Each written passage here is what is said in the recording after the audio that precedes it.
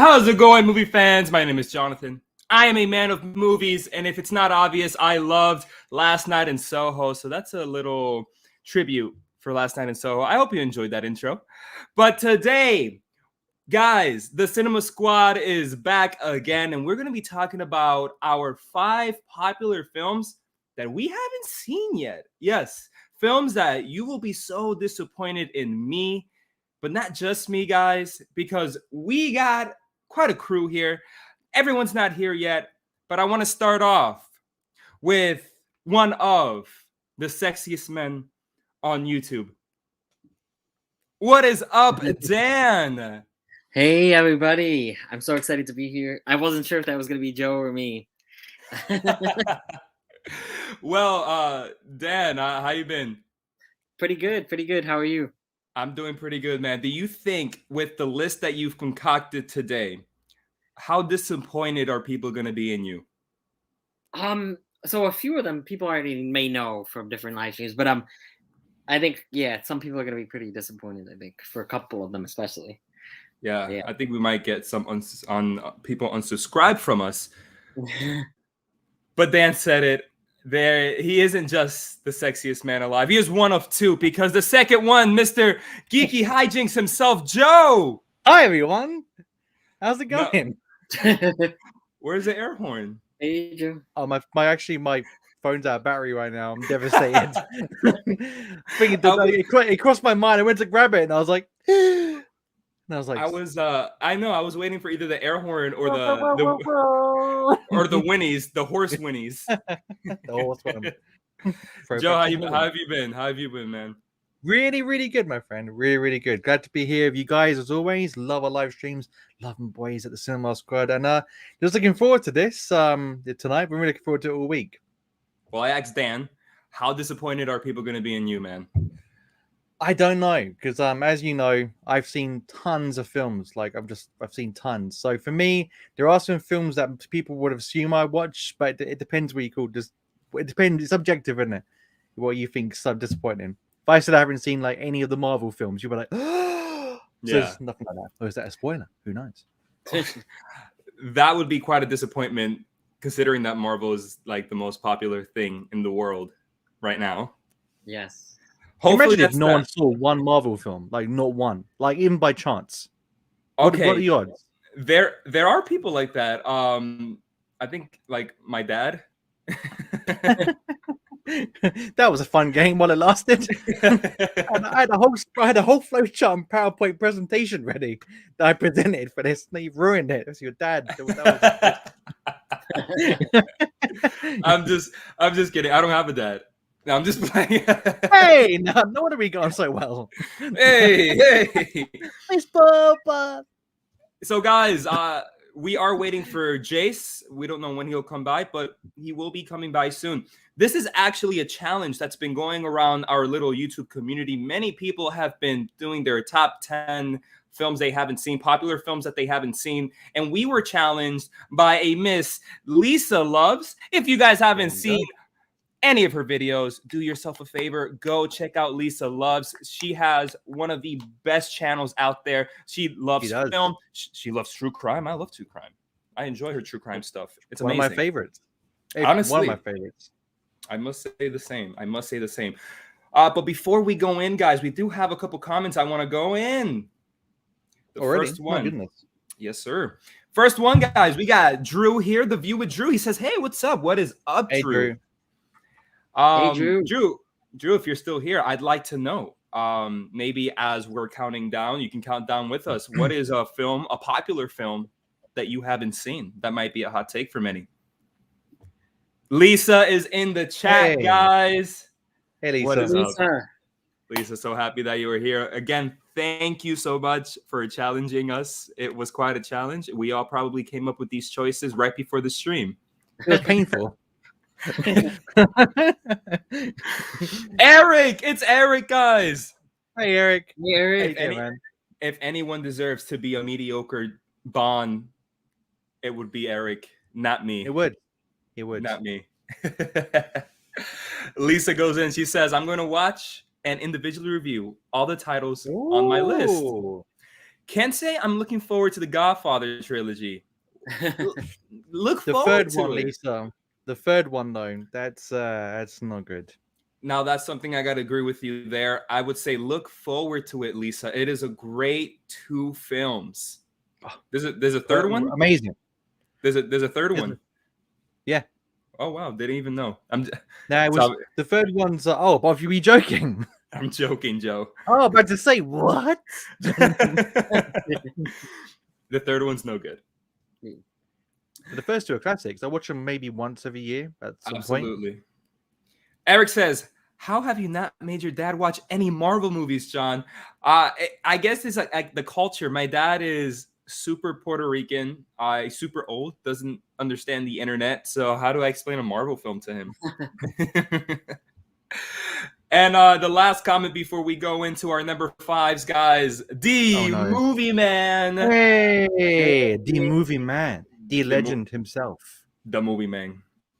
There's surely no facade. I got nothing but love for the cinema squad. Ooh. El Harto's Connecto.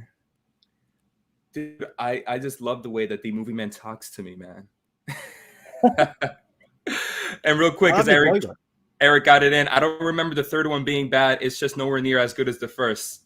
You can't compare the 3. You can't compare it to the first 2. That's probably the best that you could say, though, Eric. The best that you could say. So, guys, we are going to start without Jace. Hopefully, he'll come in before we go to our number 4s. But, guys, our number 5. Number 5. Who's done that voice? Did you just do that now? I just did that now. I wasn't ready for that. So the way I have this set up, guys, we're going to start with my number 5. Number 4. Oh, that's amazing. Maybe you can take number 4. You'll take number 4. Oh, please, can I do number 4? We're going to start with my number 5, guys. Get ready for the disappointment here.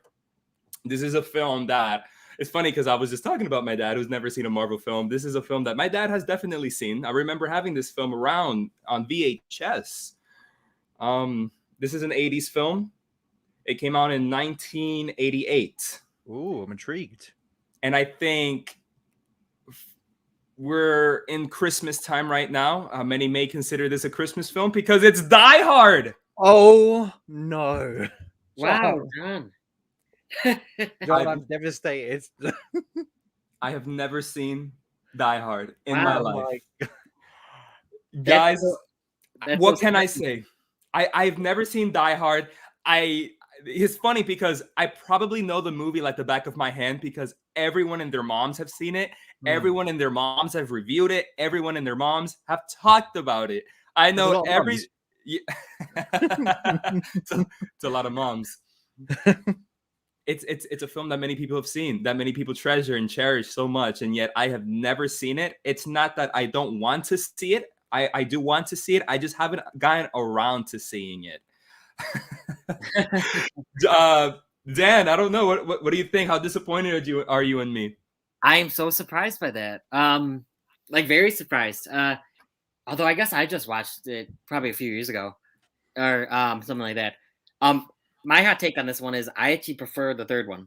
I actually like Die Hard 3. The third one's really fun. Yeah, or at least I had more fun with it. Yeah.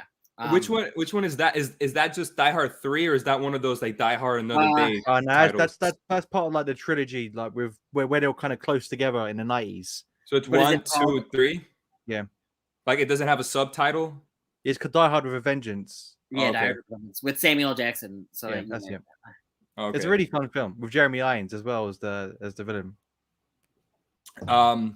Joe, I feel like you're the most disappointed in me. I'm severely shocked. Die Hard was the first proper action rated like 18 R in America film I ever saw. I watched it at the age of 13. I think I watched it when I was like in years. I think I must have been about 12 when I watched it because I watched RoboCop in the same year. Both. My mum's amazing, but it's it's for me. It is one of the best action films of all time, and it stands up even today. And if you were to watch it now, you wouldn't feel like it's dated or it's corny. It's such a good film, like non-stop. You can't go wrong with it. I want to watch it, man. I just really don't. I don't get around to it. I really just don't get around to it. I guess this is what I want to ask before I get to the comments, and maybe you guys in the comments can answer this. I haven't seen it. Is Die Hard a Christmas movie? Well, Bruce Willis says it's not. Okay. So does that mean it's not just because? No, it's definitely a Christmas movie. It's like It's I don't know. It's a Christmas movie because it's set during Christmas and it has Christmas themes in it. But like, it's not like Elf or like Home Alone or Christmas Vacation. Well, look at Gremlins. Gremlins are set at Christmas, and it's like still like a horror in its own sort of way, isn't it? Like a fair. So yes. Just because it's not Christmas, it's like set at Christmas and not about Christmas. So it's similar in the same vein.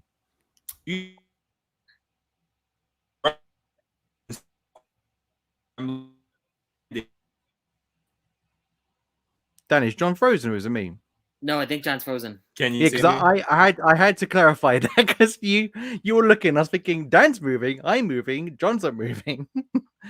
John, you look wonderful, my friend. I'm actually gonna take a quick screenshot of this with my snip tool. Here we go. This one's gonna go in my family album, which I'm gonna show my grandkids when I'm older. I'm gonna call it the Cinema Squad 2020. But 2020, where am I? It's the wrong year for a start.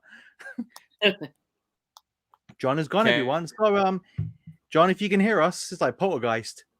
This house is clear. Oh, he's back. He's waving at us now. Yeah. Hey, hi. Okay, you kind of back, Dan.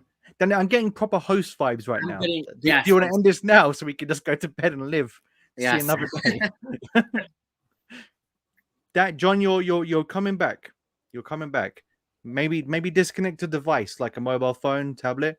Black Friday deals. Come to Argos. Can you now? You're still laggy, my friend, unfortunately, but you have the most wonderful teeth, even in for 20p. Can you still not see me? I can see you're moving. You're moving. I feel like I'm playing a Mega Drive game called Jonathan Martinez Goes to Nebraska. Dan, would you like to go to the comments then while this fixes itself? You're back. You're fixed. You're back. You're back now. Oh, hey, look at me. StreamYard hated me for my freaking Die Hard hot take. That was a really hard 2 minutes for Dan, all right? The pressure of the stream was on our shoulders, and we almost buckled under the pressure. You make it look so easy. All right. But I'm back, right? Yes. Back, baby. All righty. Playtendo guy is here, guys. What's up, Playtendo guy? Hey, how's it going?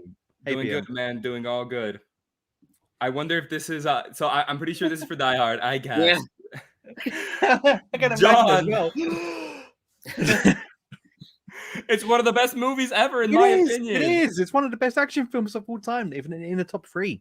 We need you to watch it and tell us if it's a Christmas movie. I want to. That'll be fun. That could be like my review title. Die Hard is or isn't a Christmas movie. Yeah. That's a great title, John. Go with it. Eric says, watch the full original Die Hard trilogy and the other 2 if you have time. Do you guys agree with that? Yeah, they're really fun. Well, it goes number 1, and in number 2, there's too many. It's like they try to completely copy the first in every way. It's set at Christmas. The same characters happen to be in the same place at the same time of year where there's a terrorist attack, and you're like, what are the chances? And then the third one, like Dan said, it's really fun. Really fun film. I watch it. I probably watched the third one more than the first, if I'm honest. Yeah. Wow. Yeah, I don't. The second one's for me. It's yeah, like the second one's so forgettable, John. I can't barely remember anything about it. Dang. Okay. All right. So Drew answered my question. He says a popular movie he hasn't seen is Reservoir Dogs. That's the first Tarantino film I ever saw. Really? I mean, I guess you went in order then. I literally saw it at the age of I think 14. I watched Reservoir Dogs. Not bad. Not a bad age. I literally did watch it in order because I think I watched that, Pulp Fiction, then Jackie Brown. So I've pretty much seen all the Quentin Tarantino films as they've come out, apart from one. That maybe. It's the perfect time of year to watch it. It's the best Christmas movie ever, in his opinion. It is a Christmas movie, says Lisa. The second one is also a Christmas movie. Really? Is that right? Yeah, that's what I mean, Johnny. There's too many coincidences. It's like a copy and paste job of the first, but nowhere near as good. It's like a 5 out of 10 if you're gonna rate it out of 10. Yeah. The View with Drew says, what is a movie sequel you feel was unnecessary? I think The Sandlot 2, but it wasn't as bad as people said. I don't have an answer off the top of my head, and unfortunately, Drew, with all love, I won't really think about it as we're just trying to get talk about the topic. Gotta be cut it down to 5. Yeah, we're just trying to talk about like popular films and everything. Sandlot 2, Drew, I have to say, is another movie I've never seen. I've never seen Sandlot 2. I've never seen any of them. Banana poop. Yippee-ki-yay, motherfucker. There you go, classic line. I know, that's a classic line. This is what I mean, that I haven't seen the movie, but I know it like the back of my hand because everyone talks about it. And the gifs and the memes and stuff. Yeah. Drew wants to watch it, though. He just hasn't gotten around to watch that. Just like me, man. Just like me. I need to watch one Bond movie as part of my watching the movies on my haven't seen list. Can you recommend me a good one? I wonder if Eric went in, because I'm sure he did. Yes, he did. And Lisa answered Drew's question. Her answer being the Jaws movies, the sequels, I should say. I think a lot of comedies don't need sequels. Yeah, Hangovers. Like a lot of them. Yeah, like Anchorman, Dumb and Dumber. Hangovers, yeah, definitely. Hangover sequels are terrible. And before we go to Dan, our last comment is Drew that says, haven't seen the entirety of Shawshank Redemption. Oh, I feel dizzy, man. This is gonna be a hurtful night for me. I think Drew, I think you should watch Shawshank before you watch Reservoir Dogs. Oh yeah, I agree with that. Both great films, but definitely Shawshank. That's an amazing film, one of my favorites. We are now going to Mr. Dan. Dan, son. Number 5. Dan, what is your number 5, bro? So my number 5 is the Godfather trilogy. What? I have not seen any of the Godfather movies. Yeah, I'm kind of on the same board with Lisa though. What she said, it's like I'm just not into mob or gangster or like that kind of stuff. But I plan on watching it. I own the trilogy set. I got it for Christmas a couple years ago. It's such a good film, And it actually, funny enough, The Godfather, it actually shaped a lot of real life mafia, because a lot of the mafia back then, they just wore casual clothes, you know what I mean, didn't take care of themselves. They watched The Godfather. I've seen so many documentaries about it, and they because of The Godfather, all the gangsters and the mafia you see in the suits is because they were inspired by the film that was emulating them, ironically. So no, it's a great film, classic film. I ended up seeing The Godfather because I bought it on Blu-ray a couple of years ago, and I had a whole marathon where I watched all 3 back to back to back. I had a whole day just watching the movies, and upon watching the very first Godfather and even the second Godfather, but talking about the first Godfather, I fell in love with it. I think it is one of the best films ever made. Yep, I agree. Some of the best performances I've ever seen in my life. Sequences that literally like wowed me, that I think I put one on a video I had about top 10 wow movie moments was from The Godfather. So many moments. And many people that know me know that my favorite character in movies is actually Woody from Toy Story, but number 2 is Michael Corleone. Al Pacino. Al Pacino's Michael Corleone is one of my favorite movie characters of all time. I think he's so complex in the way that he was this.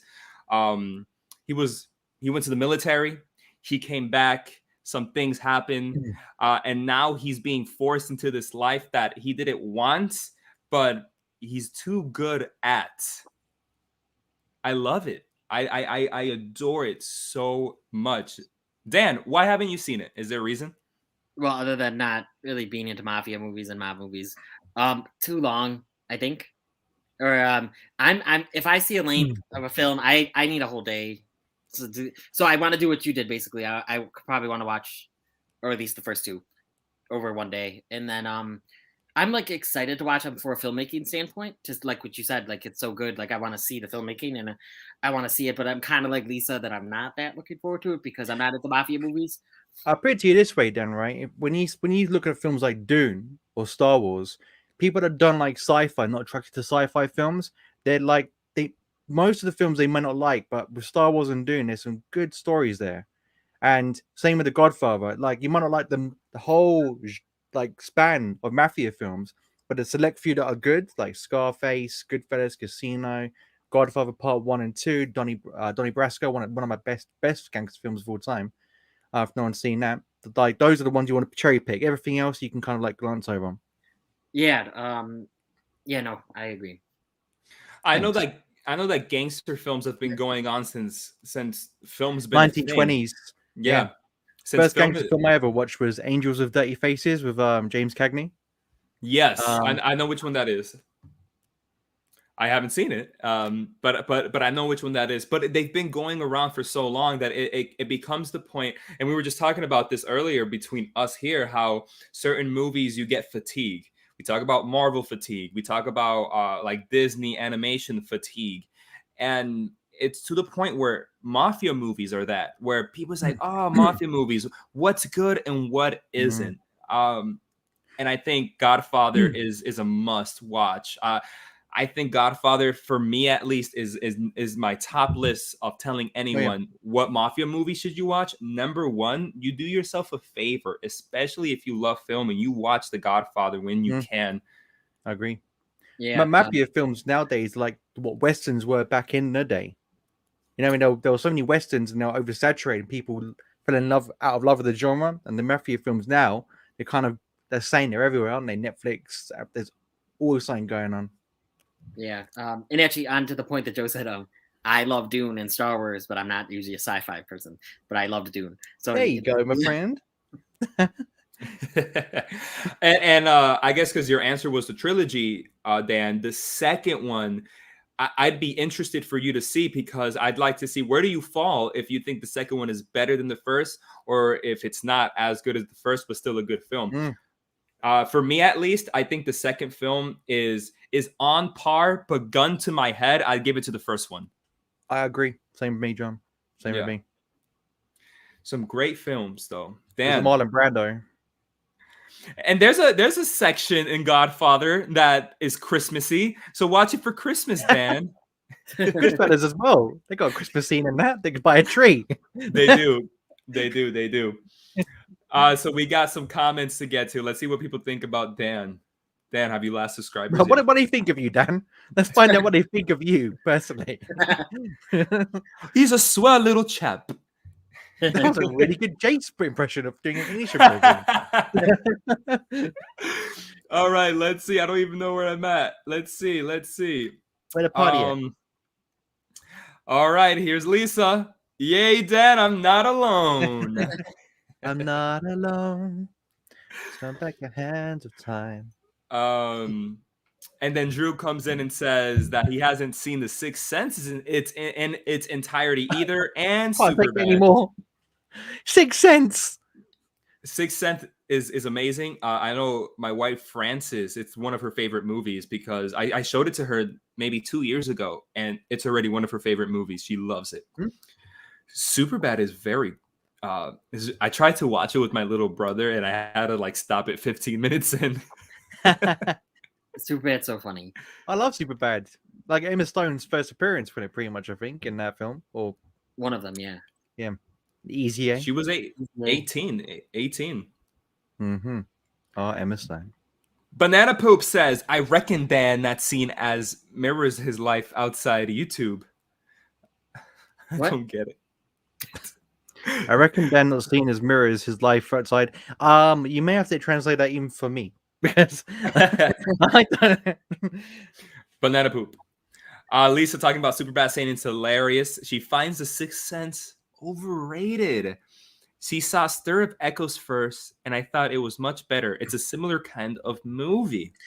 It's good at film, Stir of Echoes. I think what it is, because Sixth Sense is like one of those films that everyone was talking about it, and you know, when, like Squid Games, you know how everyone was talking about it, and you were like, I don't want to watch it, even though you probably would really enjoy it. Everyone's boosting it too much. That was The Sixth Sense when it first came out. Oh, okay. Eric says, I'm not sure if I've ever seen Superbad in full. How'd this turn into a Superbad discussion? I know. It is. Eric wouldn't like it. He doesn't like comedy, but even though it's hilarious. And Drew says he hasn't seen Lay Cake by what a great film. Daniel Craig and Tom Hardy. Idris Elba as well. Eric says, I love the Godfather trilogy, but have never been a big fan of Goodfellas. Joe. Joe. Goodfellas like isn't entirely accurate if based on what what life is like, but good for you as a film to see.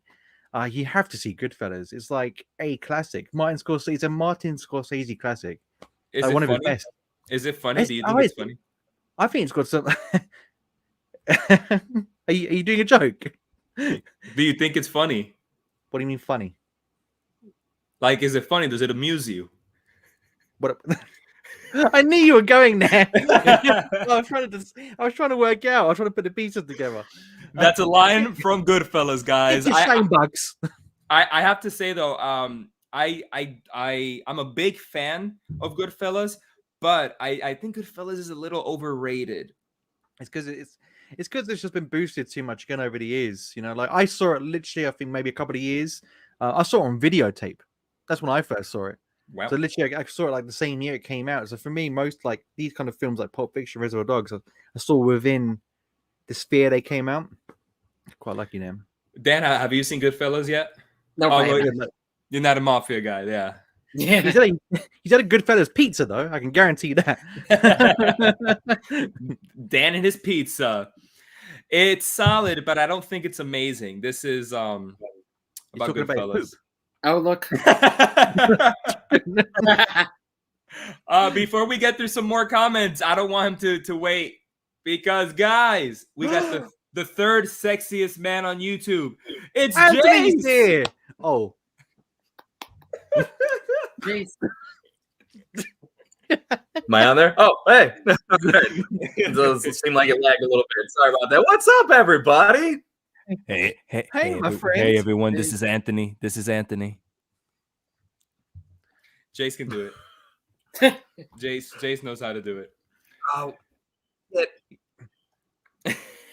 Sup, guys? This is Fever Dreamland Theater, sometimes better known as Anthony. I'm sorry I can't be there right now, but go ahead and just talk to my boys because they're the best. oh my gosh, Anthony, man, you always have the nicest and best things to say. What's up, Jace? Jace, I'm really happy to see you, but I Not miss much, Mr. man. J. Hold on, I'm gonna try something real. Are you lagging at all? I had a feeling. You know what's funny? Because when I logged in here, too. it still was titled as Mr. J. Oh, gotcha. Hold on, I I'm gonna think try you're- and fix it. There's something to do real quick. I I feel won't bother saying anything more. Joe, can you hear me? I can hear you fine. Dan, can you hear me real time? Yes. Jace, time. can you hear me real time? That's He's a in no. Australia. He's in Australia. That's a no. Jace, you are lagging, my friend. I will have, if you can hear me. I'm taking screenshots of everyone's faces when they lag. Okay, he's gone. Let's see. Hey, Jace, can you hear me real time? Real time. Can you hear me real I'll say, I time? think did that clear it up? Everything all good now? Yeah, better Yeah. pitch quality now. Yeah, Jace. There we go. Well, all right, officially now. What's going on, everybody? Joe, I was trying to say it was a little sad when What I up, man? logged back in. I saw that it said Mr. J still as my display name, and I was like, oh, it was sad to change it. My favorite moment in life. Eric loves, he said he likes Godfather 2 a bit more, and I can agree with him. Eric also says, I don't know if anything will top John's first pick. That sent me into a shock. That being said, Jace, to catch you up, my very first pick was Die Hard. I've never seen Die Hard. Oh, really? Never I- seen Jace, it. why are you so chilled with that one? Well, I'll put it this way. I'm shocked to say the least. You're not the first person I've met that hasn't seen that movie. Oh my goodness. Yeah, I know. It's dude, that's a classic though. You definitely have to see that. All the rest of them are up for discussion, but the first one at least is like a must. And right now we're on Dan, and we're going through comments.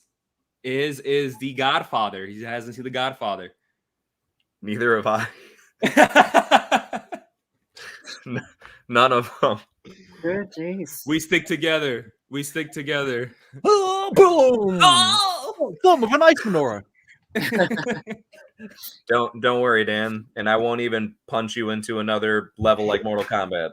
Can you imagine if Dan just goes through the roof? Dan- I'm like, wow.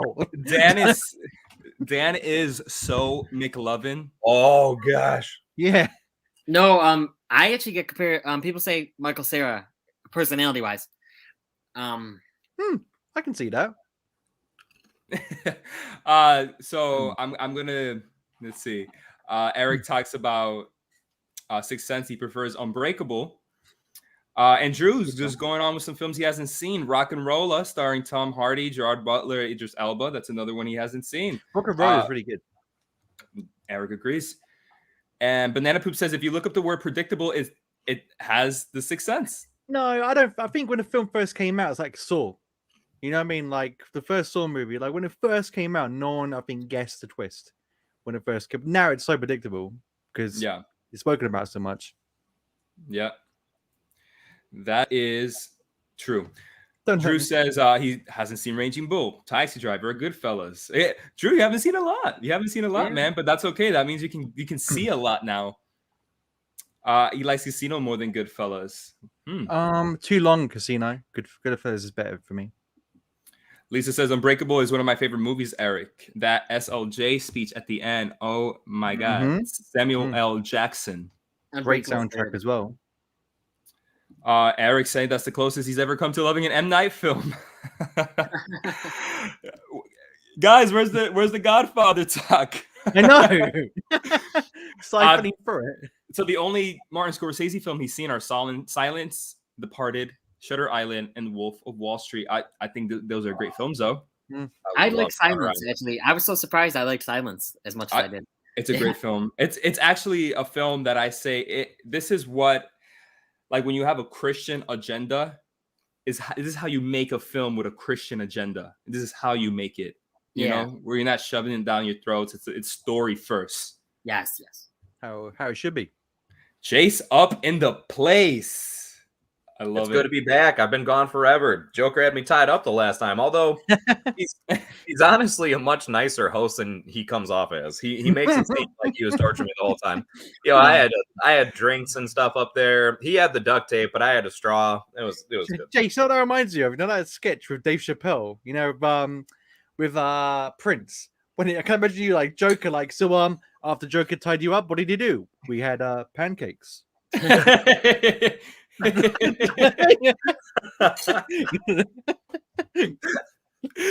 Oh my God.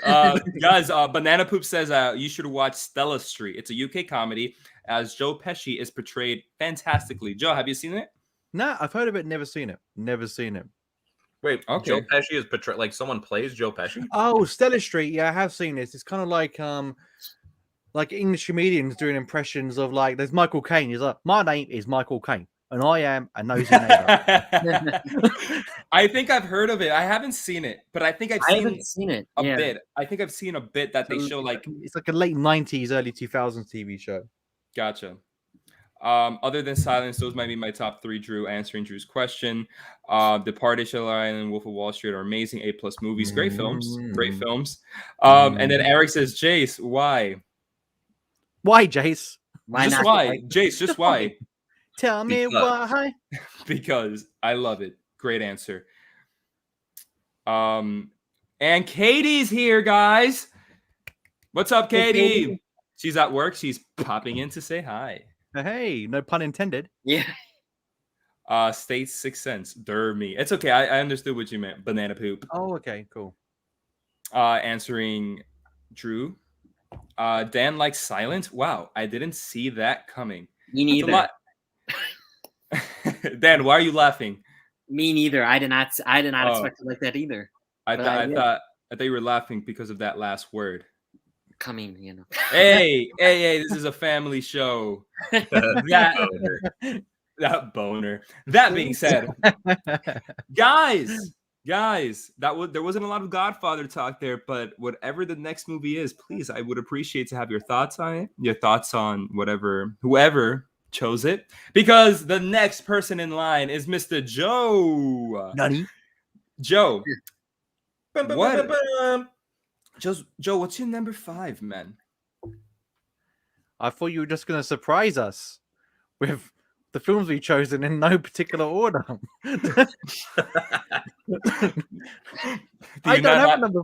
They're in random order. I don't know. All right. Do you not have any in mind? I'll choose one. I'll choose for you. I think we're starting this with a bang, right? Let's start with a bang. Joe, you've never seen this film? Holy shit. No. No. Excuse me? It's like John said earlier about everyone and their mum and their great mum and their best friend's mum. I've kind of seen it through clips and just seeing stuff. I've just never seen it. I've never seen one bit. No one scene in my entire life. Of any of them, or like just the original? I've only seen the one with what's the one? What's the Russian guy? If he dies, he dies. Who's that guy? I've only seen Rocky 4. I haven't seen Rocky 1. Well, okay, but 4 is like arguably the best one. Hey, Adam, I'm not missing out then. Maybe I'm missing out then. Okay, and here's the thing. That's why I said arguably. Even if you don't think it's the best, it is absolutely like up there. It's definitely. But at the same time, I mean, man, that doesn't mean watching clips you're able to skip the original, Joe. I saw bits of Rocky 4. I won't lie to you. Mainly the first part. So maybe the trailer. Oh, maybe not at all. But yeah, so I haven't seen the first one. Just not go around to it. It's one of those films where you should have seen. I just have seen like Raging Bull. I've just never seen Rocky. I'm so disappointed. No. I want to take you out, but I won't because you are my brother.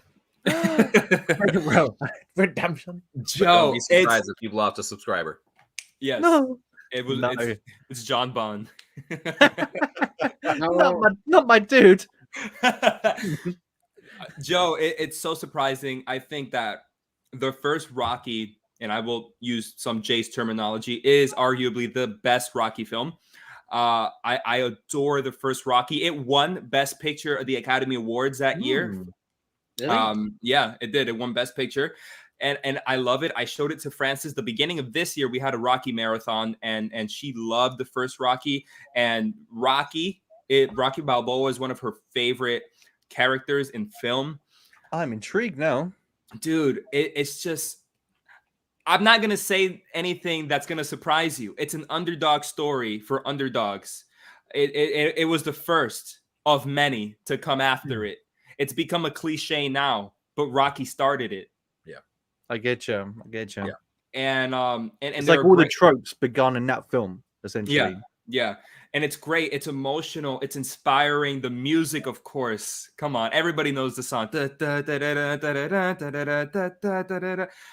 steps. I went to Philadelphia last year with Francis, and we ran up the steps. It was amazing. Oh, you're a fitter man than me, man. I'd be up like third step. I'd be like,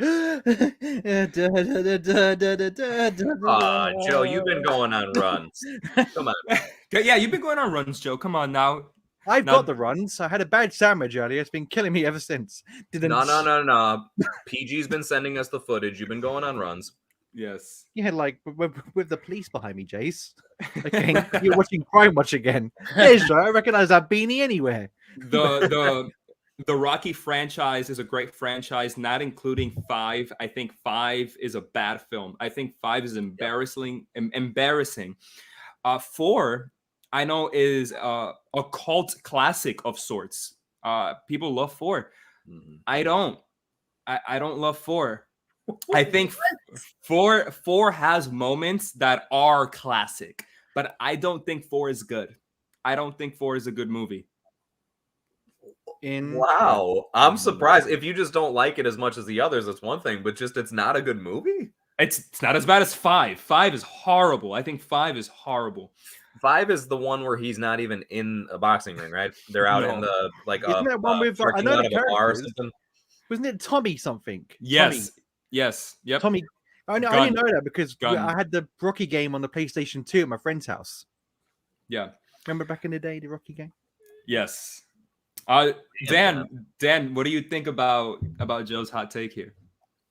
So I don't know if you guys are gonna hate him more or me more. I don't You. like Rocky. I only watched it for the first time last year. And it took me. I started it Friday night. I was just bored, so I stopped it. Did the middle Saturday night, just bored, so I stopped it. Sunday, finished it. Liked the ending, just the boxing ring part, which is 5 minutes, and then didn't like it and don't really want to go on. I was bored. It was a slog for me. Oh my god.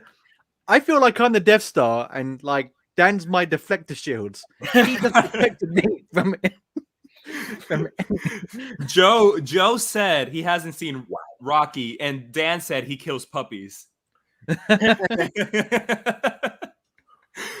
Dan, that's crazy. So you haven't finished it all though? No, I did finish it. Oh my god. So I was about to say, like, if you haven't, give it a chance, but you did give it a chance. Oh my John, god. man. I liked the ending. I liked the boxing ring part. Jace, I know we don't agree on Fort, but we agree on everything else, so we must stick together. Yeah, man. I gotta say, Joe, at least you haven't given it a shot yet, at least fully. But Dan, Well, I did mean- give it a shot. That was No. hilarious. Your face is I know, but crumbling. with the highlight what I'm of that. saying is, Dan, you gave it a shot and still didn't. I'm sad. That's all. Yeah, This It's is okay. so fun. that's why I was surprised you said it won an Oscar. It won the Oscar for Best Picture, Dan. Mm. Anyway, let's get to some comments. Let's see what people think about Moving on. Joe, and most importantly, let's see what people think about Dan. Where are we? We have plenty of good times as always. Let's see. I feel like most of the movies I haven't seen won't surprise you guys much. All mostly comedy or horror. Not a surprise. You told us this, I think, before, Eric. He hasn't seen a single Bond film either. So I heard that. That's really bad. All right, here's where it starts. I gasped even louder. Joe. I'm so sorry, Lisa. But here's why Eric and Dan are so tight. Rocky is a genuine slog for me. No.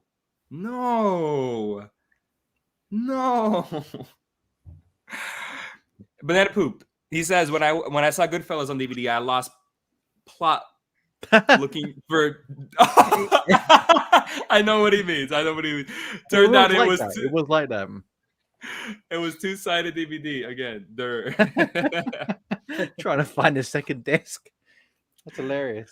Eric says, I've only seen the first Rocky and gave up part way through the second one. Wow. They're not encouraging me here, guys. No, but I honestly feel like these films hold up so well. Because I saw them in the beginning of this year, 2021. And I think they hold up so well that even a newcomer like my wife was able to enjoy them. Of course, film is subjective. Not saying that you have to like it. If you don't like it, that's fine. But I'm just saying, I just think they hold up so well. Agreed. I'll definitely give it a chance. Definitely watch it. One day. It's so good. I love all the Rocky movies. The soundtrack for Part 4 is one of my faves. I know a lot of people like the soundtrack to Part 4. You will never look at Eye of the Tiger the same again. Honestly, there's one when Rocky's driving after Apollo dies, and there's a song that plays that I forget it. Lisa, what's the title of that song? I think it's Adrian.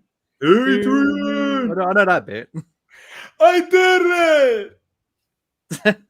I freaking love it, dude, to tears. I don't know, they bore me to tears. Getting personal now, ain't he? Getting personal, Eric. Yeah. Not big on sports movies, though, for the most part, usually, to be frank. I'm kind of with you, though, Eric. But then I kind of mentioned earlier, guys, this is like the film that started the underdog trope. Yeah. This is also like one of the first sport films that I can remember. Banana Poop says, in the UK, after all Rocky films, fights broke out in many cinemas. Seriously, I can believe it as well. For real? You can believe it? Yeah, because like It's like when you get like literally when like I'm not lying to you. When I watched Godfather when I was at the age of 16, I used to walk around my high street thinking I was a gangster. Like and my whole demeanor changed. I'd be like, yeah, we look at her, pop. You know what I mean? So I can imagine that I can imagine Rocky doing the same. From my Puerto Rican family, they said that Rocky IV was really big over there, and it was like being there live during the fight. They said at the very end. That's pretty cool. Lisa says you have to run up those steps, and I did. It was amazing. Like a slinky. I'm going the other way. I'm the other way down. Boom, boom, boom, boom, boom, boom, boom. No, it's literally If you eye the tiger backwards. If you're caught walking up those stairs, they will stop you and arrest you. You'll get a ticket and shoot you. Yep. Wow, getting a ticket is really harsh. And you'll die. Yay, Dan, we agree on Rocky. Rocky, disappointing. No Bullwinkle.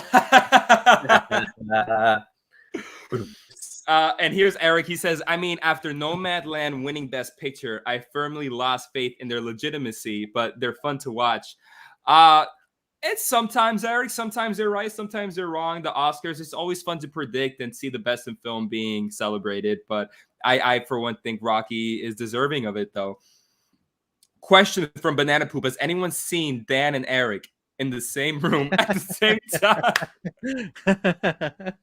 What?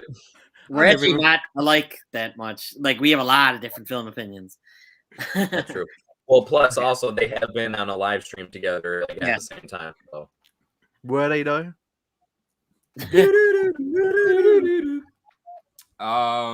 Just a little bit more. You've entered the Twilight Zone. I don't think the Rocky movies are bad, but they just really don't interest me. I think they're okay, kind of like Ghostbusters. Oh, get out of town, Eric, man. Wow. He doesn't like Ghostbusters. No. Lisa says, whoa! Jace, you're freezing. I don't know what that was. Sorry. That was just surprising as all get out, man. What's the hate on the Ghostbusters out of nowhere? Pretty surprising. Pretty surprising. Jace, you are freezing a little bit, though, just in case you know how to fix it or anything. Yeah, just like lagging a little bit. Lisa says, is the song No Easy Way Out? Yes, it is. As he's driving and he's having this montage sequence, and the song is There's No Easy Way Out. My God, you have a beautiful voice. I love it. I love that song. Well, Ghostbusters 2 is bad, I'd say. I haven't seen 2016. Ghostbusters 2 I like because I watched it like at age, like it's probably not great, but I watched it like at age of 5, so it's so much nostalgia for me. Wait, go to Lisa's comment and then I'll comment. Go to Lisa's comment. Lisa says, God, Eric, if you didn't like part 2, avoid 2016 like the plague. I agree. Yeah. I disagree with that. I liked 2016 better than Ghostbusters 2. Dan. You're my. No. But I do not think Eric will like it. So yes, avoid. Okay. But so I do not think Eric would like 2016 though. So yes, Eric, avoid it. Because if you didn't like part 2, you will, and you don't like comedies, so you won't like 2016. Yeah, I don't hate Ghostbusters 2016 either. I have to re-watch them though. I don't want to give an answer. 2 more comments. First one is Lisa loves that. Yes, that's what I figured. And guys, Tyra from Struggle Reviews TV is here. Oh, wow. What's up? Hey. She says Rocky films 1 through 4 are awesome. I must break you. 1 through 4, I think, is a pretty good 4 films to watch. Then 5 messes it up. And then I do really like number 6, Rocky Balboa. I think that is a really good film. And obviously Creed. Creed, I think, are those are great films. And very last comment before we go to Mr. Jace is Banana Poop, who says avoid cinema squats. Squats. The Suicide Squats. Oh my God. Self Pornhub, Eric. I'm disappointed. was that worthy of a zoom in? You're like, I'm disappointed. All right, guys. So we're gonna end up round 5 with Jace. Jace, oh my. Can you hear me? Because you're still lagging. Yeah, man. Am I still lagging? Yeah. A little bit, Jace. A little bit, yeah. But we can hear you. I mean, that's okay then. If we can hear you. I'm like super confused at this point. I apologize. Well, Mr. Jace, I'd like to know, what is your number 5 most popular film you've never seen?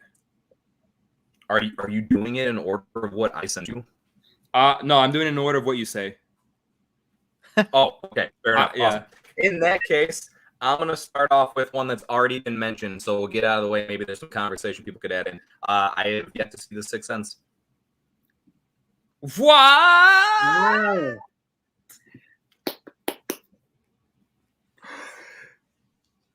Yeah. Boo on you, my man. You know, the saddest part is this. I already know.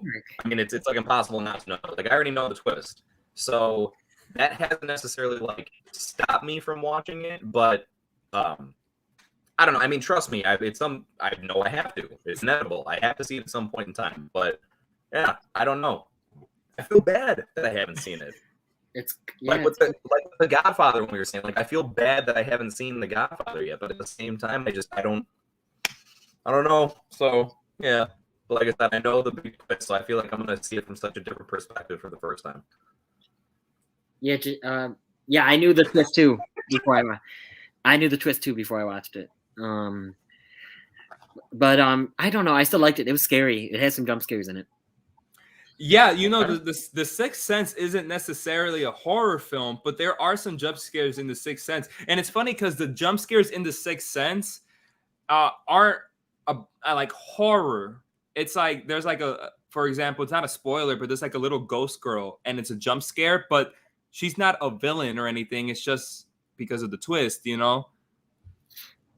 Mm-hmm. Yeah, Jace, I get what you mean about knowing the twist. Everybody knows the twist. Everyone and their moms, how I like to say, knows the twist of the Sixth Sense. But you want to know something surprising? My wife, Frances, did not know the twist. So when we watched it, she was shocked. Oh wow. See, and that's like the feeling that I want from watching it. Like, for example, I obviously won't even say close to what it is, but Shutter Island has what I consider to be you can never look at that movie the same again once you've seen it the first time. And it's just, I feel disappointed in advance that I know I'm not going to get that out of Sixth Sense. But I guess, if anything, I'll try my best to see if I can pick up on the clues, like everyone mentions that when they rewatch it and stuff. Gotcha. I love Shutter Island. Yeah. Every time you say Shutter, I just think in my I head know. like, they have D's, not T's. The thing is, I'd be terrified if there was a Shutter Island. You know what I mean? Because it's ran by a facility with a shutter biscuit. Oh God. Shutter Biscuit. Welcome, my child. Welcome to Shutter Island. What about Shutter Game? Would you play Oh my God, the Shutter games. It'd be a bit like you're literally watching a Shutter film without falling asleep. I'd be dead. There'd be a guy with an Uzi against my face, like Nani? none.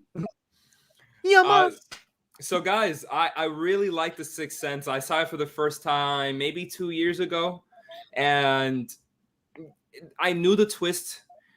And every time I watch it, I still feel like it's worth a watch, even without knowing the twist, because it's one of those movies that lay out Easter eggs within the runtime. So within rewatches, you appreciate it a bit more. You see things that you didn't see before.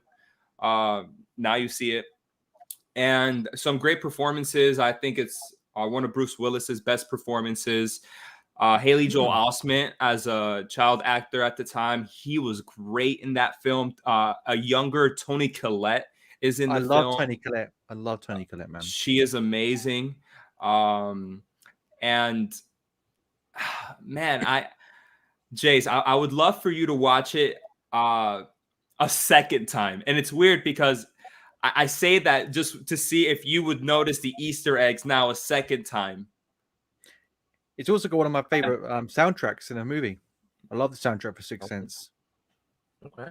Well, I'll tell you what. I mean, it's definitely at least one that's still on the list. It's high up there. I've known for a longest time that I got to get around to it. So maybe when I'll immediately watch it a couple times. There we go. That's what I like to hear. What is that, Joe? Cough syrup? Yes, it's my granddaddy's old medicine. He got it from down the coal mines. So I'm just gonna add my bit of rum to my coffee. So let's get to some comments here, guys. Yes. Some comments. Drew says, haven't seen The Abyss by James Cameron. Here it's good, but it probably won't top Terminator 2, which is his best movie. No. I know Abyss. I hear a lot about Abyss. I haven't seen Abyss. I haven't seen Abyss. I haven't seen Abyss either, and it's hard to find. It wasn't available on demand when I tried to look for it. But no, I love Terminator 2. That's a classic. That's an absolute classic film, Terminator 2. Eric says, probably will have to leave after round 4. That's okay, Eric. I think Eric has a live stream he's going to be on as well. So nice one, Eric. Oh, yeah. I know. Lisa Love says, this is a great movie, Drew, but I know a lot of people find it too long. I haven't seen it. The Sixth Sense is interesting to watch if you know the twist, Jace. I think you'll still enjoy it. There we go, Lisa. Thank you, Lisa. You can appreciate it a different way because you can watch how they try and trick you, but it's so well done that you can appreciate it from that point of view instead of not knowing what's going on. You know what I mean? Yeah, like Shutter Island. Yeah, like I was paying attention to how all the characters interact with him. Yeah, things like that. If they even interact with him. Yeah. All right. So Eric says avoid Suicide Squad, but get all up in the Suicide Squad. Banana Poop doesn't like either, though, Eric. Yeah. Lisa doesn't like either. I don't think either. Eric Thorpe says, I don't think I knew the twist when I saw The Sixth Sense, but I still thought it was just good, not great. I think it's pretty good. I think it's a great film. It was a good twist. Really good twist. I agree.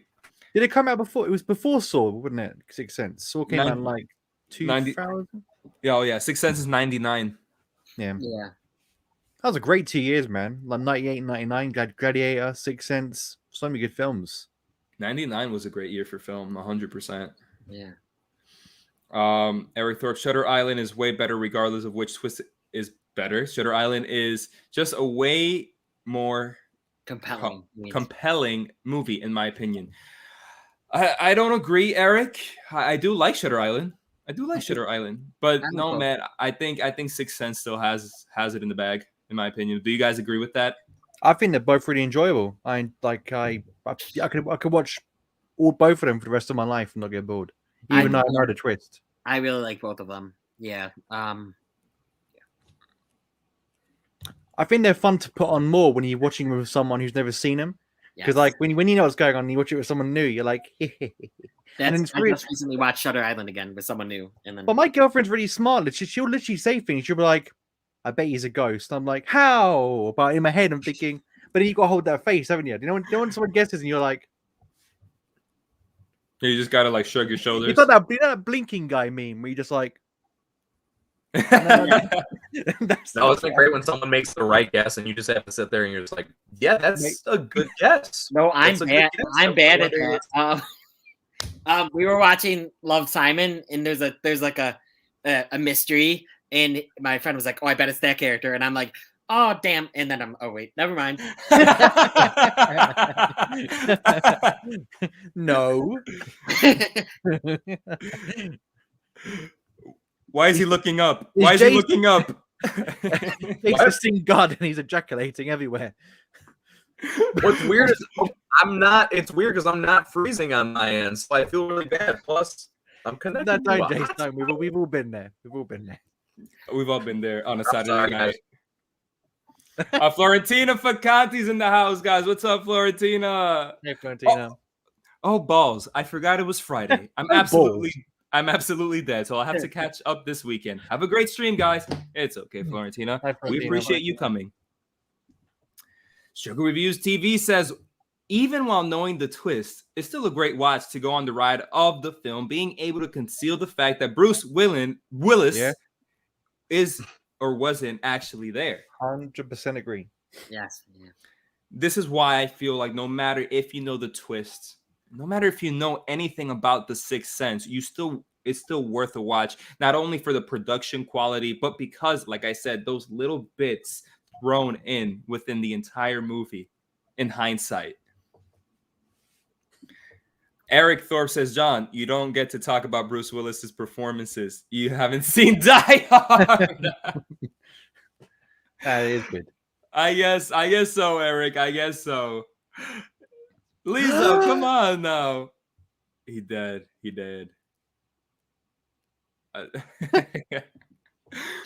Haven't seen The Shape of Water at all. Here it's good, but it won't top the 2 Hellboy movies. Love that the 2 Hellboy films. Great films. And then the very last comment is, I also haven't seen Seven by David Fincher. What? Really good. So good. That's such a good. I watched it last year. I did too, I think. Because my girlfriend, she barely hasn't seen anything. So I get to watch all these classics again, but through new eyes. It's so fun. All right, guys. Hopefully we could do it. We could be a little bit quicker because Glad you did 5. before. All right, Joe. When you see, hold on, let me take the comment off. Sorry. Oh my god, my life's been leading up to this moment. But let's give this to Lisa real quick. 7 is so good. Yeah. Awesome. All right, let me take the banner off. Joe, when you see it on screen, you just say it. Okay. Here we go. It's a number 4.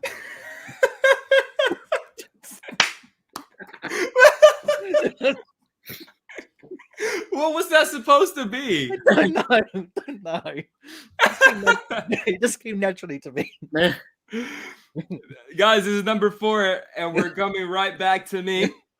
What is my number 4, you may be asking? I'm asking myself too as I look for the picture. John, I'm so intrigued. Jesus. I've never seen that one. Guys, this is what I'm a bit scared to put out there. I mean, there's some out here that are shockers. Guys, just do it, John. I've never seen Tim Burton's Batman. Oh my god. I've never seen Tim Burton's Batman that came out in 1989. I've never seen it. Wow. I think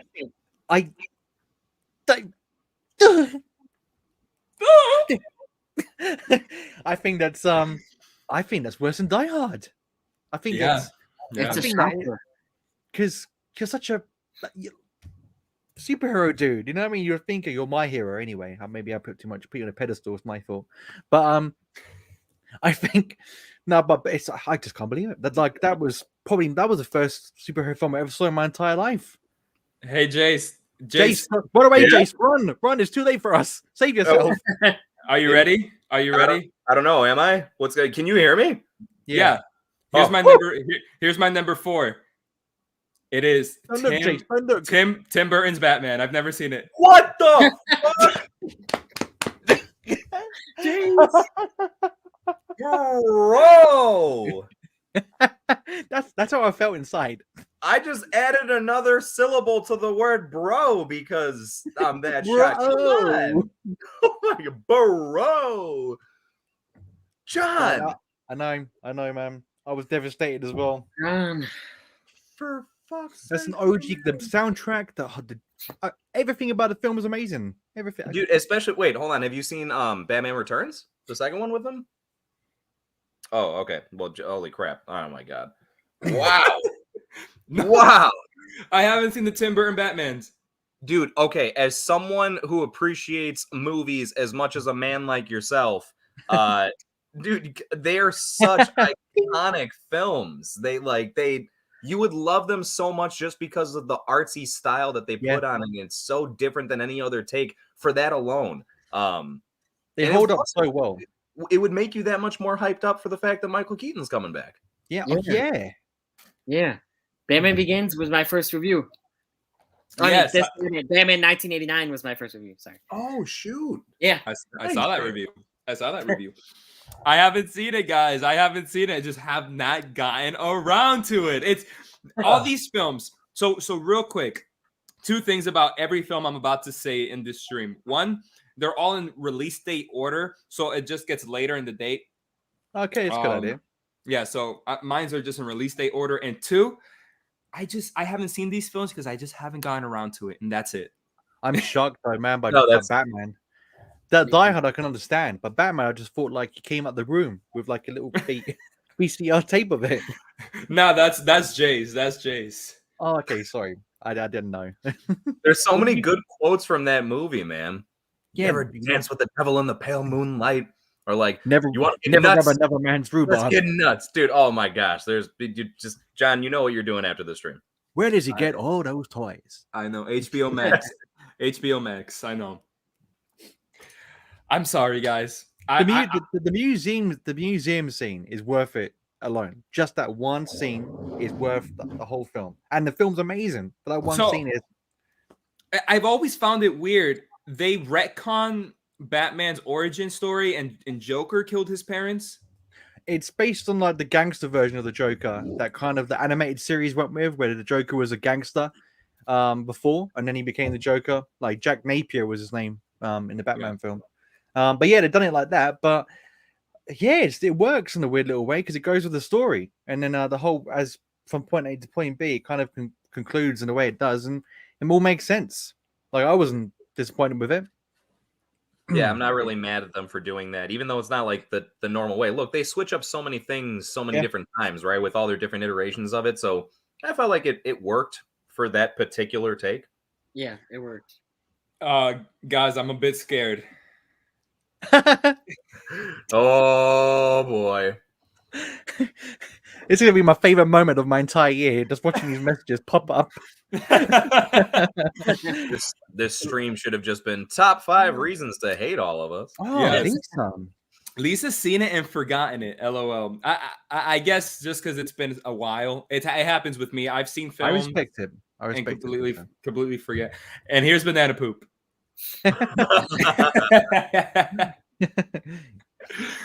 Eric says, John, I don't know if you can keep your Man of Movies title.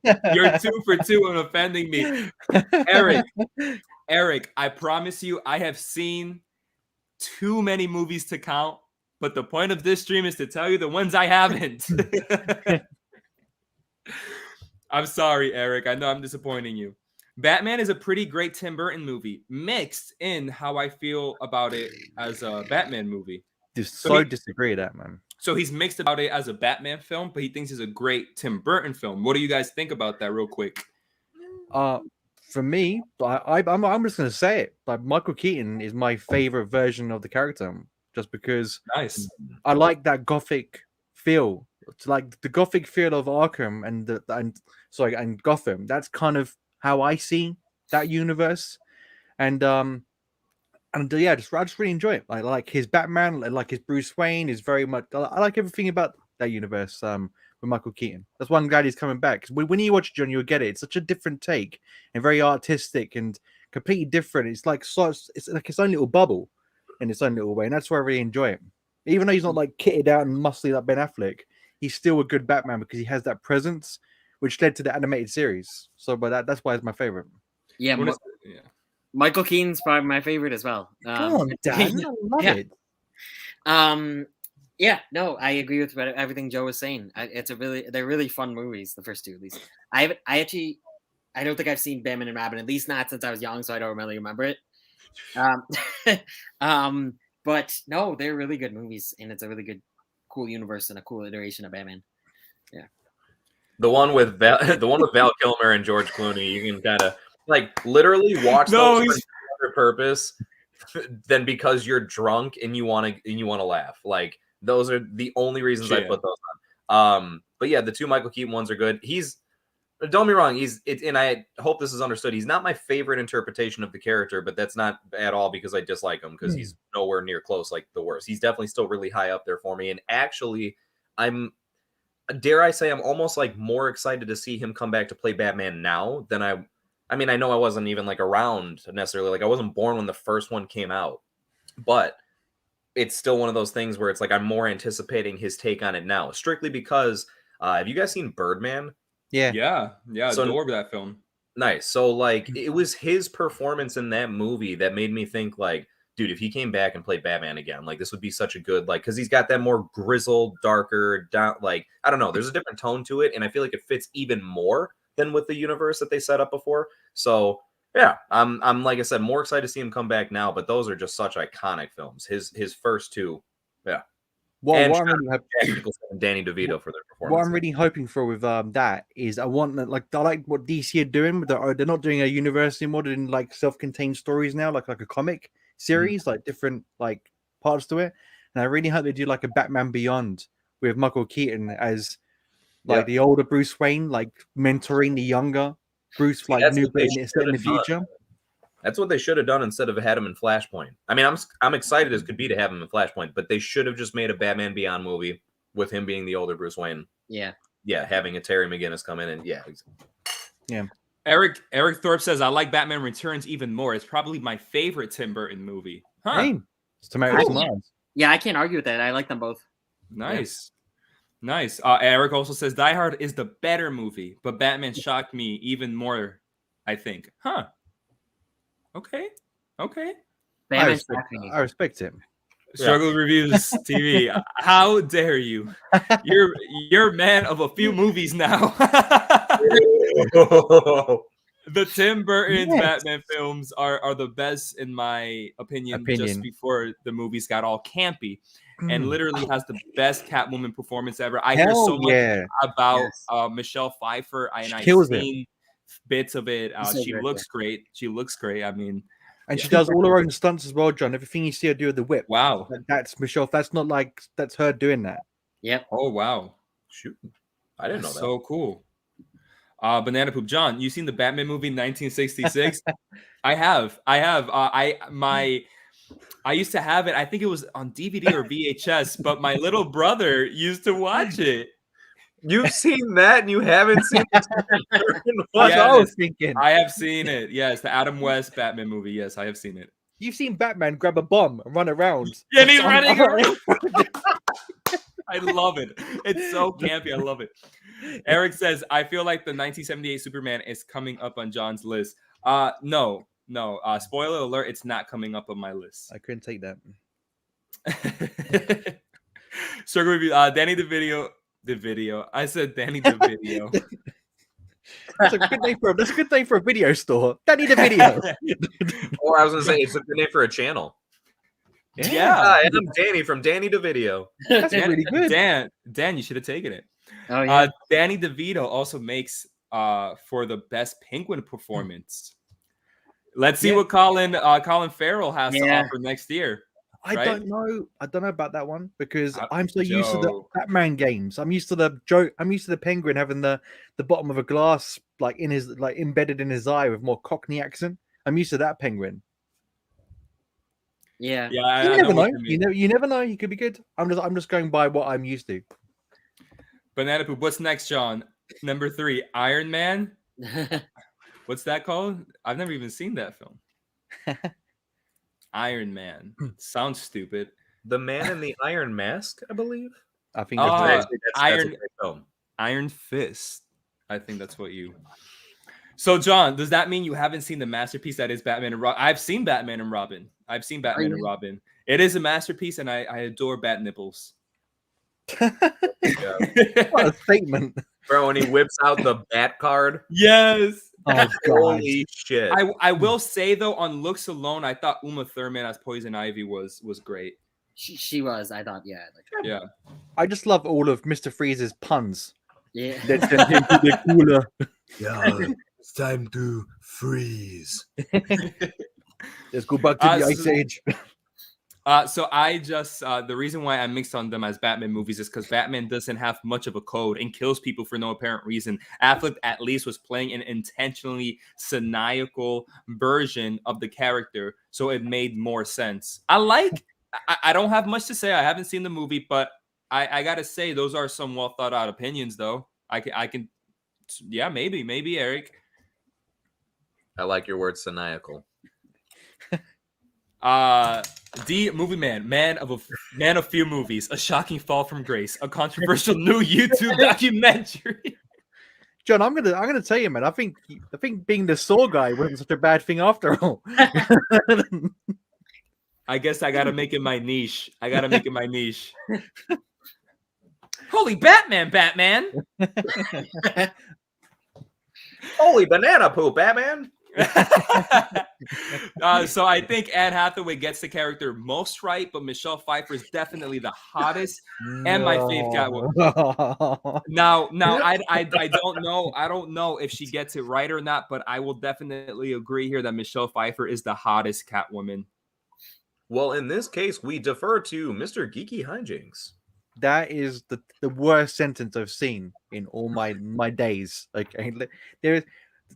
Okay, maybe not today then. But Okay. now there's no like it's nothing to do about being like sexy. It's just Michelle Pfeiffer is Catwoman. She is that character. Like you don't see Michelle Pfeiffer, you see Catwoman. She embodies it so well. Anne Hathaway. She could be anyone from Ocean's 11. I'm excited. I'm excited for Zoe Kravitz though. Oh, Carl, she looks wicked. She looks really pinpoint, like comic book accurate, in my opinion. Banana Poop says, films you ain't seen, John. Iron Man. Comedy timing. I don't know what that means. Let's all do a little dance. Let's all do a little dance off screen. Eric Thorpe says, WTF. You've seen Batman and Robin, but not the Tim Burton ones. I haven't. And now, I hope you guys can stop hating me. Because John, you're getting it tonight, man. We're getting breezed over. We're going to Dan. We're going to Dan for number 4. Real quick, we got 2 quick comments I just want to get in. Struggle Review says Anne Hathaway was a lady in leather. Thumbs down. See, I guess you. Lady in Leather, the movie. I think Halle Berry was the best Catwoman. I'm just kidding. I'm just kidding. Okay. Well, I mean, most versions of Catwoman are outright crazy. I agree she gives the better performance, but Hathaway is a genuine thief, like Catwoman in the comments. Oh, I get what you mean then, Eric. I get what you mean. I can't pull this face all night, man. With that being said, let's put the hate to Dan. Let's put a little of the hate to Dan now, man. Such a fun stream, but we're gonna die. I feel so insecure. My self-esteem is horrible right now. Hi down there, Dan. I don't think it'll be as big as yours. Were shocking, really shocking. What's your number 4, Dan? Your number 4. My 4 is what? Schindler's List. Oh, banana hammock. Yeah, Schindler's List. I have not seen it. I want to though. I own it. I own most. I don't know. But it's a cool set. What is up with you owning all these movies you haven't seen? Well, that is Dan though. Dan has like that's a normal thing. I don't know, for me at least. It's just I have a lot of movies that I have not seen. But I want to. I think I have it. Yeah, I'm pretty sure I have it. Let's make a list. Yeah, I just haven't seen it. a Schindler's List. I can't talk. Shingle bell, Schindler's List. Make a list tonight. That's it for.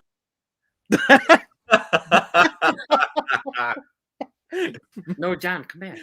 Oh, wait, no. I don't want to be in the bottom. Dan, help. Pardon? Wait, Joe. Jace will be in the bottom again. Yeah, that's how he likes it. Yeah. Oh, that was That's what I subtle was when I gonna heard that. Guys, Joe, I know you shot Schindler's List. I couple did of see weeks Schindler's ago, right? List, shy shid. I'm Tiny Tim, I am. Yeah, I watched it last month. Sorry, I'm gonna get the giggles in a minute. I'm Sean Connery. I saw Schindler's List. No, I watched it last month because when I watched Halloween Kills, I got into a bit of a documentary watching Rampage about how films are milled. ABC. What the fuck is happening to us? Let's all laugh at him. Let's all laugh at him. Get out of my room. Get out of my head. Okay, no. Anyway, oh, this is such a fun stream for all giggly reasons. No, but I watched it last month because I watched these documentaries. I went through all these Steven Spielberg. I watched Making the Jaws, watched Making Schindler's List, and it's such a good film. And it's one of those films where it's one of those films you need to watch, not because you can watch. You need to watch this film just because things like this in history shouldn't be forgotten, and you need and just to see how bad it really was, and even in the film, it's not as bad as it really was because there's a lot worse in real life. But it's such a good film, and the soundtrack is amazing, acting is great, really iconic scenes of the girl in the red coat. Liam Neeson, and who's the other guy who plays Voldemort? I forget his name now. Yeah, he's in it. Great. Like he should have won an Oscar for that role, in my opinion. But yeah, great film. You have to see it, Dan. See it at some point in your life, but you need to see it. All right. So with that being said, Jace, what are your thoughts on this? Well, I have some thoughts, and that's the fact that Dan and I are clearly on a similar page with this because this happens to be mine as well. Like I thought it was. I know. That's why. So my shock was not from you having not seen it. It was the fact that you own it and haven't seen it, which I thought was kind of funny, but I can understand. And then also because I was like, damn it, that was one of my picks. So yeah, I know. I love me some Liam Neeson. And I think that it sounds like a really compelling and gripping story. My parents, especially my mom, I think it was my mom that told. Oh my gosh, I'm gonna feel bad if that wasn't the case now. Someone in my family told me about this, and I believe it was my parents. And they hold it in really high regard. So I know it's one that I have to check out. And I just kind of feel bad that I haven't gotten around to it yet. Do you guys think this is Spielberg's best 90s film? No. No? Nah. What do you think? I think I know what you're going to say, but say it. Now go for it. I want to see if you say it. Jurassic Park. I know. I would say that's my favorite. I don't think that was his best. I think that's my favorite film of all time. Oh, okay. Then I think I know then. If I'm not right here, I'm just going to give up on life. Saving Private Ryan. He's right. Here's a what? Okay, no, prize is gone.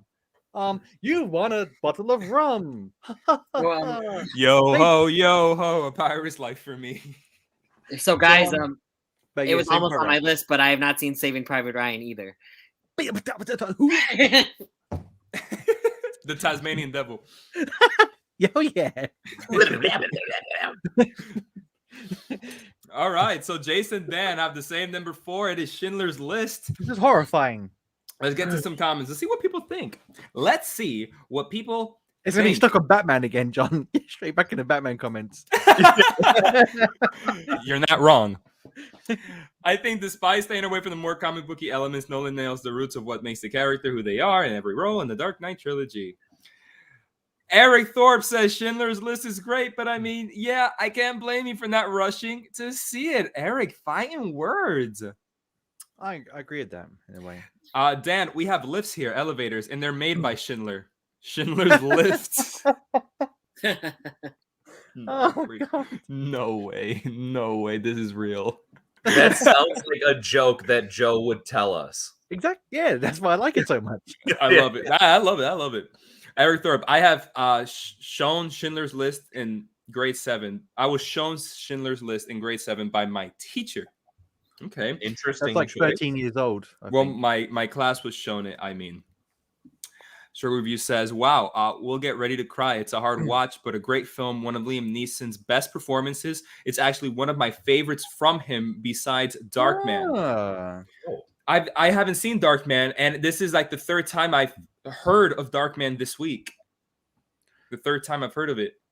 I've seen parts of it. That's it. But I've never seen it either, yeah. And I loved it even then, but yeah, it's brutal. I know it's brutal. I know, Joe, you when you saw it a month ago, you were on the chat just talking about how brutal it was. Yeah, like you see things and you think like you watch it as a movie and you think this actually happened in real life. Like literally and like Spielberg says in the documentary, like even the people that were in the Holocaust that were actually in it, they said that what the film is a Disney ride. It's going to Disney. The film is a Disney film for them because of how actually raw it is in real life. So when you watch a film and you think how bad it is, when you watch it, you think, gee, how can that be worse? How can what can be worse than what you're seeing? But the acting is too good, too good. Absolutely. I think my favorite thing has to be the cinematography in the film. Oh, yeah. And I know many movies do it, but there's just something just raw about the only color being that red coat. Yeah. Iconic, that scene. The movie man. Could Hallie's Catwoman have been saved with an actual connection to Gotham City, better writing, and a villain that wasn't a skincare CEO? Yeah, so dumb. Yeah. You're basically saying, could Catwoman be better if it was better? Yes. Yes. And if she didn't have powers. Yeah. Cat powers. Yeah. Oh my God, that bothered me.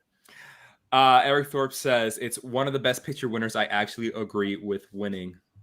There you go, Eric. Yeah. There you go, Eric. Come on now. He's been converted. Yeah, overnight. Converted. We've done it, guys. Also, Dan, you probably know this, but Spielberg made Schindler's List and Jurassic Park at the same time during daytime. Yeah. He would literally do and one during nighttime. I didn't know that.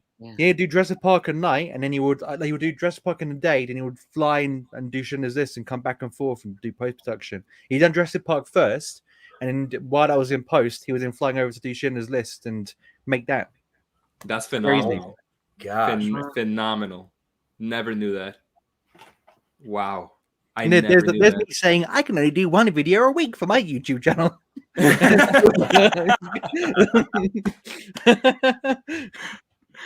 Lisa loves Schindler's List is a difficult but necessary watch, and I can definitely agree with that. 100%. Lisa Love says, fun fact, Liam Neeson went to school with my parents, and his mom was my dinner lady at school. Lisa Loves has a video, I think, where she mentions this. I don't know if it was her dad. It might have been her dad that Liam Neeson almost punched or something back in school. Correct me if I'm wrong, Lisa. Eric says, I believe he called it the most bipolar experience of his life, which makes sense. Quite literally. Yeah, I'd say it's his best 90s film, Schindler's List.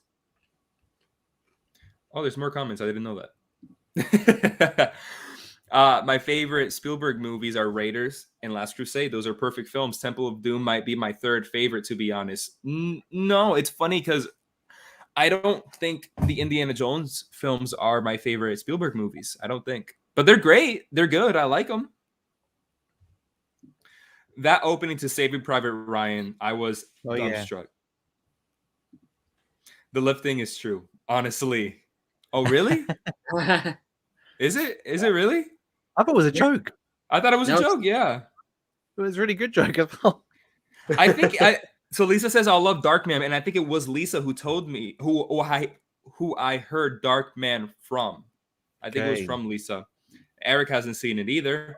And last comment before we go to Joe, this is a necessary watch for Holocaust movies, right up there with The Pianist, The Boy in the Striped Pajamas, and Life is Beautiful. I've seen The Pianist, but I've not seen it. That's Adrian Brody, man. Yeah, I've seen that one. I have not seen the other two. Yeah.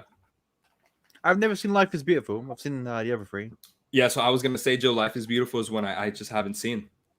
It's not on my list. Sorry. Put on your list. All right, so with that being said, we're going to go to Joe's number 4. We're going to end it with Joe. Joe, what is your numero cuatro? Oh, wait, I'll pick for you, right? Yeah, just pick a random one, and then you can all poke fun of my face.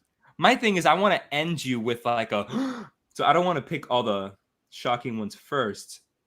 Joe, let's talk a little bit about Pan's Labyrinth. You've never seen Pan's Labyrinth. I know our fellow Cinema Squad member Shawn from Lost in the Reel will be very angry with you. He would disown the crap out of me if he was here right now. You're so lucky Sean's not here. No, there's some films that just slip through the net. Like Catch Me If You Can. I've never seen another Spielberg Tom Hanks film, but just because there's just some that don't, and I think it's because of UK marketing as well isn't too great with some films like that. Like I think in America everything's boosted way more. You get all the best clothes first, and this and that, and blah blah blah. But in the UK, Pan's Labyrinth you hear about, and it's just like it sounds a bit too like there was bad marketing. If I'm honest, there was nothing about it. It's only since really joining YouTube and seeing the status it's got now as a film. I've actually bought it. I bought it from CEX. Yeah. Maybe one of my haul videos, GeekyHiJynx Reviews. Check it out if you haven't seen it already. But it's it's no, but it's a film that I definitely want to see because it's definitely my like. I like Labyrinth with David Bowie, and I like frying food with a pan. So if you put both together, it could be the greatest film I've ever seen. That's exactly what you're going to get out of it. Logic. So I saw Pan's Labyrinth for the first time, I think back in July. For those of you that may not know, I came down with COVID a couple months ago. And it was because of that COVID that the Cinema Squad shooting the Shiznits became a thing. Anyway, I really liked it. I don't, it's not, I want to be careful because I know Shawn's going to be watching this and it's his favorite film. It's a good film with undertones, with biblical undertones.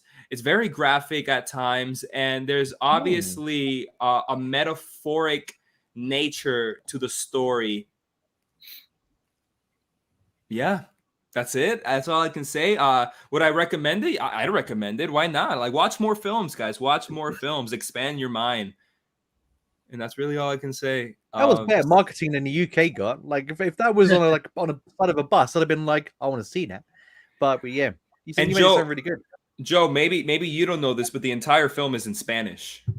Yeah, I didn't know it was so I didn't know it was Spanish. Yeah, I knew that much.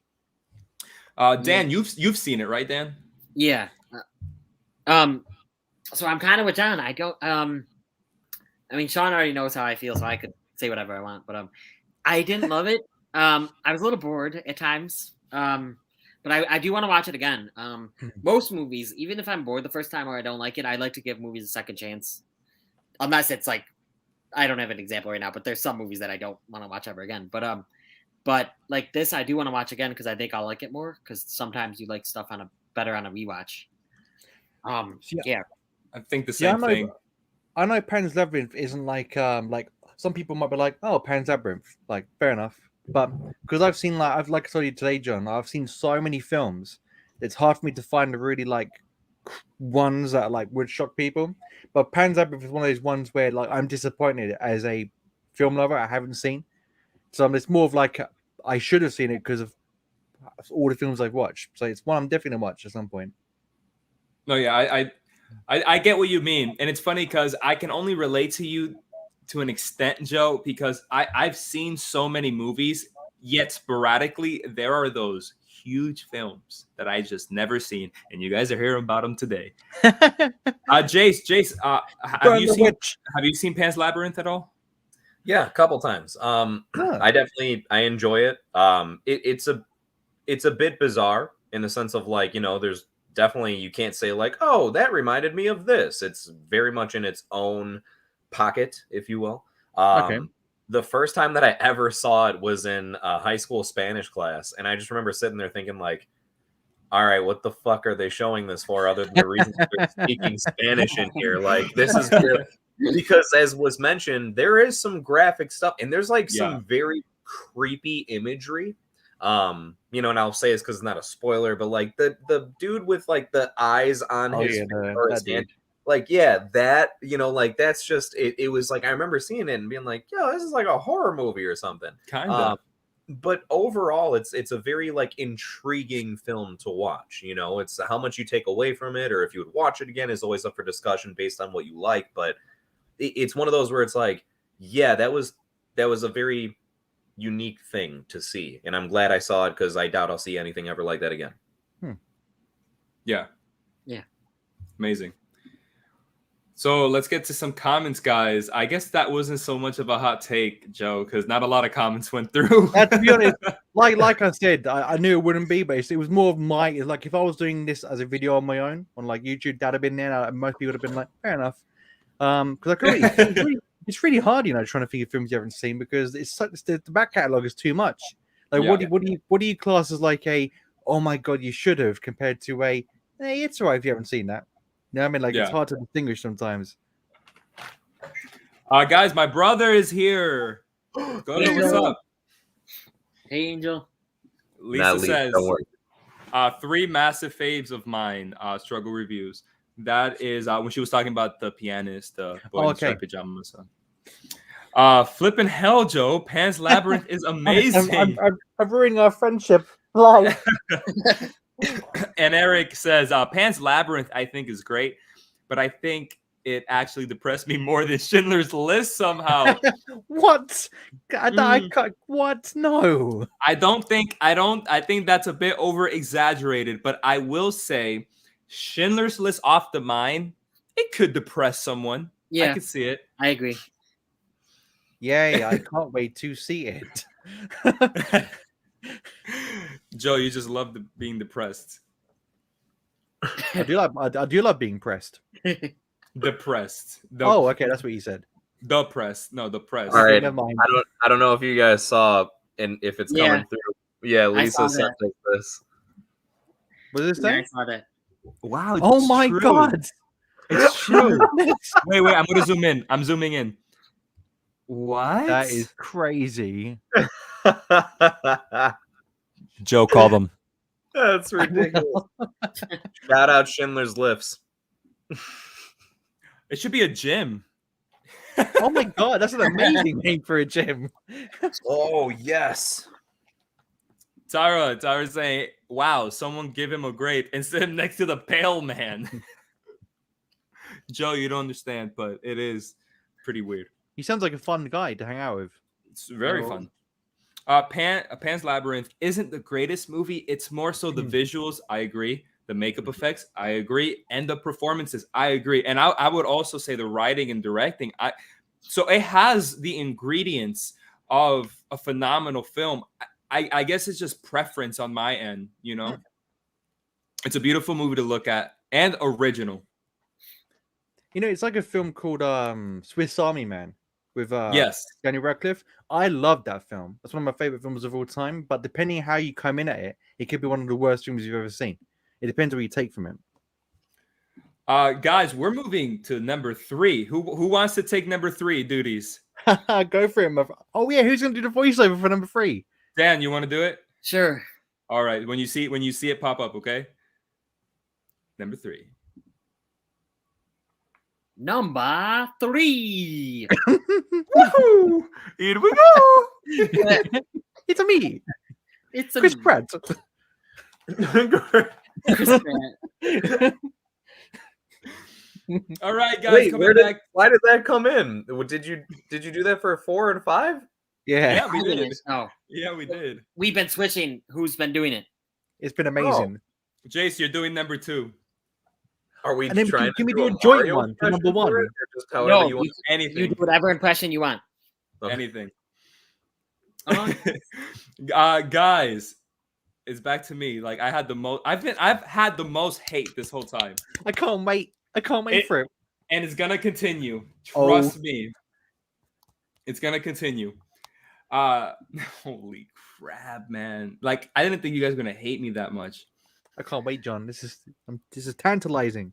So this is one where I've seen the first one and I've seen some of its sequels. I just haven't seen this one. Oh shit! Oh, I just wow. haven't seen the best one. That's all. Yeah. Damn. John, Damn. no, John, that's the worst. It's getting worse, John, as the night progresses for you.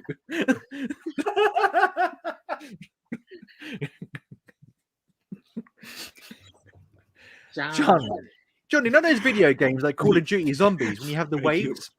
This is wave 3. Okay, it's getting harder for you, my friend. I was thinking in my head like, oh, I want everyone to be like entertained during this stream, and like people Are you just hate sweating me. now? People just hate me. Like we have like 30 comments right now.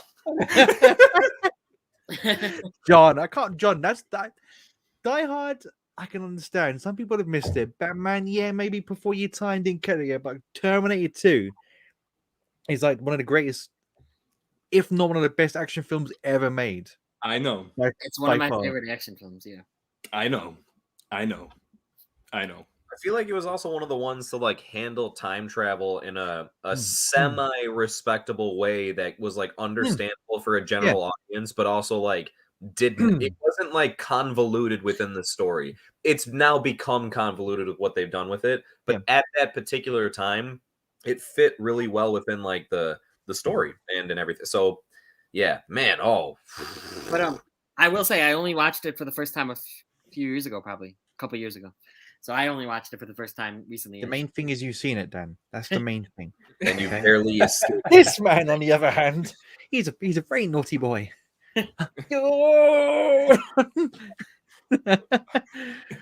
John, I can't believe it, man. Can't Dude, believe it. It's crazy. I've missed it. And I've seen the first one, and I think the first Terminator is a great film. I've seen some of its sequels. I don't think those are good films. And then I've missed the best one, like everyone says. This one's better. Yep, this one's the best one. Yeah. All I'm going to say, John, is I'm very jealous of you in a way, because you could literally on a Saturday, tomorrow, put on all three of those films and have the best film session of like recent years. So Yes. I'm very jealous of you right now. You're not wrong. The hate won't stay forever. I'm going to see all these films before the year's over. I have to. I don't know what to say, guys. I don't know what to say. That was a genuine gasp, by the way. Literally, I was like, I don't know, no one who's ever never seen it. Die Hard, yeah. All So, right. You like I love you. Let's get to some comments. Oh, Jesus Christ. I can't wait. I'm so scared every time it's John's turn. Yeah, guys, it's But also curious. Banana Poop says Schindler's Lists have had financial difficulties recently. Profits are up. Then I love these. Please, if there's stay on that. anything that could boost their business more, it's a shout out from the Cinema Squad. We need to get Lisa and Banana Poop at the same time. Oh my god! On one of our streams, we have to. That'd be amazing. Ooh. And here's Eric. It's begun. Holy crap, John. Weirdly, this one doesn't offend me as much as the last two, but it's just as crazy of a pick. And then Lisa says, John, you're super young, though, so it's not surprising you haven't seen some older films. Lisa, I want to thank you, but I'm also going to say I'm not going to excuse myself for not watching these films. I won't. Right. I won't. Because didn't Toy Story come out the same year as Terminator 2? No, that was 3. Terminator 3. Oh, was it? Terminator 3, I think, came out in 1999. I could be wrong. Wow. Correct me if I'm wrong, guys. And Toy Story 2 came out in 1999. Ah, man's got skills. I think T2 is still an 80s film. No, I Am think I it's wrong? 91. I think it's 90. What's Jace laughing at? 91. Still, I pictured you for some reason just being like, I understood the assignment. No TikToks here, bro. We don't play that game. Just blame Joe. He put it in my head. Slipping through my Wait, fingers. Banana Poop says, John, T2? Nope, I have nothing. And shuffles off his mortal coil. I'm sorry. Oh man. I'd say I like it more than Batman, but less than Die Hard. But Batman still offended me more. I know Batman was gonna offend you more, Eric. I know. Isn't he meant to be on a live stream right now? Oh yeah. Lisa loves. Hey, I just put 2 and 2 together. Yeah, he's supposed to be on live stream, but I think in like another hour. I think it's another hour. Oh. Hey Joe, can you be grateful I don't have your address? I saw a massive bag of festive perma violets when shopping the other day. Oh. Joe, how about you do me a solid? You send me some of those. I want to see how they taste. I'll send them to you. You know what? Give me all your addresses. I'll send you one tube of them, and I hope you can forgive me in time. I really do. Well, it's okay. You'll have plenty of time to forgive him. Don't expect it to arrive for like a year. A year. I'll do it for my next competition.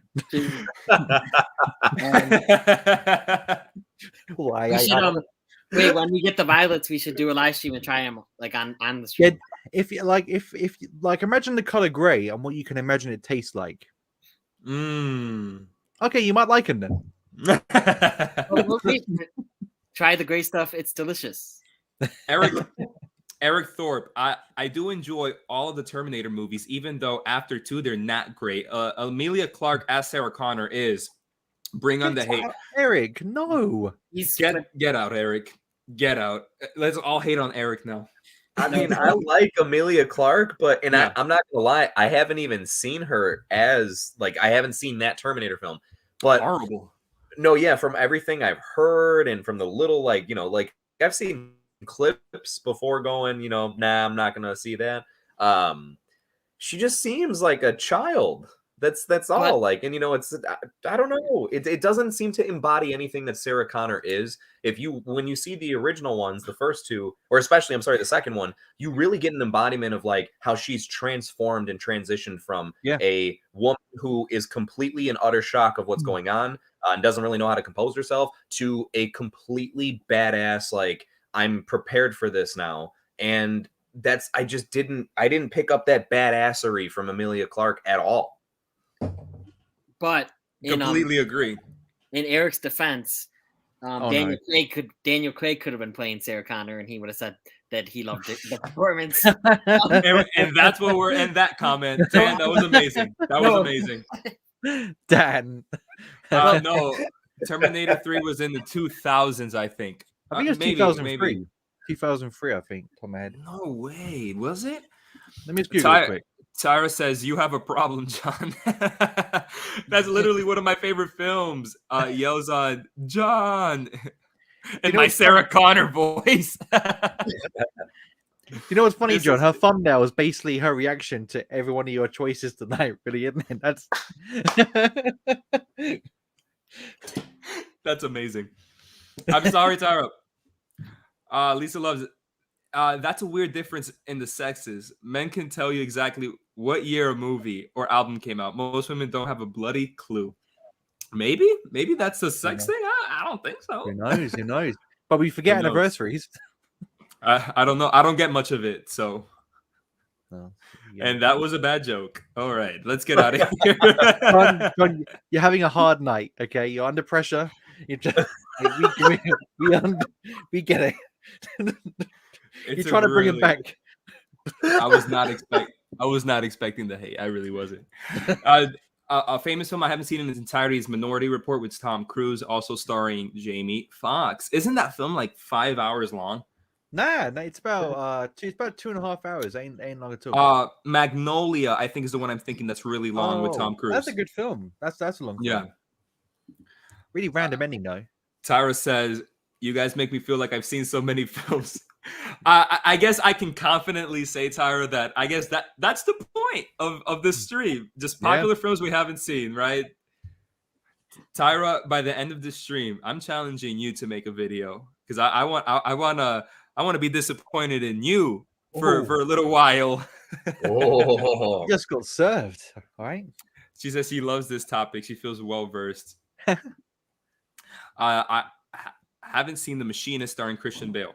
That was crazy. The performance he did in that and the method acting, he got so thin in that film. He ate an apple a day, didn't he? That was his diet. I think. Wasn't that shortly after he played Batman also? Or right before he played Batman? I think it was before.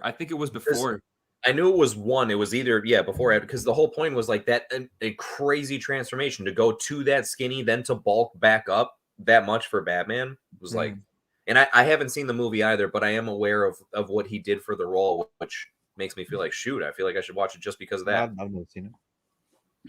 Eric says, okay, well, I should duck out now, guys. I can't wait to see the rest of this on playback, especially John's picks.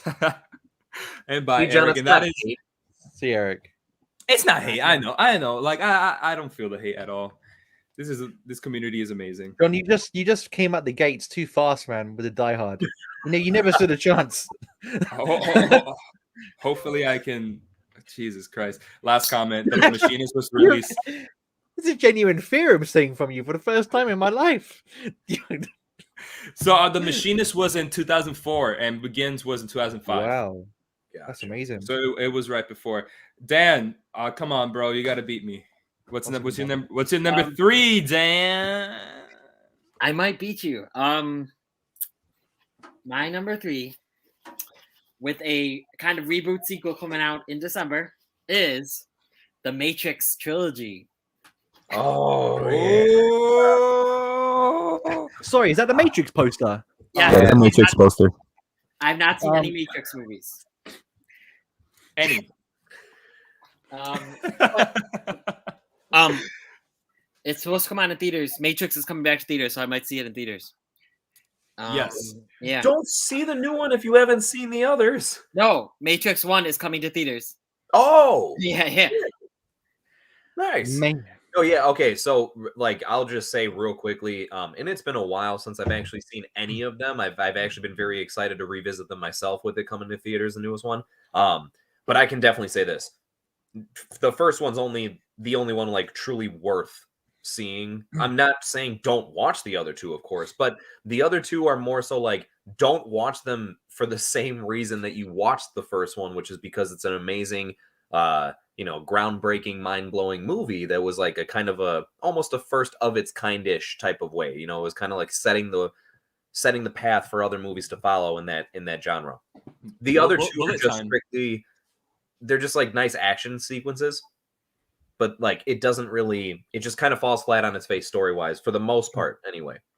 It was crazy because it was on one of these streams that I found out that Matrix 2 and 3 came out in the same year from Jace. Yeah. Jace was the one that said it. That's just crazy. That doesn't usually mean that a film is going to be bad if they have like a sequel and another sequel coming out in the same year. There's a possibility that it could be promising. But the fact that you have 2 in the same year, like we Marvel guys, we would have loved if Infinity War and Endgame was in the same year. But do you think it would have been as good? No, and I think the problem is that if they release the second one without filming the third and they gauge the reaction to the second, then in the third film they could have been like, okay, audiences didn't really like that in the second film, and maybe we can bring it back to the first, and that's why I don't agree with it. Because they filmed Infinity War and Endgame nearly, like, relatively close to each other, from what I understand. But they still separated the release date, obviously, which was the smart play. And even though, it's kind of like an iconic thing, and looking back on it, that wasn't really something that was even like, that was definitely, nowadays it kind of makes sense. But back then, I could kind of see that being pulled off. But it still was like whoa, no one's ever done this before. Yeah, that's why they done it. That's exactly why they done it, because no one had done it before. Only reason why. But unfortunately, I don't think it worked in their favor as much as they wanted it to. But I don't think it's the release dates as much. I just think it's definitely the movies. So, Joe, I wasn't old enough to really see The Matrix in theaters when it came out. How was it really like? Did it take over the world like I hear about it nowadays? Well, back in my day, Sonny Jim, when the Matrix was the most blind-blowing thing. No. Joe is 45. 45. Yeah. We were like, people are flying. How are they doing this? So The internet?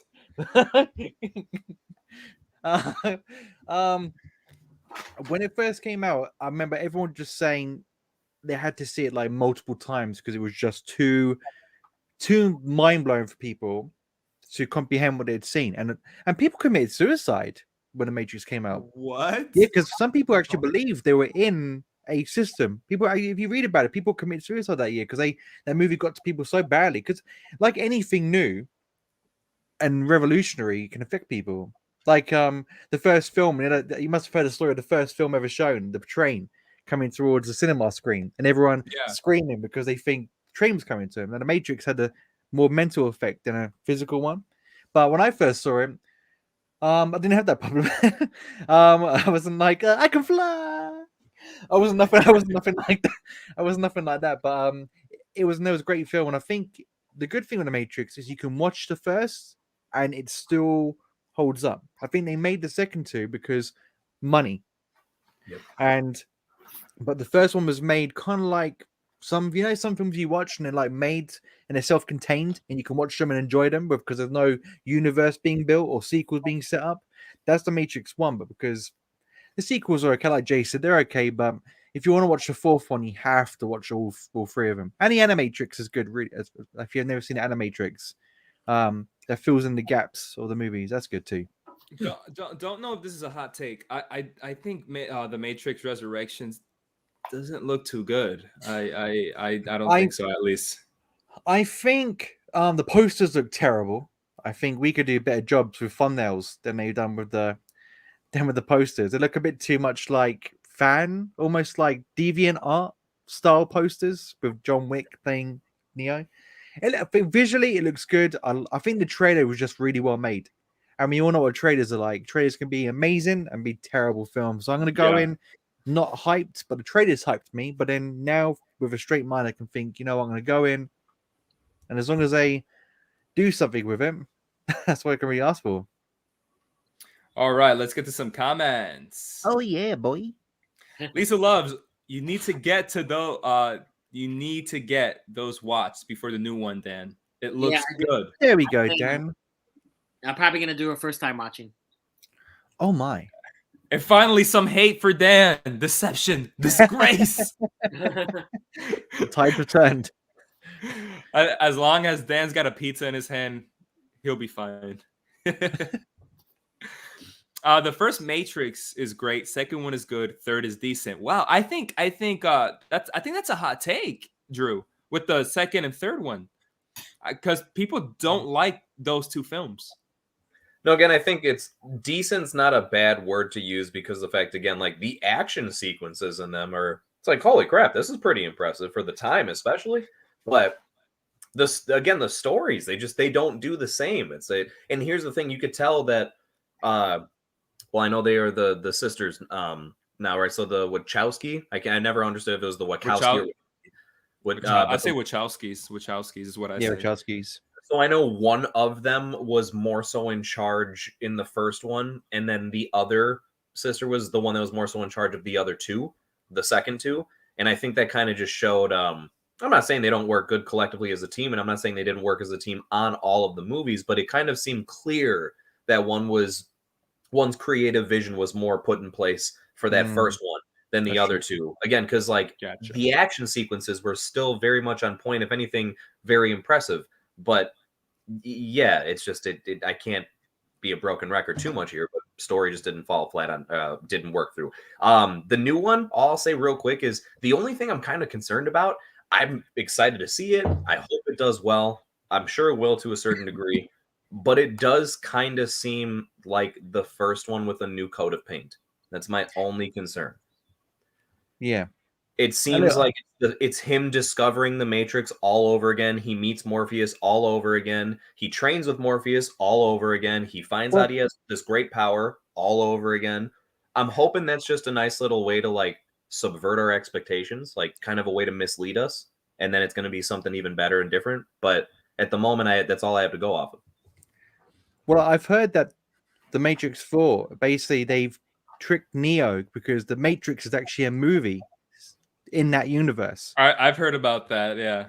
Yeah. So basically, Neo is an actor that starred in all three Matrix films, and that's the machines tricking him into thinking he was never in the Matrix because they make him think he was just an actor in those film series, and really all those events he's seeing in the films happened to him. Oh my God, I didn't hear about that. Wait, is that we'll see. I've heard it. One other thing, nothing movie related. I'm getting some serious Steve Jobs vibes from Dan tonight. I don't know what it is. I'm just looking at him. I'm expecting him to announce the new iPhone or something, or the newest. He's got the. I have a dark shirt on. That's what it is. You got a team coming up behind you. Dragon move.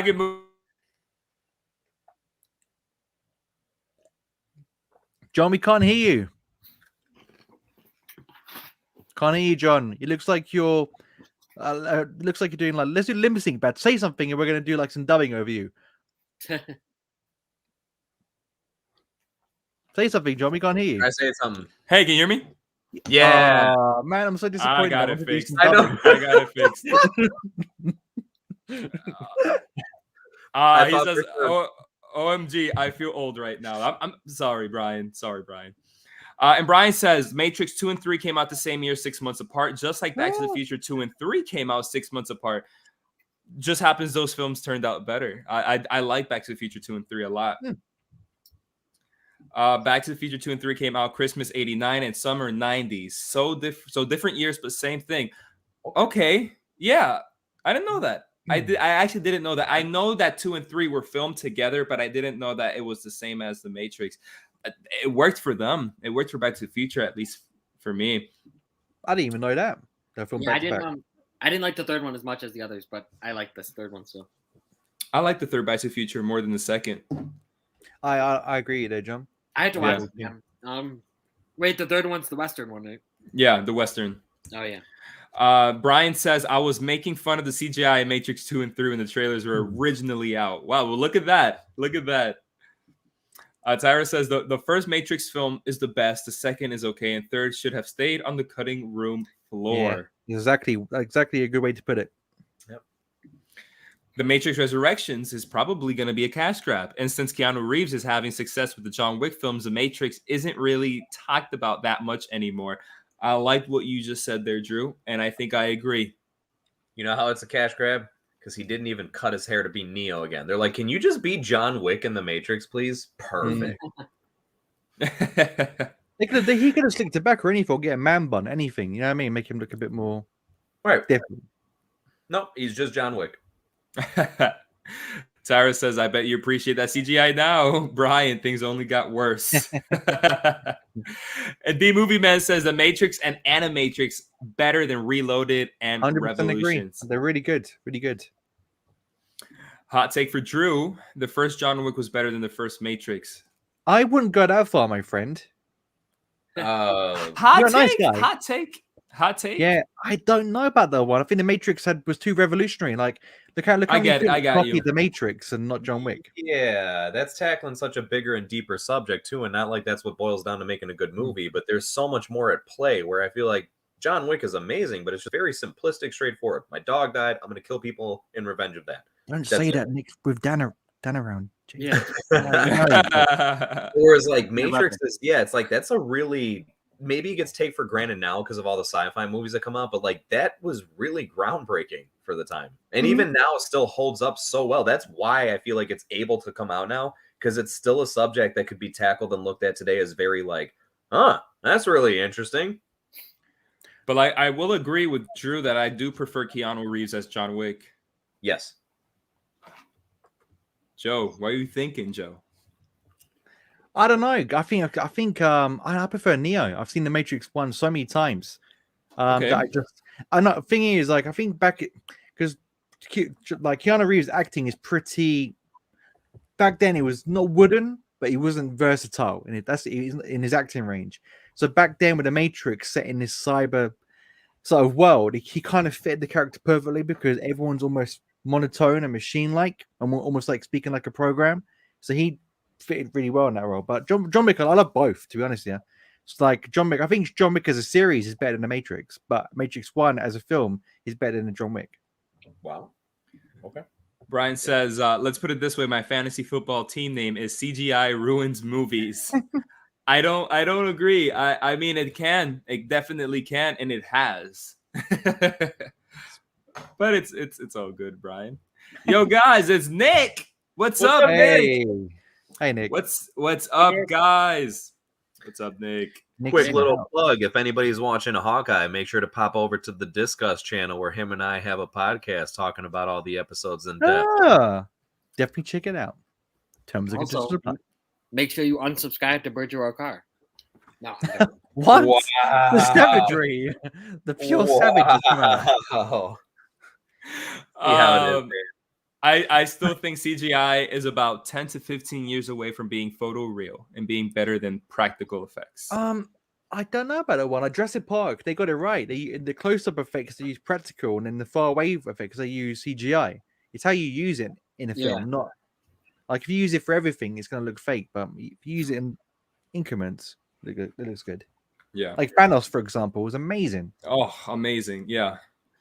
Lisa Love says to be honest, I'd watch Keanu in pretty much anything as long as he doesn't shave the beard again. Point Break. He did it in Bill and Ted Face the Music as well. He looks strange. He looks strange without a beard. Tyra says everything except Brand's Oh, Bram God. Stoker's Dracula. That English accent was terrible. And I think that's what Lisa said. Oh God, the accent. Yeah. I'm Keanu Reeves, I am. Nick making fun of my technical difficulties.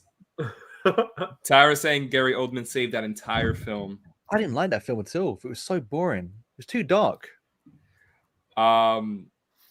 Wow, Bram Stoker's is a good deep cut. Came out my sophomore year of high school. Wow, Brian, you are old. I'm just kidding. It's all good. The way you delivered that. Dear me. If you could go back in time and recast Neo in the Matrix, who would you pick? I mean, come on. The most obvious one is who was supposed to be Neo, Will Smith. I wouldn't cast him in that. Why not? I think Why it'd have not? been rubbish. Why? I don't just think so. I think Will Smith is a very underrated actor. Very underrated. I think he does so good. He chose this role for Wild Wild West. Horrible decision, but Will Smith is a very underrated performer. And I think as of most recently, you could go and watch King Richard. The film is okay, but the performance by Will Smith, I think, is amazing.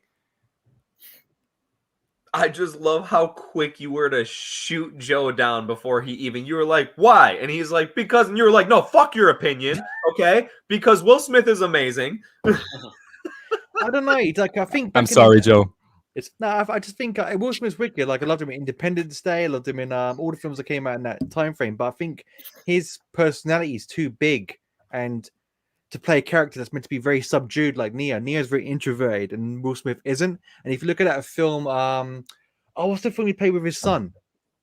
I mean, there's a couple. There's The Pursuit of Happiness. No, it's the sci-fi one. After Earth. And he tried to play. He played a very Neo-esque character in that film. Very no emotions, because you couldn't have emotions in that film. And that film bombed, and no one liked Will Smith like that. Put him in a Matrix where he's got to be very introverted and quiet and subdued. I think it'd have been the same. Good actor, but not for Neo, in my opinion. What do you think of Will Smith as Morpheus? Huh. I could see I don't know. Probably. I don't think so. I don't think so, but I wouldn't be against it. But I'm not my casting. I'd have liked Chris Tucker as Morpheus. Take the red pill, the blue pill. You hear the word? Guys, we have more comments, but I'm gonna put a pause real quick in the comments. We'll kind of shoot through them after we get to Joe. Guys, again, we are here to talk about our top 5 popular films we haven't seen yet, so we're trying to get through that. This isn't a regular shooting the Shiznits episode, so I'm gonna try my best to get all the comments, but if we don't, please don't feel bad. We'll get to them when we come back. Joe, what's your number 3, mi amigo? I don't know. Like my mind aren't spectacular. I forget. I gotta choose for you. All right, let's go. Mine aren't anything crazy. Mine are just ones I should have seen, like based on me. I'm like, yes. You have not seen 2001: A Space Odyssey. I know there's there's some films like this that I should have watched, because like I'm very much a big man on watching the films like the classics from back in the day, like King Kong, Angels of Dirty Faces, all of them. You know what I mean? Like all those kind of films. Jace is laughing to himself on the bottom right. I don't know why. Get over here. I didn't know if it was coming through. I was pouring a drink and I was hoping that it wasn't making noise. Oh, I wish I heard it now. Now, just like Space Odyssey is one of those films that it's kind of like that you should have seen, because it's whether it's just like the top 10, the top 50 lists of films you should see before you die, and that, like, do I want to see it? Like, what's it going to bring to me as a film lover and stuff? But it's one of those films I want to see. One, just so I can say I saw it, and two, kind of like Pan's Labyrinth. There's a lot of like deeper levels and meanings to it than just being like a film set in space. And like I've seen so many like documentaries on it, like Rocky. I know the plot points to a degree, but I still want to see it. Like Clockwork Orange. I've seen most of that, if not all of it, but like I love The Shining, love Clockwork Orange, like I mentioned, and yeah, this one I've just missed. Like I don't know if you guys have seen it, but yeah, that's all I can say on that. Forrest Gump. That's all I can say on it. Forrest Gump. Joe, I also have not seen 2001: A Space Odyssey, and it's not on my list because it tends to. What I've been seeing is that a lot of people haven't seen that film. That's what I mean. It's a strange one that you're meant to have seen it, but so many people just haven't. I think it's that pressure to see it that's putting people off, and I think it's just the pace as well. Like whenever you see it, like when you watch if you watch a trailer of Terminator 2, you'll be like, "Oh my god, I got to see this film." But like Space Odyssey is just the guy going, "Hello, David." Yeah, that's Space Odyssey. That's a Space Odyssey. It doesn't really put you in. Oh my god. I don't have much to say. I don't have much to say. Yeah, I've seen it. I saw it recently-ish. What? Because it's on my poster, like Joe was saying, it's on the top 100 films to see, whatever. Greatest movies of all time. So I watched it. It's a visual spectacle, like the 4K. I don't know if it was a 4K transfer or if it always looked that good, but it looks really good. But it's a little boring, and yeah. I can't wait to watch it. You sound like the robot from the movie. Hello. What are you Jace, doing? Jace, have you seen it? I've never seen like in its entirety, just sitting down, watch it front to back. But I think in different times I've collectively seen it all together. If that makes sense. And the ending's super trippy. Like for the time, I can only imagine for when they didn't have the stuff that comes out nowadays. And then when you see something like that at that time, of just like, what did I just watch? Yeah. And it's also like a very, take from it what you will type of ending. Like it's hard to make out exactly what's going on. And there's actually a lot of, I think that's like a big thing is the whole theories behind of what that actually is, of what the ending is trying to entail. But yes, it's interesting. I think it's one of those, like, because it's just an iconic film, like you feel obligated to watch it. But like Dan said, from what I can remember, is that it's not like the most compelling where you're sitting there like, damn, dude, what happens next? It's more just like, I'm watching this to be able to say that I've watched it. And yeah, it wasn't the worst thing I've ever seen, but it was a bizarrely unique movie. All right. Well, Joe, not a lot of comments to that. I think everyone probably I'm loving this because like I'm getting this off my chest. I'm feeling good, but John on the other hand is like, no mas. Dude, I mean, I don't know what to say. We can no, not a lot of comments. I'm surprised with that, but that's fine. To be honest, it's just one of those films that like it's kind of so far gone in regards to like its currency, even though it's probably influenced so many films like Interstellar and tons of other films that have come after him. Like what you were saying about Rocky being the precursor to all these tropes. Space Odyssey probably started a lot of these, like space, like probably Interstellar tropes. That's what I want to see. Just so I can say, okay, cool. I could see that.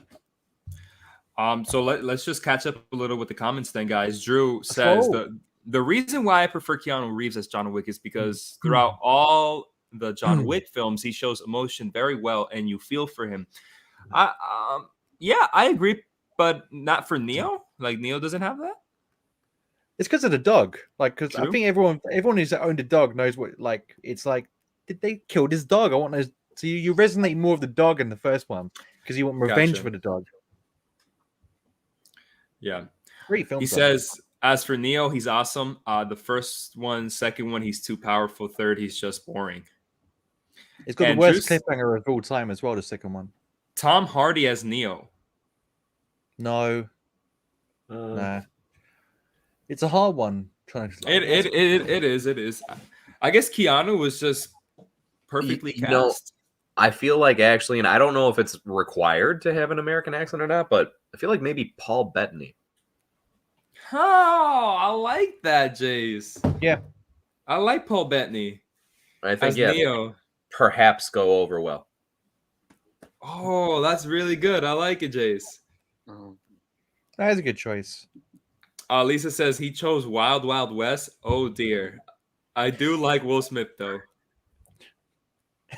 He chose Wild West because when he read the script and technical aspects of the movie, he didn't believe they could be recreated on the screen believably without him looking stupid.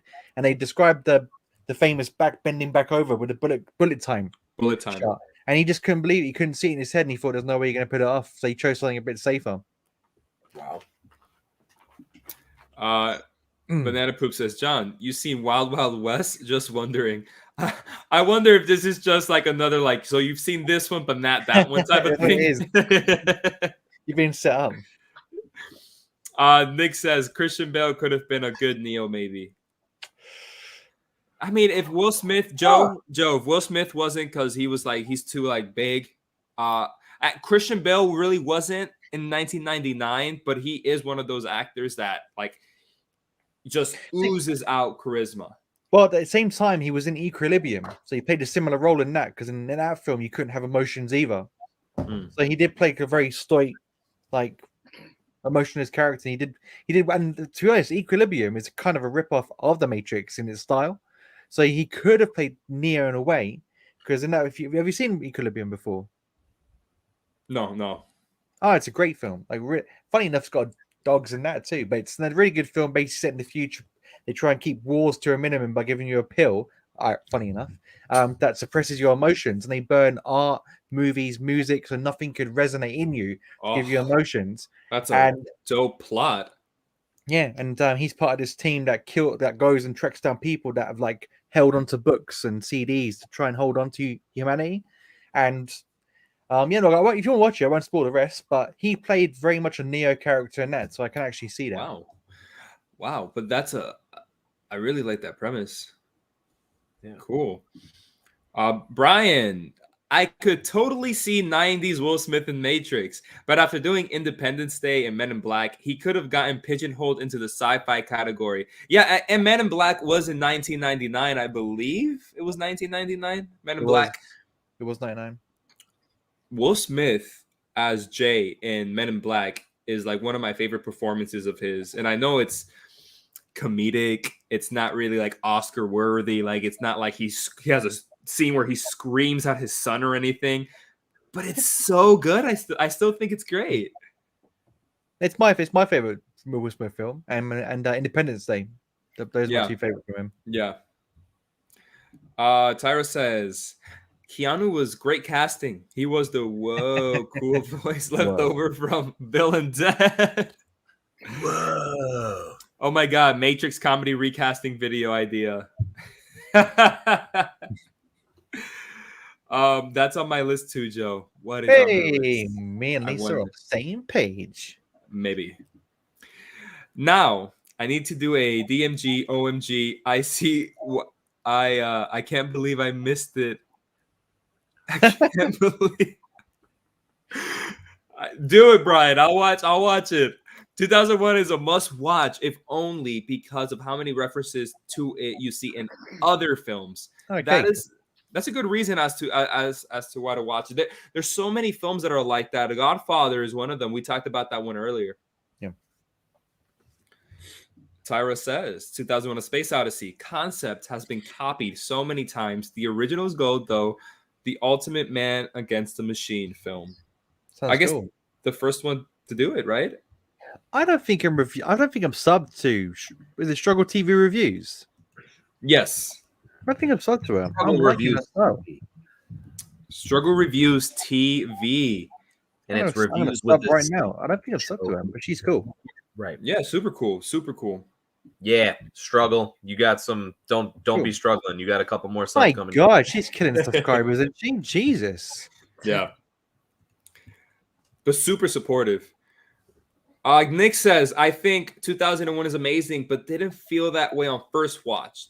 It still required viewing just so you could see where all the references come from. Look at that, Joe. Just another know reason what? why we should all watch it. It was killing me. I'm getting empathy with my choices. You're getting bludgeoned to death. With your... okay, Joe. Everything's gonna be okay. It's my okay, friend. like a little cap. Like, The movie van says, are there any films you guys have bypassed or would willingly bypass because an actress or actor you couldn't stand was involved? No, Joe has one. Joe has one. I've I know Joe. Yeah, Not me. mine's Not me. anything with flipping awkward Fina. You know, anything with that woman in. I'm literally, even if they make my favorite film of all time, if they make, I couldn't. I just couldn't. That and James Corden. Like, can you imagine James Corden and awkward Fina in a rom-com? Can you imagine? James Aquafina fall in love in Joe's hometown, Nebraska.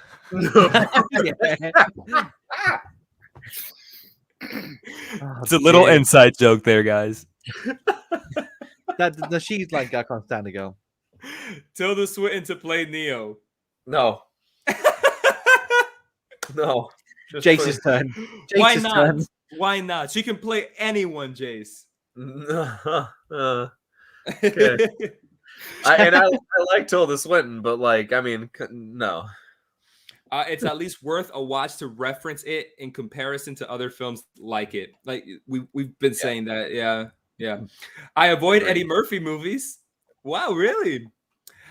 Lisa, you need to watch Dolomite Is My Name. I think that's a great film. I fell off Eddie Murphy once he started getting into the kiddie stuff. I liked him when he was like in more the Beverly Hills Cop, everything like late 80s, early 90s. That was my favorite stuff from him. Watch him in Dolomite Is My Name. Came out in 2019. It's on Netflix, I believe. Dolomite Is My Name. He's great in that movie. Cool. Nick says, haha, yeah, Tulsa Swinton would be great. Autocorrect. Men in Black was 97. Okay, 97. Why did I think it was 99?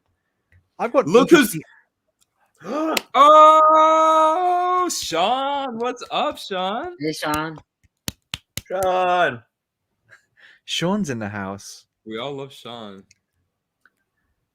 John, I've got an interesting one.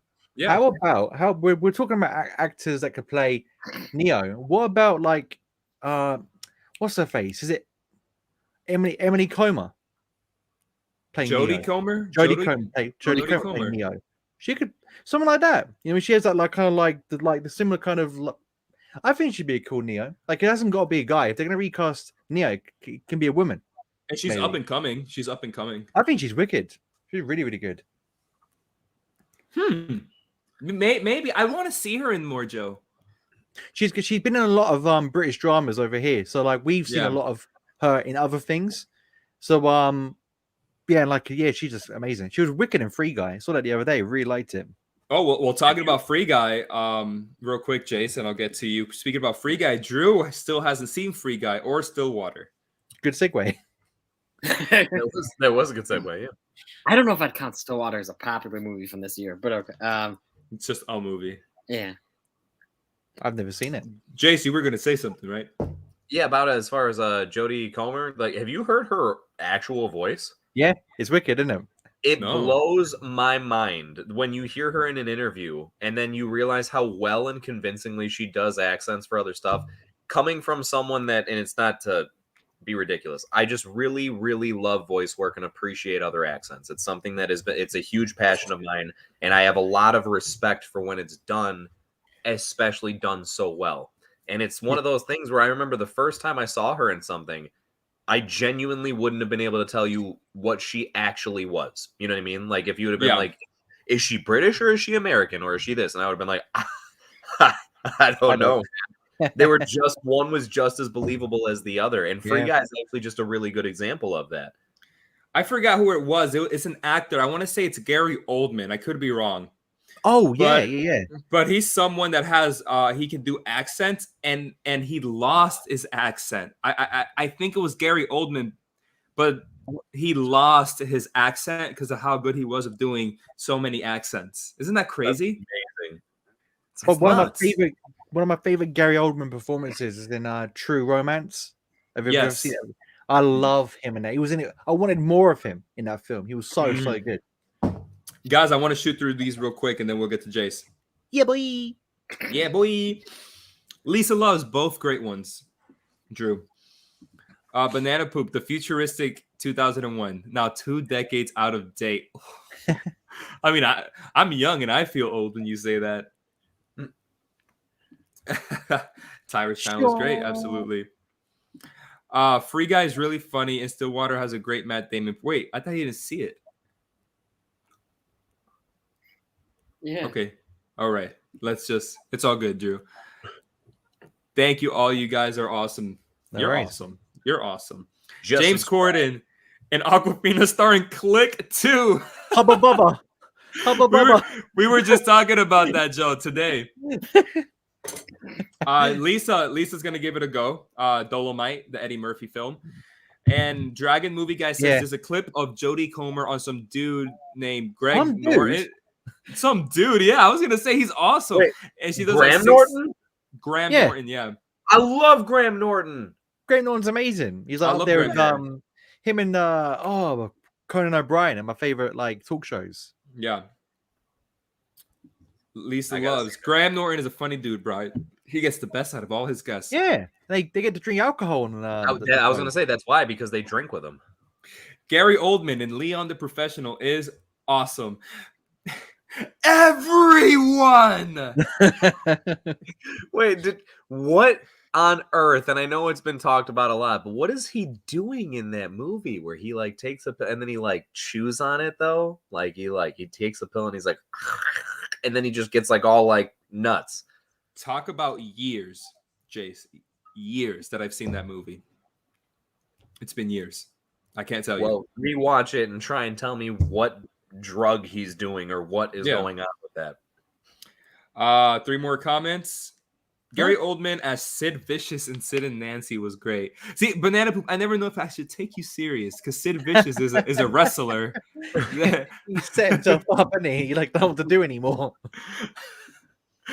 Shawn says, oh my god, speaking of accents, House of Gucci, those accents were all over the place. Dan, true or not true? Yes. Yeah, they were. I'm watching it tomorrow.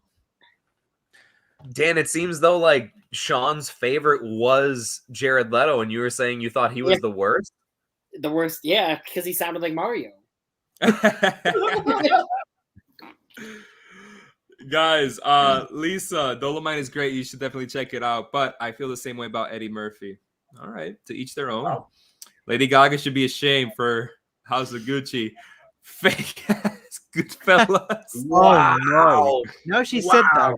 I know what I think I know what she's talking about. Like the proper, like over the top New York, Italian, like Jersey boss wife lady. All right. So comments are still coming in, but I'll have to put a pause because we gotta go to Jace's number tres. All right. I'm guessing this one is probably going to start to generate some sort of an opinion. So I haven't seen, as far as it's a franchise, so this is not just one movie. I haven't seen past the 4th Harry Potter movie. So yeah, so I've seen up to that point. And that's that. No. And I'm disappointed in myself. Jace, there was just real quick. I'll say there was no reason, right? Just like how kind of we've been saying about certain movies. There's no reason we haven't seen it. There is no reason I stopped watching them. It's not like the 4th one came around and I was like, all right, I'm done with this. I still liked it. So I feel bad because I haven't gotten around to the last 4. There's 4 more, right? There's 8 altogether. Yes. Part 1 and 2. So I'm sorry. Also, Okay. I'd like to throw out, we're working on a second sponsor for us, guys. We everyone knows Truly is. The second one, you've probably been noticing me chowing down for like 2 hours straight on this here, which if you haven't had it, do yourselves a favor. So I'll do a quick plug. Angie's Boom Chicka Pop. It's more addictive than crack. That's their theme. So go ahead and do yourself a favor. It's a sponsor, or we're working on it. They're great. I love their caramel ones. They're amazing. I love it. That being said, I adore Harry Potter. It is one of my favorite franchises. I know, Dan, it's one of yours as well, right? Yeah. I guess you've kind of lessened the blow by saying you want to watch, you just haven't. So you've lessened the blow. It's a great franchise. I know someone doesn't think so. They all think they're. Oh no, I think it's all right. I love the books. I've read them all. Oh, okay. I prefer the books to the movies.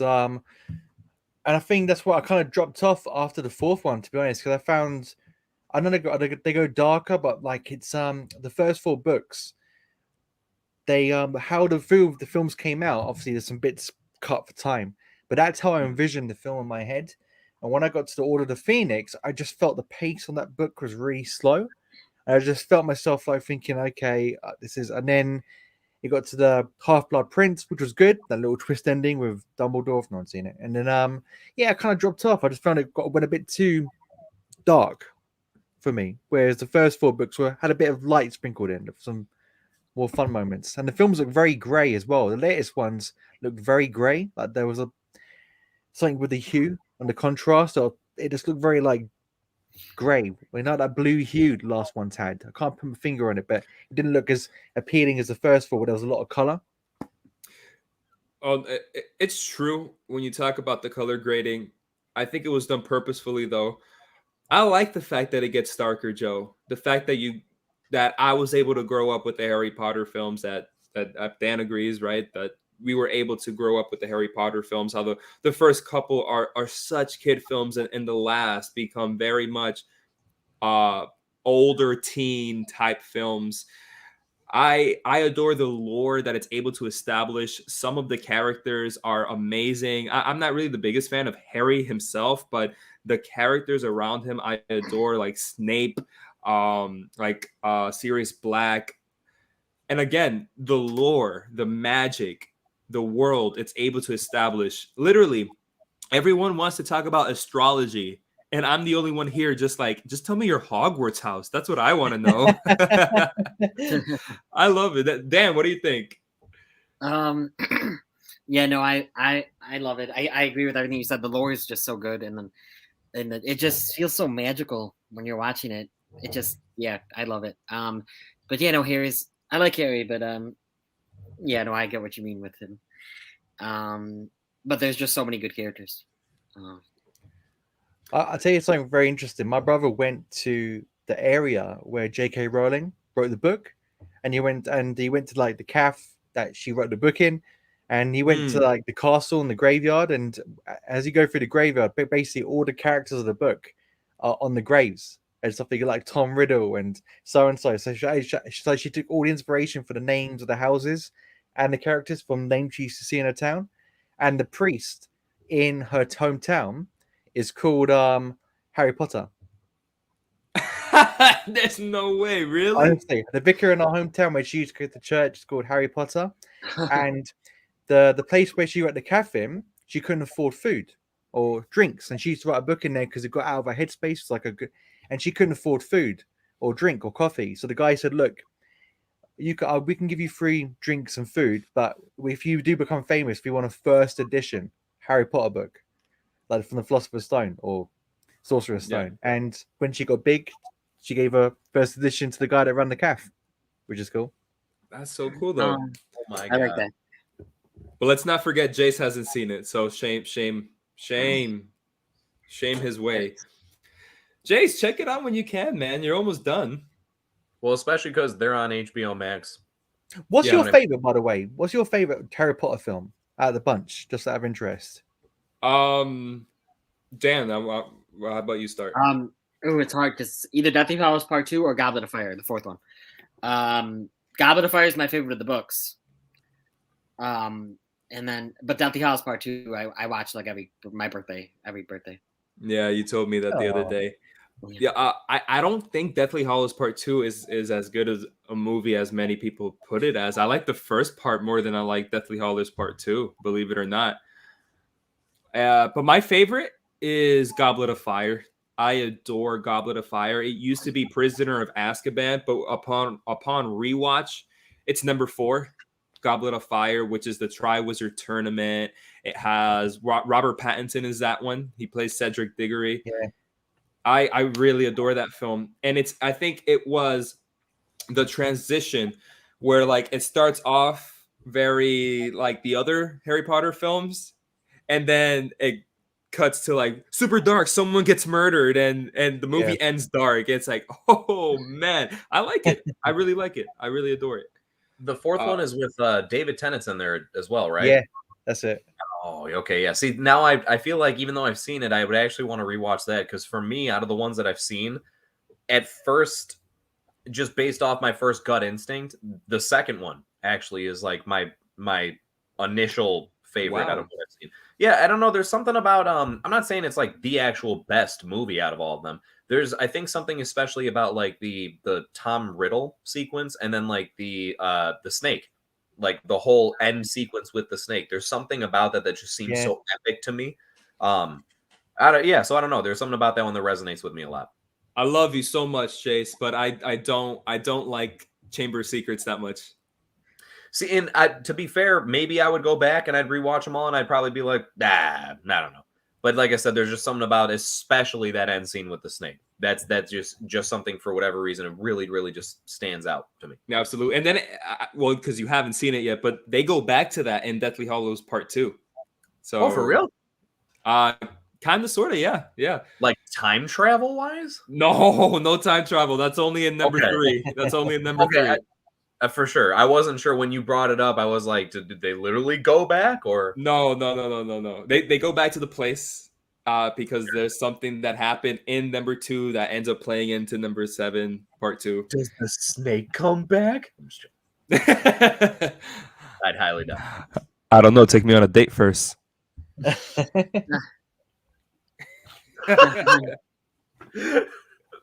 Guys, Brian says Graham Norton, that's it. Also, check out the clip with Seth MacFarlane doing his Family Guy voices on the show. I've seen it, Brian. So I've seen funny. it.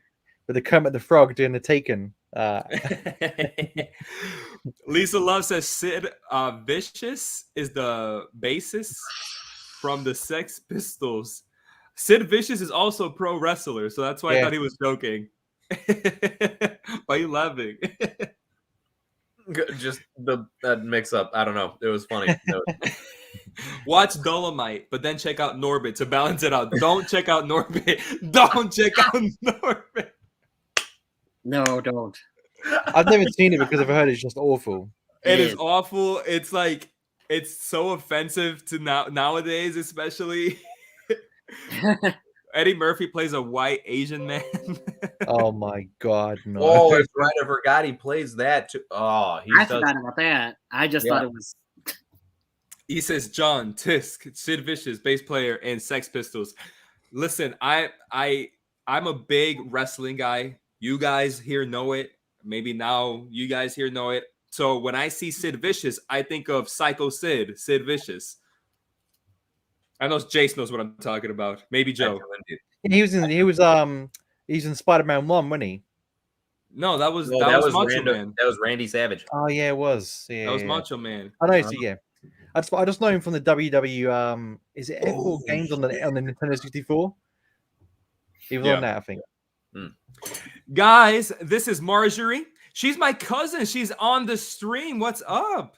Hey, Marjorie. Hey, Marjorie. How you doing? Enjoying it. Thank you for joining us. Yes. Thank you. Tyra says, me neither. There you are, John. Wait, what? She's agreeing I'm sorry. with you. I'm sorry. Maybe, yeah, thanks. The Movie Man. They were a mess. This is about House of Gucci. Yes. It's I'm okay, really Jace. surprised by this. I'll watch it tomorrow. I'll see him. Nick says, it's okay, Jace. The first 2 Harry Potters are the best, and no one disagrees with me. everyone disagrees with you, Nick. Everyone. Thanks. Like I like to say, everyone and their mom disagree with you. You should get on a t-shirt, man. Make you part of your merch. I know I probably should. Jace, I haven't seen any of the Harry Potter flicks. This should be a hot take. Whoa. This should be a hot take, and everybody's like, "It's okay, Jace. We all love you, Jonathan. Go to hell." Yeah. This is just pity, John. It's pity because I was being held hostage last time we were on a live stream together. That's all. That is true. Yeah. Drew says the Harry Potter movies are great. The third one was my favorite. Drew, I wish I can give you a handshake or a hug. Thank you so much. They are great. It looks really different when you're doing it like that, John, close up to the screen. I wish I could give you a handshake. Should I do it like faster, like that? Keep going. Keep I going. I love when you bring the mic up close. It is not cracked me up once since you've done it. Guys, Banana Poop says the cafe where JK wrote Harry Potter burned down recently. Is that true, Joe? Well, I don't know. What a terrible way to find out. This is the face of someone who knows. For 39 cents a day, you can see. For 39 cents a day, you can make this young, undiagnosed foreign man happy. There's Undiagnosed. there's hold on, what's this? There's a Dusseldorf print in Harry Potter. JK. Lisa's a Hufflepuff. First off, I can see it completely, Lisa. You are a Hufflepuff, but there is also a Hufflepuff here. Let's get him out. Hufflepuff. Mr. GeekyHiJynx himself, Joe, is a Hufflepuff as well. Puff. Well, why have I got a I'll- fork? Because maybe a pen. You should have a sock, a really hard I've got a sock. I have. I run out of baked goods. Is it just me, or do all the house names almost sound like they could be Pokemon? Like, I feel like Hufflepuff is like something Jigglypuff would evolve into. Jigglypuff, Wigglytuff. Hufflepuff. Yeah, exactly. Joe is such a Hufflepuff. I'm a Slytherin. Dan, what are you? A Ravenclaw. Dan is a Ravenclaw. Jace, you don't know what you are yet. You just picked it the other day, right? Yeah, no, the last time we were I would still go with Gryffindor. Yeah, we got the whole set. Yeah, that was right. Yeah, I can totally see Jace as a Gryffindor, though. I can see Jace as a lot, though. I can see you as a lot, dude. Yeah. I feel like you could be a Slytherin like me, too, man. Maybe. Wait, but doesn't that mean like what does that mean though when you're in separate houses? Do we like still go to the same classes and shit, or It means we have to kiss and say no homo after. that's the Standard definition of Hufflepuff being in rules. separate classes? No, yes, you could still be in the same classes. Yeah. But then what? We just can't like bunk up with each other? Oh yeah, we can. Oh, we can buck up. I was gonna say because otherwise, like, yo, I'm loving no. the deep Otherwise, voice if we from- weren't allowed to, then the first thing I'm doing is stealing that cloak of invisibility and then hopping over by you guys. Oh. Whoa. Damn, what was that? No, I don't. Listen.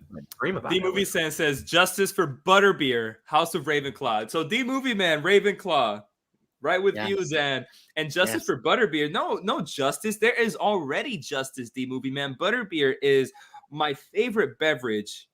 I go to Universal, guys. I live in Orlando, so I drink Butterbeer a lot. It's great. It's really good. John, I don't know. Why justice for butterbeer though? They're trying to ban it. I don't know. That's weird. No, I don't know. I love Yeah, Butterbeer. This is also does a it way of taste realizing like, by the way? everybody Like- wants to die and come back as man of movies, not because he hasn't seen these movies that we're talking about, because he lives in Orlando and goes to Disney and Universal all the time. All the time. Damn it, Joe, you said something. What was it that you said? I want to know what butterbeer tastes like. Oh, so butterbeer tastes like a butterscotch soda. Okay, it's like a cream soda. Like, yes, a cream soda. I couldn't think of it for some reason, but a cream soda, and they have this whip that they only make at Universal. It's It's like a buttercream whip. It's but a man's they penis make stirring it round. Only in Universal. Only at Universal Studios. That'll be $500.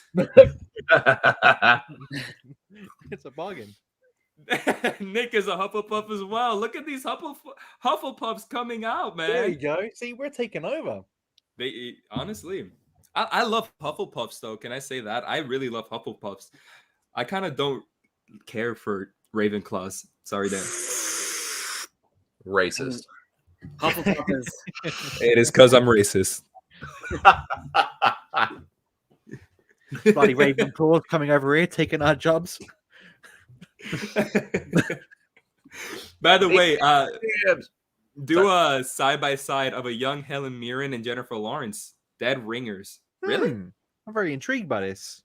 Me too. Me too. It's hilarious to me that Norbit is technically an Oscar-nominated film. Wait, why? I didn't know that. What was it Makeup? for? Makeup, Yeah, visual what- effects? Let me just type it in Google quick, find out. Yeah, find out for me, Joe. And I'll go to another comment real quick. Tyro says, I have seen the Beyond. I haven't seen Beyond the first 3 Harry Potter. This should be a hot take, and it's not. John, you're just feeling really betrayed just right feel- now that everyone's getting let off like there's no I know, tomorrow. yeah. I feel lucky, if anything. I really thought this actually was one that might kind of stir some emotion because I know Harry Potter is such a beloved franchise. So I was worried that I was like, oh boy, all right, I'm gonna hear some backlash for this. No, look, John. John. Too late. don't- I'll take it off, but I looked. Sorry. Brian, come on. Oh gosh, wait, yeah. Brian, John hasn't seen Game of Thrones yet. We were trying to keep all. It's okay. It's okay. I kind of knew that John, already. You'll Tried well, so hard. For so It's many not screens. everybody anyway. It's technically not everybody. Guys, Shawn says, if you guys want to laugh, check out Miriam Margolyes, who she plays Professor Oh Sprout my in Harry Potter God. on Graham Norton's shows. She's absolutely hilarious. Really? She like in the UK, she is like she looks innocent in Harry Potter films. In real life, she's got the most dirtiest jokes and the filthiest sense of humor like in the UK. bar none. That's so funny. I love that. That's hilarious. I want to see it now. She was everyone in interviews. Like she's so like you would not believe what comes out of her mouth. Guys, let's get through these little bit of comments. Then we'll go Yeah, to number but- 2. Yes, Number I was two. not expecting her commentary to be as hilarious as it was. Lisa says, Miriam Margolyes swears on every show she's on in the UK. She always Yeah. has to apologize. It's hilarious. That's so funny. Like 10 in the morning, she'd be dropping like F-bombs like live on TV. Blazing Saturday. Have you seen The Prestige? I have seen The Prestige. I watched it I last think month it's- for the first time. I think it's okay. I think it's fine. It's so funny. It's a Christopher Nolan film, and then you watch his films now, and they're just like so freaking grand. I think it's fine, to be honest. Blazing Saturday. Yeah, I think it's just like an okay watch. It's good. Yeah, Nothing. I but you agree. would never watch it again. Be like, I've seen it. It's cool. It's fine. Disca says, "What Harry Potter class would each of you be good at teaching?" Huh? I'd actually like. I'd like to learn potions. Potions. Dan, what about you? I don't know. Skip me. Okay. I mean, I think Joe. Would you know? Oh, Yeah, don't like do I wouldn't teach anything. I'd be like Fred and George because I'm a mischief maker. You see, and that's what they were in the films. So I'd be like not teaching anything and teaching them how to get away with things like the little map and sneaking around school, teaching other kids to break the rules. I'll teach dinner. Jace, dinner. Yes. Jace. I know they have like different categories, so I'm not sure what would be the best fitting for this, but I would like to teach a class that revolves around spells of like almost like maybe like trickery, like almost like a Loki type of thing where I'm like teaching them how to make mischief and stuff That's like Yeah, that. I think it's like charms or something. Yeah, Yeah. right. Like stuff like that, like how to, maybe play tricks or things, and not in a harmful manner, but something like that, more of like for entertainment purposes, because I would like to consider stuff as far as like along the lines of an entertainer. So I would say probably it's like something to that extent, right? Or maybe like the proper form for how you do your stuff. You know, like something along Well, it should you're playing darts then in a really intricate way there, Dan. Jace. You're like, so Lisa says hers has to be the dark arts, but I think what she means is defense against the dark arts, right, Lisa? I mean, she's a Hufflepuff. I wouldn't consider her to be learning dark arts. Hufflepuff that uses the dark arts. No. Brian says what? John hasn't seen Game of Thrones either. I haven't seen it myself, but even I knew that one. Yeah, Brian, that's the thing. Like I knew it as well. So no biggie, my friend. No biggie. And a smiley face. And there are some more comments, but you know what? We got to get to number dos. Jace, we're counting on you for the voiceover here. Are you ready? Oh, okay, cool. When you see the video wait, play. 2? Yeah, we're on 2 now. Oh, so I think we're 3. Sorry. I had to count them. Like... All right. You ready? Yeah, let's go for it. Only because GeekyHiJynx requested me to come back. It's a little side cameo from Mr. J. So we'll disregard the fact that the screen popped in. Number 2. That was the longest number 2 I've ever heard. Pardon? Guys. Oh, I'm sure that you've heard longer number 2. Oh yeah, there you go. Never disappoint. Well, speaking about long, I know somebody who has something that many would consider long. Are you guys ready? Oh, yes. It's a perfect introduction, John. What's up, Shawn? I was really intrigued. I'm so happy to be off of work and here with you guys. Shawn, we're on number 2. Okay. If you can like private message me like your 2, and then I'll try to add it in while we're talking. Shawn, so happy to have you on, man. Yes. Scott is here. Okay. All right, it's my turn again, guys. Shawn, if you haven't been watching, I've lost like 400 subscribers because it's been amazing. So are you negative? I'm on I'm 22 subscribers right now. 22 subscribers. Okay. They have been good people then. I've been, dude, I'm telling you, been handed my ass on a silver platter. Like seriously, like, people they hate me. They hate me, Shawn. But it's my turn again. It's my number 2, guys. And what's my hot take this time again? I can't wait. Shawn, you're gonna love it, man. He's been shocking us all the entire night. Oh, dear. Again, I just want to remind everybody, I'm not doing this in order of most shocking. I'm just doing release date order. So we're jumping all the way to 2009. And I think some people may know. Some people may know just from the release date alone. I think I know what it is, but I don't want to say it. Say it. 2009, Best Inception came out. Oh, no, that was a year later, I believe. 2010. Yeah, I don't know that. Yeah, 2009 was Avatar. Never seen Avatar? What? Never seen Avatar. What? What's wrong with you? I just haven't gotten around to watching Avatar. It's from the director of Terminator and Titanic. Can I say something real quick? I have so many chances to watch Avatar, but I want to wait until they re-release it in theaters, because that's what they're gonna do. They're gonna re-release it in theaters to make more money before the second one comes out. I think it comes out, it's not next year, it's 2023, I believe. And I know by 2023 they're gonna re-release it. It's gonna be in the best quality it's ever been, and that's saying a lot considering it's already like great quality. Guys, I'm sorry, I may wait to watch it in theaters. Wow. I'm not gonna. I'm sorry. I'm disappointing a lot of people here.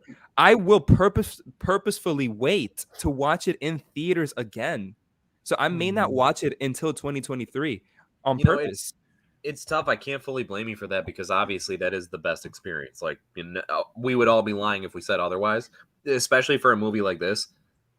Yeah, shoot. I can't fully blame you, but I wouldn't say like, if you had access, if it was like a nice enough TV and if you had it on like Blu-ray or 4K or whatever the case may be, that it wouldn't be like, oh no, don't watch it. Definitely wait. Because I still think you would still like get the whole encapsulated experience.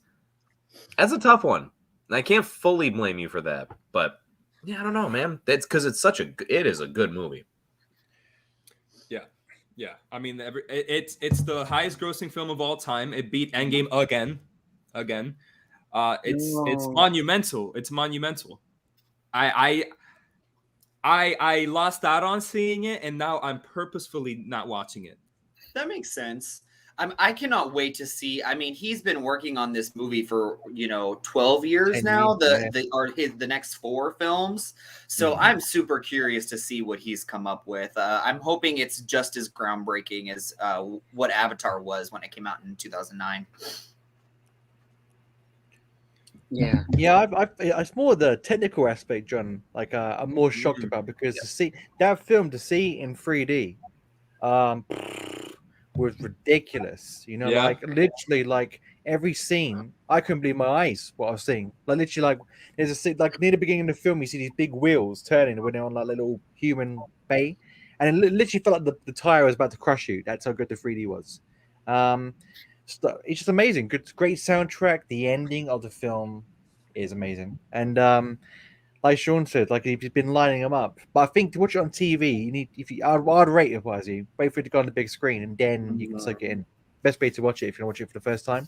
Yeah, seeing it in IMAX in 3D, like I will never forget that. I think I saw that movie like at least 5 times in theaters, just because 4 times. It was unlike anything I'd ever seen before. If you want to get a good idea of the story before you watch it in theaters, then just watch Fern Gully. Or Dances with Wolves. Or Smurfs. or the Smurfs. John, did you get my text? I did. Okay, awesome. I did. All right, so let's get to some comments.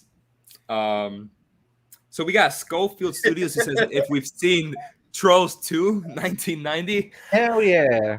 Is that oh my god. Yeah. He's eating her. Now it's gonna eat me. Oh my god. It's an amazing film. I've only seen YouTube clips. Yeah, same here, Shawn. Richard Harris was in Harry Potter, had some legendary nights out with Keith Moon in the 70s. Okay, cool. Awesome. Fun fact, right? Brian, who would win in a battle between schools? Harry Potter school or Professor X's school? I like this question. Oh, shit. Professor X. I'm gonna think of this. Yeah. I think Professor X. I think the X-Men. I feel like they have more versatility all around. Yeah. I agree. Yeah, me too. But that's a good. I like that pair matching up. Mm-hmm. Nick says I teach Quidditch. I'm like Mike with a broom. Nice. Lisa say, "Hey, Shawn! Lisa! Guys, we got Movie Talk Plus in What's the up? house. Hey, party people. Have you seen Pandora at Animal Kingdom, John? Really?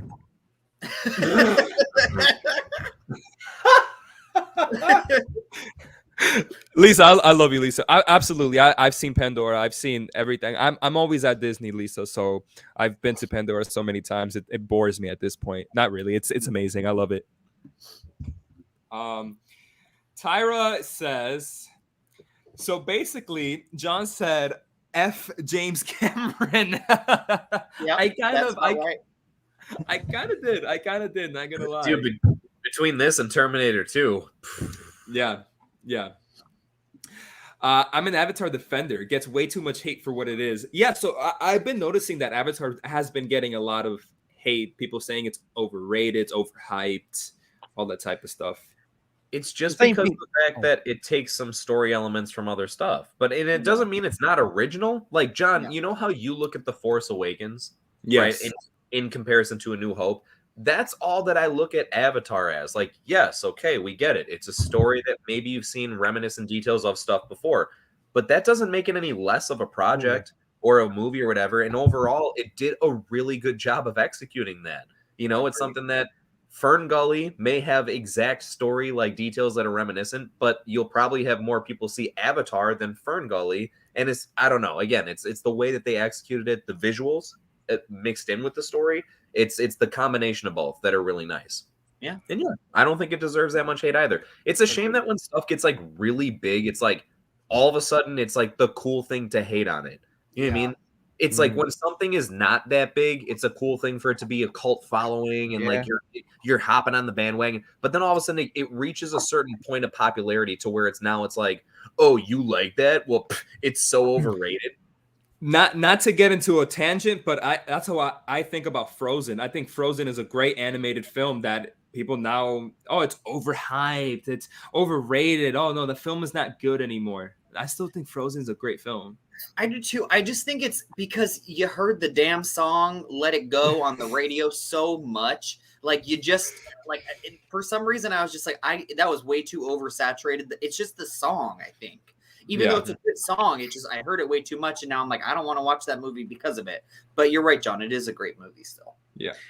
It's funny, it's only films this happens to, not music. You know what I mean? Music just always stands the test of time, but not films. You know what I mean? Like That's an interesting point. it was like, you didn't see Elvis Presley getting ripped to shreds because his music's classic. You know what I mean? Whereas some films like Titanic, people take the mickey out of them. It's like, yeah, but it's still good films. But it's like the cool, like Jace said, it's a cool thing to do. And like the little films that got bashed, like there's so many films that got destroyed when they came out, and now they're cult classics. So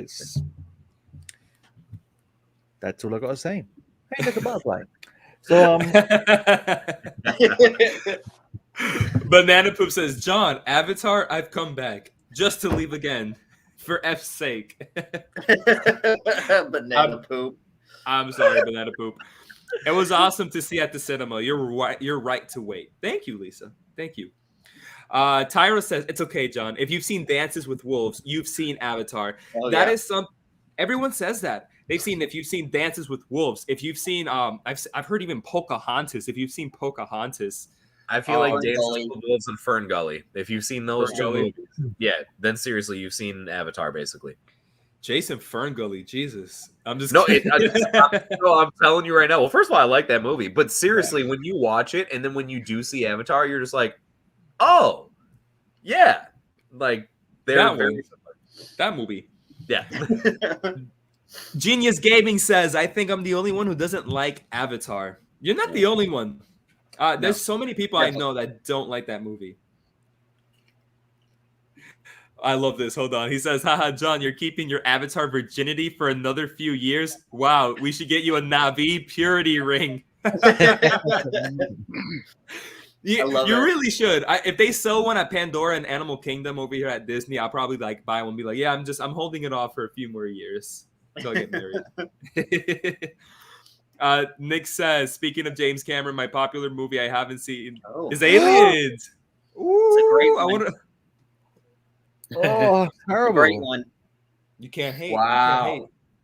Can't hate, Nick. Can't hate, bro. Yeah. Wow. And Lisa says you're in for a treat, Nick. Yep. 100% agree on that one. Brian says, I haven't seen Frozen either. Even as many films as all of us watch, it always amazes me that there are so many that fall through the cracks. Yeah. It's true. It's crazy. It's too many films. And that being said, I feel like I've seen too many. We've all, like, I can imagine all of us, like, we all think the same. Especially Shawn, who watches like 5 a day. Jesus Christ. Yeah, it's funny, John, right? Because literally when I was like at work and in college and at school, every example I had to give to anyone, I use a film for an example. And everyone used to call me out on it. So they'll be like, oh, it's like this scene in Jaws, or it's like this scene in Star Wars, or it's something. And everyone's like, is there nothing in life you can talk about that you don't use a film to reference it? Do you know what I mean? It's so true. So yeah, like, but there's too many films now. Like it was hard enough before the streaming platforms literally came into full swing, but now it's near enough impossible. Yeah. You know, it's like, I mean, there's movies that come out that I don't even know. Like literally, I'm like, what the hell is that movie? Like every week there's like something, you know, it's like there's movies coming out every day. It's not just on Fridays now. You know, it's so hard to keep up. It's crazy because I'll say this: there's so many films like back in the day, some that we've mentioned here, some that I've obviously mentioned back in the 80s, the 90s, these classic films that so many people hold on to. But I'll be honest, yes, I may have not seen some of those, but can I just like point the finger at those people that haven't seen some of the more recent films that have come out within the last 5 to 10 years? I think those are some of the best films I've seen. And I guess it may not mean much because I'm so young, but some of the best films that I've seen in my entire life were some films that I've seen in the last 5 to 10 years. That's my thought on that. Well, yeah, no, that's fair to say, because just because a movie's older and iconic does not immediately mean that it's like better than something that comes out now. It just means that they hold it in a high regard, Yeah. But it definitely does not kind of put it in a placement where it's like it can't be touched. There's certain things where it's like, this is the original, you got to respect it for what it is. But yeah, I mean, even though there's some like iconic pieces of work, I agree with you. There's some stuff where it's because, look, over the decades, writing has evolved. The directing has evolved, filmmaking has evolved, the way, like, it's not just practical and special effects, it's everything all together, which means you now have writers and directors that, of course, are probably arguably worse, but there's some that are better than what used to be around. And that's why you do get projects, right, that end up being better than what something that used to come out. And that's what it should be. It should be an evolving process. And things that used to be taboo, or that people, were scared to, or they weren't even allowed to show, back in the day, as time goes on, those things become less taboo and we can show them in film. So it evolves in that way as well with society. I think with modern films, like, I mean, we talk about it all the time, is that I think there's going to be a big surgence of originality, because I think people are just getting sick and tired of genre films. Like, for me, like, you have to remember with the Marvel films, it took 10 years for them to conclude that story. And in that 10 years, people had kids, people got a mortgage, people moved on, and they can't start they can't start that journey again because they can't. They haven't got that energy. Like, for me, I'm finding myself going for more films that have got a bit more, like you were talking about Pan's Labyrinth, a bit more symbolism, something that's got a bit more depth. You know what I mean? That you can sort of think about after. Like I love my Marvel stuff. Like, the thing is, I don't talk about Marvel much, but I love Marvel. You have no idea. But it's just at the moment, like I was saying, like we mentioned earlier, just there's not a gap. There's not a nice gap where we're like, oh, it's the next Marvel film. Now it's like you've been overfed with TV shows, and now the film's coming out. And you're like, meh. Like, I watched what's that film with Bradley Cooper and Lady Gaga? I forget the name of it now. Star is Born. Star is Born. I watched that. My sister ruined the ending for me, so I knew how the film ended. So I was like, great. And I watched the film thinking it's right. And even though I knew the ending, I was still destroyed by that film, because the story was so good that it kind of takes over anything that you sort of have in your mind, like The Sixth Sense we talked about earlier. You might know the ending, but you can watch it and be like, this is a great little story, even though I know the ending. And Saw, same thing. So I think, like, a good story will overtake genre films, like, in the next 5-10 years, in my opinion. So we obviously have more comments, but we gotta take a little break because we gotta find out what's Dan's number 2. Dan, come on, man. So my number 2 is your number 2. Number 2. Apocalypse Now. Apocalypse Now. Francis Ford Coppola. Respectable. Respectable.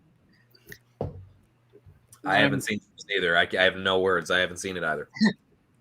That's one you can't be mad at, really, because most people haven't seen that. It's just one of the ones you get around to in your own time. When I have this really cool set though, so I do own it. And it's he owns so many movies he hasn't seen.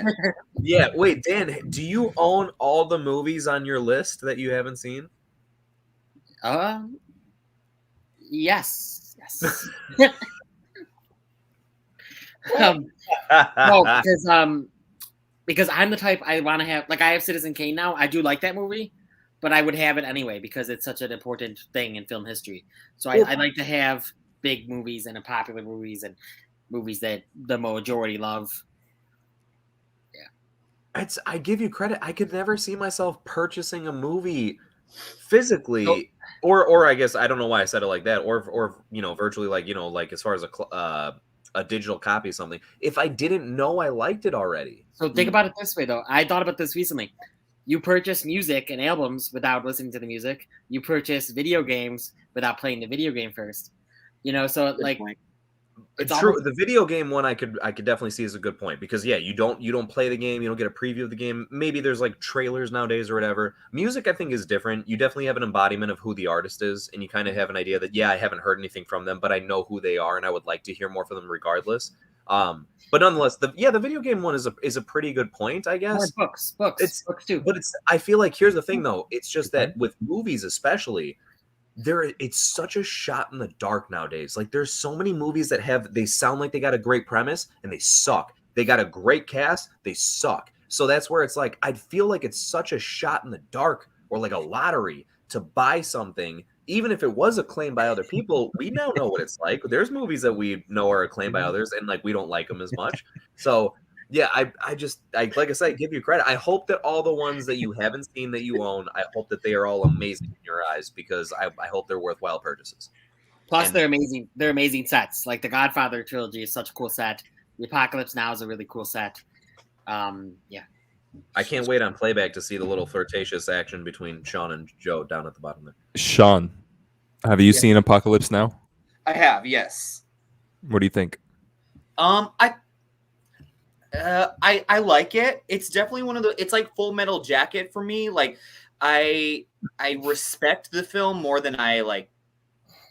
It's not something that I like want to be like, oh, let's watch Apocalypse Now, tonight. Like that's not what it is. But I respect it for filmmaking and everything that they went through to actually make the film. Yeah. I don't have much to say really. I think Platoon's a better film, in my opinion. Platoon. I have not seen Platoon. That's a really good, and we Were Soldiers is great with Mel Gibson. I have Platoon, but I have not seen it. I think it's much better than I like Apocalypse Now, but Platoon's much better. But it was like at Big Lots for like $2, so I was like, okay. You were ripped off then. All right, let's get through some commentaries, like Joe likes to say. Man. Commentaries. Nick says, super hot take. I left the theater during Frozen. I thought the music was the worst I seen in Disney movie. I don't agree. No, I love the music. I'm not keen on the film. I think the soundtrack's great. He also says he's happy to watch Aliens. Banana Poop says, I haven't seen The Invisible Man. And really? Wait. Oh, Because somebody it's asked. a joke. He hasn't seen The Invisible Man because he's invisible. Oh, that's my husband. These, I love their relationship together. They're so funny. Nick says, I kind of miss when there were fewer channels and content was more curated. The amount of movies / TV now is honestly overwhelming. It is. And that's why I don't even like TV for me goes to the back, because my priority is watching like the films that come out. So I can't. I don't have TV though. I know, man. I know, and I don't have the time. I really don't.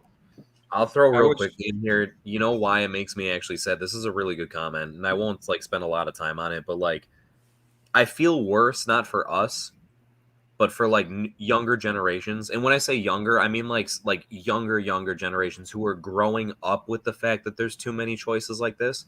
It's one of those, it's such a bittersweet thing. Part of it is so nice to have so much access to so much at an instant. And then there's also like such a downside to it. Like, you know, I have some twin nieces that are like, they're two of my favorite human beings on this planet. The other day they were here and I was like, we should throw on a movie. And they were like, and they were watching like a YouTube video instead. And they were like, no, we don't like movies.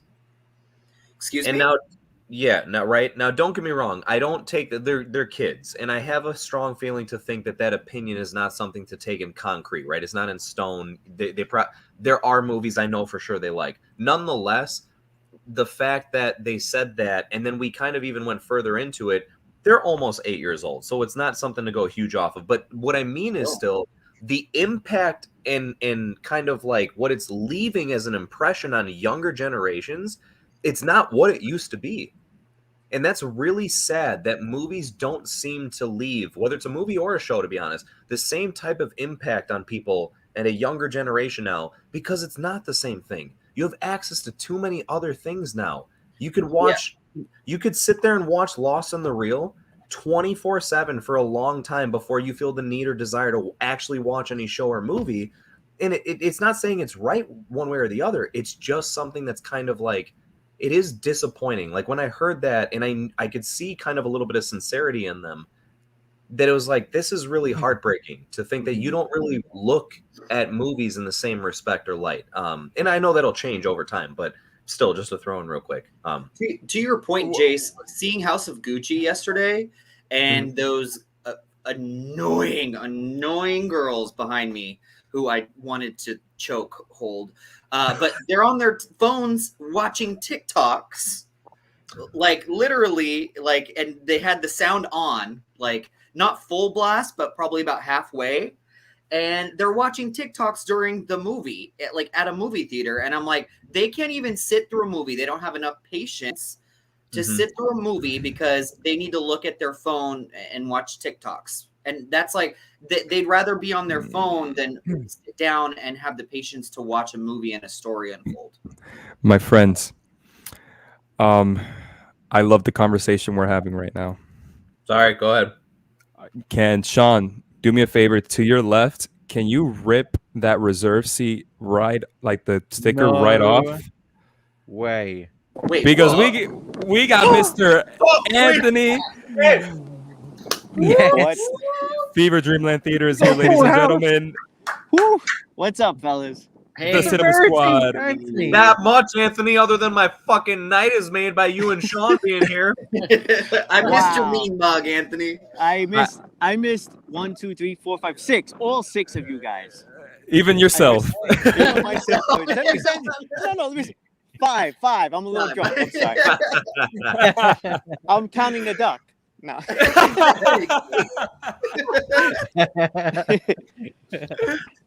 I'm sorry to interrupt. I saw you guys online and I had to say hello. I don't have anything prepared or whatever, but I miss you so much. I had to say hello. Shawn, welcome back. Thank you. Yes. And I can't believe nobody but Shawn has seen Apocalypse Now. Is that right? I've seen it. Wait, Joe, you've seen it, right? Joe, you've seen it? I've definitely seen him. Okay, there we go. See, Well, just these top motherfuckers, they need to get on board then with I'm definitely doing a shorter version of this video because this is going on for so long. Anthony, how long do we have you? How long do we have you? I'm on my way over to my brother's house right now, but I had to say hello. I miss you Yeah, guys. boy. I wanted to say what's up. And it's all good. yeah, It feels right. It just feels right, doesn't it? Listen, Anthony. It feels so good. apologize. Anthony. I apologize for the quality. I don't know. I don't even know if you guys can see me or not. Can you see Yeah. me? Yeah, You we can. can see you. Yeah, we All can right, see cool. All right. Anthony, What- evil what, dies Anthony? tonight. Evil guys tonight. I'm gonna watch my ass actually because I think I saw Well, Evil up the block smoking some crack actually. So I got Anthony, so I want to tangent Yes. for a quick second since we Yeah. only have you for just literally a split second. We only have you for a second. Anthony, we have to at least do this before you leave us. We got to do an 80s freeze frame with the whole 80s Cinema freeze Squad. frame. Let me see if I can get under like a light or something. Hold on Okay, a we'll second. wait for you to get under the light, and we'll do an 80s freeze frame with the All right. entire Cinema Squad. Yeah, no, that sounds like a plan. While you're getting there, so hold on, Anthony, do you even like need a car really? I notice you're always walking everywhere. It makes sense. No, guess I this is- don't. York. I It's have New a York. I have a decent car. I don't like driving. I despise driving. Yeah, that's it. I'm a Okay. decent driver too. I'll tell you, I'm a lot better than most people. But not to sound arrogant, but I think I am. And I just don't really like driving. Yeah, Especially in New York. Ugh. yeah, it's Yeah, kind of. right. I can understand. Joe, count us down. A Joe. light. Okay. Huh? Count us down, Joe. Okay. Of the 3. 1, 2, 3.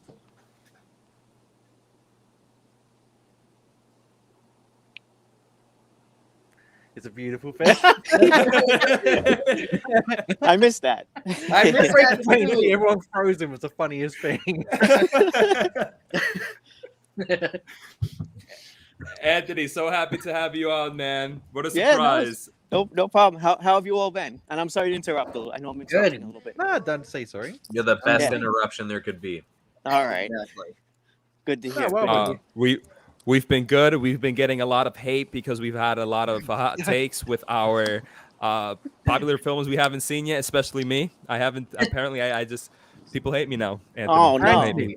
Anthony, John hasn't seen Terminator 2, Die Hard, or the original Batman. Really? I have not. I haven't seen the original Batman. Well, I love you, Shawn. You haven't seen John? I think was it Aliens? I thought I saw you comment on one time you hadn't seen Because Aliens, I love right? you. You're forgiven. No, No, that was, I think. the Discuss. Yeah. Yeah. Yeah. There's a ton of movies I haven't seen yet. And I heard you guys talking about Citizen Kane. That one I saw so long ago. Do you guys have any movies that you haven't seen in so long that, like, for all intents and purposes, you pretty much haven't seen them? I knew exactly what you were going to say the moment you started saying that. Yes, no, 100%. There's and it's funny because off the top of my head, I probably have a trouble listing some, but like without a doubt, there's some that when people say it, it's like I know I've seen it, but you described it perfectly, Anthony. Like it's been so long that if I watch it again, it would be a brand new movie to me. Yeah, pretty much. Yeah. There's a lot, Anthony. I couldn't even give you one answer. There's a Ghostbusters. lot. I counted Ghostbusters 2 before I did my rewatch. Because I had seen it, but did not remember it. I just saw Afterlife like tonight. It wasn't so bad. It's a little slow in the beginning, though. Yeah. That's what I've heard. I've heard it's kind of slow burn. Yeah, it Yeah. absolutely is. I stood away from spoilers and everything. I checked general reviews and stuff, but I was a little surprised at how slow it was. Not really in a bad way, but it was on the slow side, especially compared to the other movies. Mm-hmm. Yeah, I agree. I agree completely with that, Anthony. Yeah, so it is cold here, man. Yeah. Brenda, sweet name. All right, there we go. I'm okay now. All right. So I'm just gonna stand here awkwardly, and you guys continue your discussion. We're going through some comments right now, and we're still on our number two. Comments. I just want to breeze through some of these. There is a comment here by Movie Talks Plus, and he talks about like the secrets of getting over 100 subs. I don't want to touch on that right now, but Movie Talk, in the description below is the information to my Instagram and the information to Dan and Jace and Joe and Shawn's YouTube channels, and I'm sure they have information for their Instagram. Contact us on Instagram, and we'll be happy to chat with you, bro. Please. We've all been there, my friend. We've all been there. Absolutely. Who's talking? Who's talking? Is that New York City? New York City, baby. People about to come up and bum rush Anthony.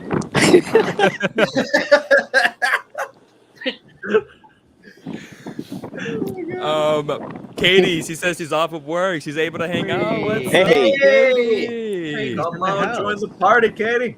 What's up, Katie? Oh my god. Brian says ran into a dude during Avengers Endgame. He said he was 20 now, but he was only 8 when Iron Man 1 came out. Wow. The journey, man. That's nuts. That's nuts. Oh my god. Didn't they do a thing where they like retconned the little boy from Iron Man and they tried to say that it was Peter Parker or something It's like Spider-Man. Yeah, It's Spider-Man. Yeah. I think that's canon. Did they have it is canon now? No. Yes, it's canon. It's canon. No. Yeah, Feige said it was Yeah. canon. Yeah. Bullshit. Where? Swear to God, it is, I'd look it up. It's online. I will look it up. What the fuck, man? That's an entirely different character. He says his name, if I'm not mistaken. No, it's an Oh, Iron Man no. 1. There's a little kid with an Iron Man 2. mask. Yeah, that's the one, yeah. He doesn't say Iron Man 2. anything. He's at the end of the film. Near the Oh, end. come on. You know what I'm What? talking about? I'm totally sorry. I thought you guys were talking about the kid from Iron Man 3 that like No. Yeah, he's his No. own character.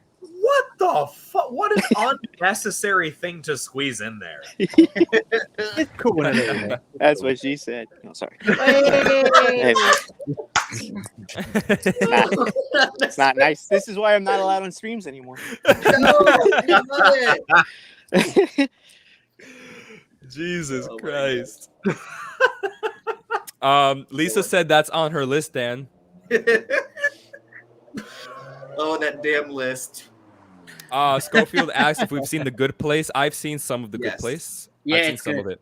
I've seen First some of two it. seasons. Dan, I haven't seen Apocalypse Now, and I own it on Blu-ray. Hey, there you go. Is he That's making how fun then. of Dan? Is he making fun of No. That's a more normal thing than you guys think. I think. I don't know. No, I think so too. I think so No, too. It's an yeah. older movie, to be fair, and I love that movie. I think I've seen it like many years back, but it's a rough one to get through. It's not exactly an easy movie. I All just right. don't Anthony, which one do you there's a think is movie that better? I've Platoon? purchased that Okay. I haven't seen though. See, That's- I Platoon heard would you, fall Joe. into Platoon would be another one of those things that I haven't seen in so long that like it's been a while. So Platoon I have to watch again. I bet it's a great film. Platoon? Yeah.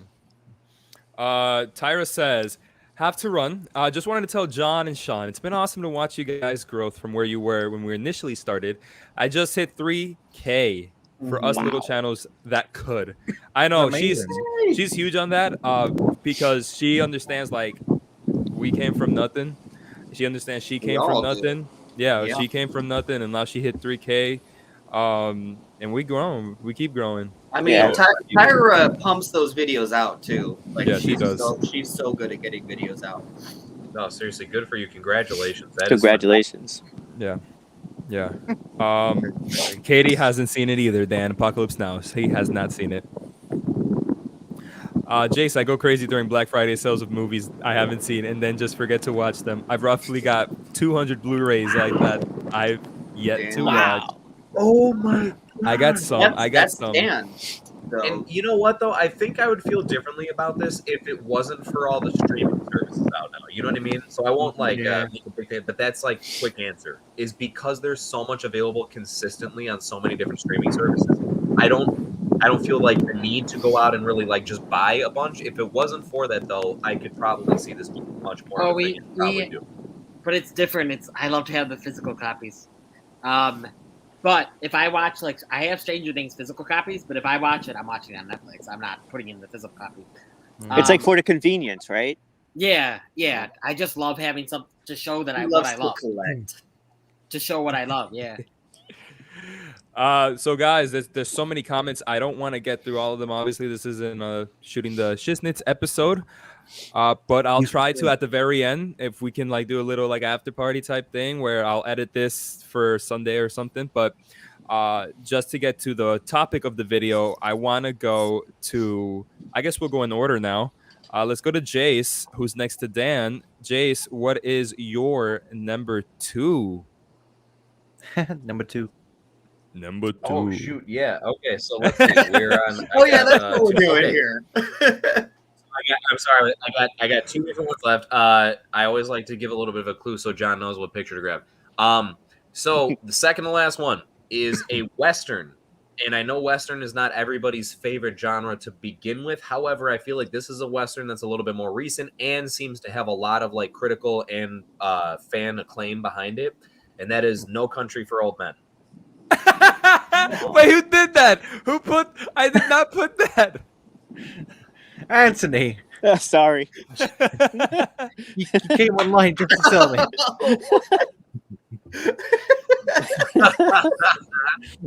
Just that little Anthony. Oh my god. Have you been spoiled? Have you been spoiled on it, Jace? No. Yeah. Okay, good. Because it's a little older, so it's good that you haven't been spoiled. Yeah, I have no idea what happens in the movie. All I know is Javier Bardem gives like a performance of a lifetime, it seems like. But I have purposely strayed away from like watching any clips from it or anything other than the trailer that I saw a long ass time ago. But because I've heard so many good things about it, I've tried to kind of like not see too much until I get a chance to just actually see the movie. So I'm very excited to see this one. I haven't gotten around to but I hear that it is like a great one as far as Westerns go. So I'm looking forward to it. this is kind of off topic, but the Power of the Dog reminds me a lot of No Country for Old Men. Which I just watched. They're very similar and kind of like building the tension, slow burn. There's an evil villain, kind of, yeah. But Jace, you would love No Country for Old Men. Such a good film. I watched it. I need to rewatch it because I watched it at an age I was like 21 when it came out, and I think I was too young to appreciate it. You know, because my headspace was still in like action Spider-Man film kind of headspace. You know what I mean? Oh, I wasn't above like those kind of films, but I think that film was just, I think I'd appreciate it more now if I watched it now as posted back then. So, but it was good, really good, and some really creepy, like iconic scenes in that film, like especially in the shop. And that's all I'm gonna say. Yeah, I think No Country for Old Men is a great film. That year was a great year for film. There Will Be Blood. There Will Be Blood. No Country for Old Men. Those are just two. Javier Bardem. Jesus Christ. Does the guy transform? It's man. The only thing that I could see some people having an issue with the film is that it kind of just it ends. It kind of just like it ends on like a monologue and that's it. But that was that was my slight hang up with it. I know exactly what you, not to go into spoilers, but yeah, I tend to agree. So that was my first impression, was like, okay. Well, it's still a good movie though. That monologue has stayed with me since I saw the movie in theaters though. And it's one of those things, it's so haunting what he says. And when you grow older, like I didn't understand it when I first saw it, but when you do grow older and like just thinking about what he has to say about like society as a whole and like that, you know, sorry, I don't want to ruin it. Anyways, but it definitely stays with you. It's very haunting. I think it is effective, but I would understand why people would not like the ending. Yeah. Well, I'll give you a second to talk about it. I'm sorry, I got to dip out to the washroom quick. We'll do it. Here, Jace just drops the mic and leaves. Let's get through some comments just to get through. Commentes. Commentes, baby. John, that voice you do cracks me up. You go like that really high pitched voice. You do like when you go. Which like we need to say like, "Oh, daddy." I'm like, is that John? Because that can't be John. Because that voice is too like different to his voice. Oh, like when Daddy. That one kills me when you do it. I'm trying to look for comments here. Jesus Christ. I think this is where we're at. It says Brian says love Full Metal Jacket. Arlie Ermy is a psycho in that flick. Yeah, I think the first part of the film is the thing is the only good bit is the boot camp part. After that, I kind of get bored. Yeah, the boot camp is sets the bar way too high in that scene. That whole segment. That's the thing about that movie. It's like two different movies. That's I tend to agree. Yeah. Full Metal Jacket is Kingpin's origin story for Marvel. That's right. A lot of people forget that he was. Vincent D'Onofrio. Thank you for that. Yeah, a lot of people forget he was in it. Yeah.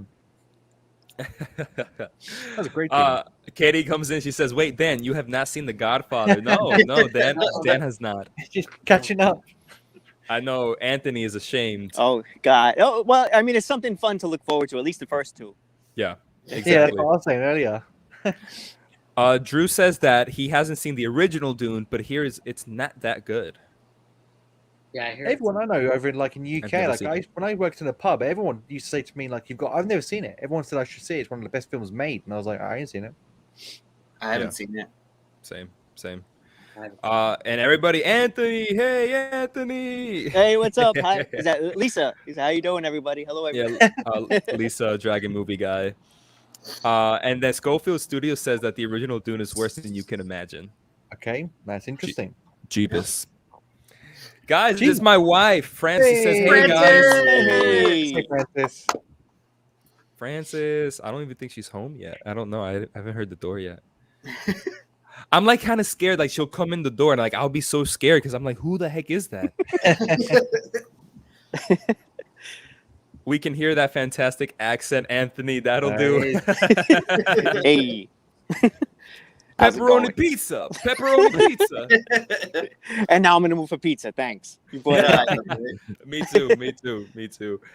Brian says, "Aha, watch Citizen Kane. We'll let you know Rosebud as more, as more than just a butthole joke."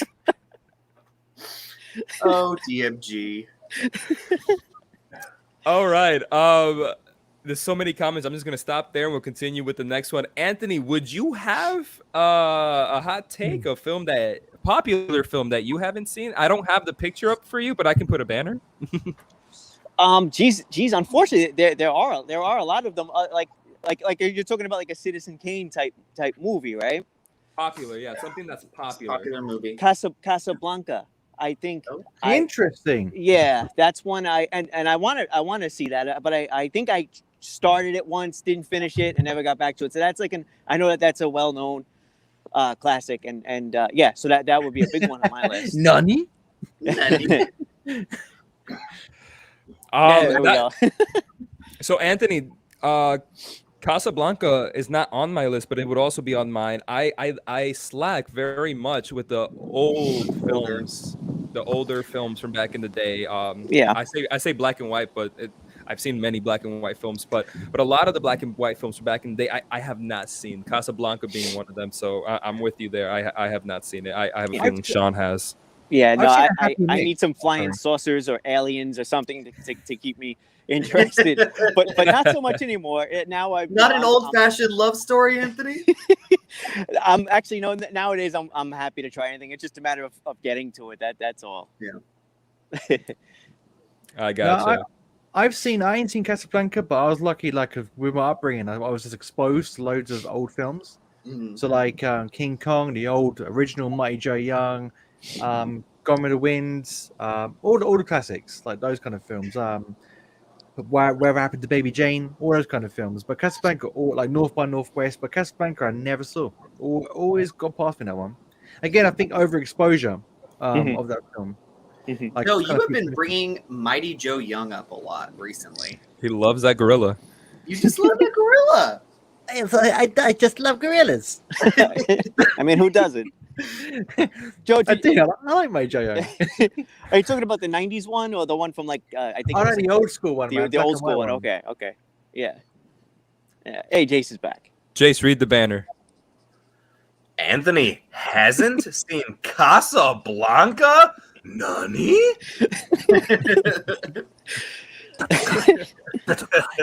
Alien Jaeger.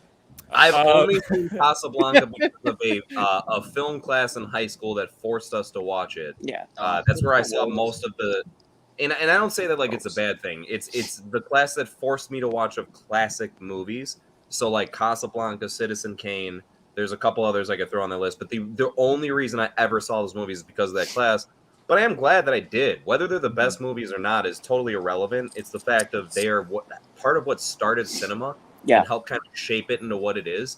And again, it doesn't matter if it's like the greatest film. You gotta totally like respect it for what it is. Everything you like right now wouldn't be in existence if it wasn't for stuff like that in the first place. Did someone just say Nani behind you? There's a demonic little girl. Nani? You're gonna die, Anthony. You're gonna die. Oh, what? Come play with us, Anthony. Ever and ever. John's face. No. Dan, you have this on Blu-ray, don't you?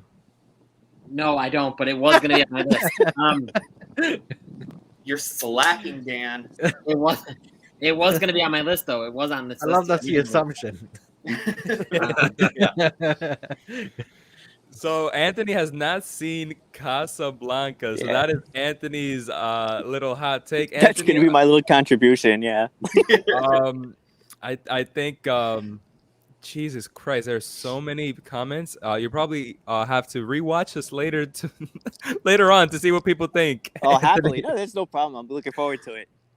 Let's see, where was I? All right, so Lisa Love says I have used Letterboxd to log movies so I can tell if I've watched it before or not. My memory is terrible for what I've watched. great idea. I'm thinking about doing that, Lisa. Absolutely. Letterboxd is such a great tool. I love it so much. Yeah. I log them in as I go, but I only ever log in the new ones because I watch old films throughout the week as well. But I never log those into my letterbox, but I probably should. I know that Dan uses Letterboxd, but do you guys use Letterboxd at all? I need to now. My memory is going to crap. Like I watched Night House and then I forgot I watched it until we went on Letterboxd and I was like, oh yeah. So like I need Letterboxd just to remind me of what I've seen because I really forget now. Joe, did you like The Night House? It's a very interesting story. Won't bore anyone to tears, but when I watched it the first time round, I watched it twice. The first time round, I didn't like it, admittedly, Shawn. But the second time round, I really liked it. And the reason being, once I understood the message behind the film and the underlying tones, then I got it, and then I really liked it. I think people go in expecting like Paranormal Activity and Hereditary, like blah blah blah. You're gonna hate it. But if you go in there thinking, okay, you're going at this angle, then you're gonna. I enjoyed it this time around a lot. Everyone should watch that movie. I love it. We all do that a bit with movies sometimes. We have like expectations or an idea of what a thing is going to be. It's not that. And all of a sudden it's like, oh, well, the hell with this movie, which is a little unfair. But then on a second viewing, you catch it. And like you let go of all of those expectations and preconceived notions. And I've been there too with a lot of movies. That's a good so I don't like want to skip everybody else's comment. We'll get to it, but I guess there's only one about Casablanca, and that's with Lisa, who says he hasn't seen Casablanca either. All Anthony, right. So you're not alone. Not alone. Not alone. Somebody sing it. You are not alone. You should see it, but you're also like not missing much. As weird as it is at the same time, but you should still see it. Well, you know, I've seen Treasure of Sierra Madre, I believe it's called, with Humphrey Bogart, and that movie I love. So that's why, and the follow-up was going to be Casablanca. Like I said, I just have to get to it. That's a movie I highly recommend, though. I'll get to this question because it's asking us a question, and then we'll get to Joe. And of course, it's from The Movie Man. The Movie Man. I've been waiting to ask this to everyone for a minute. But what are you all's intro and outro lines? What inspired them? And how did you come up with them? Let's start. Let's give it to Anthony. Anthony. Let's see, intro and outro. Gee, I wish I could say I had something cool. I'm usually, well, for intro, I mean, most of my stuff is Twilight Zone, so it's usually like giving episode numbers and stuff. This was episode 3 from season 2. As far as outros, I do find that I tend to just say later. I don't know. Yeah. So that's it. I can't say where I got it from. It's just in recording. It's just something you do and you're like, does this work? I hope so. And you go with it. It's definitely not as memorable as you guys. You guys have some cool little phrases here and there. But I love Anthony's later. Later. That's it. That's enough for me. If I had a mic, I'd drop it. How about Joe? Let's go to Joe. Oh my! So my intro I always had planned out from the start. So it's like, hello, welcome to GeekyHiJynx, blah blah blah. But the reason that there was Mischief Makers because the character that appears in my logo and in the end title screen is a character I made 14 years ago. I was doing animation, and I had to make a character. I had to make a series of characters up, and he was one. I was doing a project on Tim Burton, and I made this world up called Hollow Screen, and he was you got Jack the Pumpkin King, and he was the king of the Mischief Makers. And when I was making the channel, I wanted to get things behind me. I mentioned it before that are Mischief Makers in their own universe, like Bowser, Gengar, blah blah blah. So that was my intro sorted out. The outro came by mistake, because before I was just like goodbye, and then like one video I was like, so the end was like, so guys, and I tried that, and I was like, that's kind of cool. Then to stay out of the trouble is basically because Mischief Makers, but stay out of trouble. You know what I mean? So that's how that all links. Okay, nice. I like it. Let's go to Dan. So I don't my outro used to be I still say this, but because I love Chris Stuckman. So you know how he says get Stuckmanized. So I used to say upside down in a darker, a deeper, more manly voice. You used to say, "Go fuck yourself."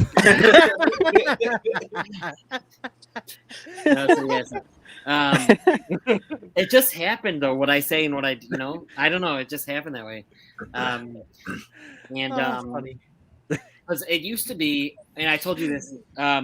My intro used to be bringing you from the upside down to the real world, and then the outro would be turning back up to the upside down.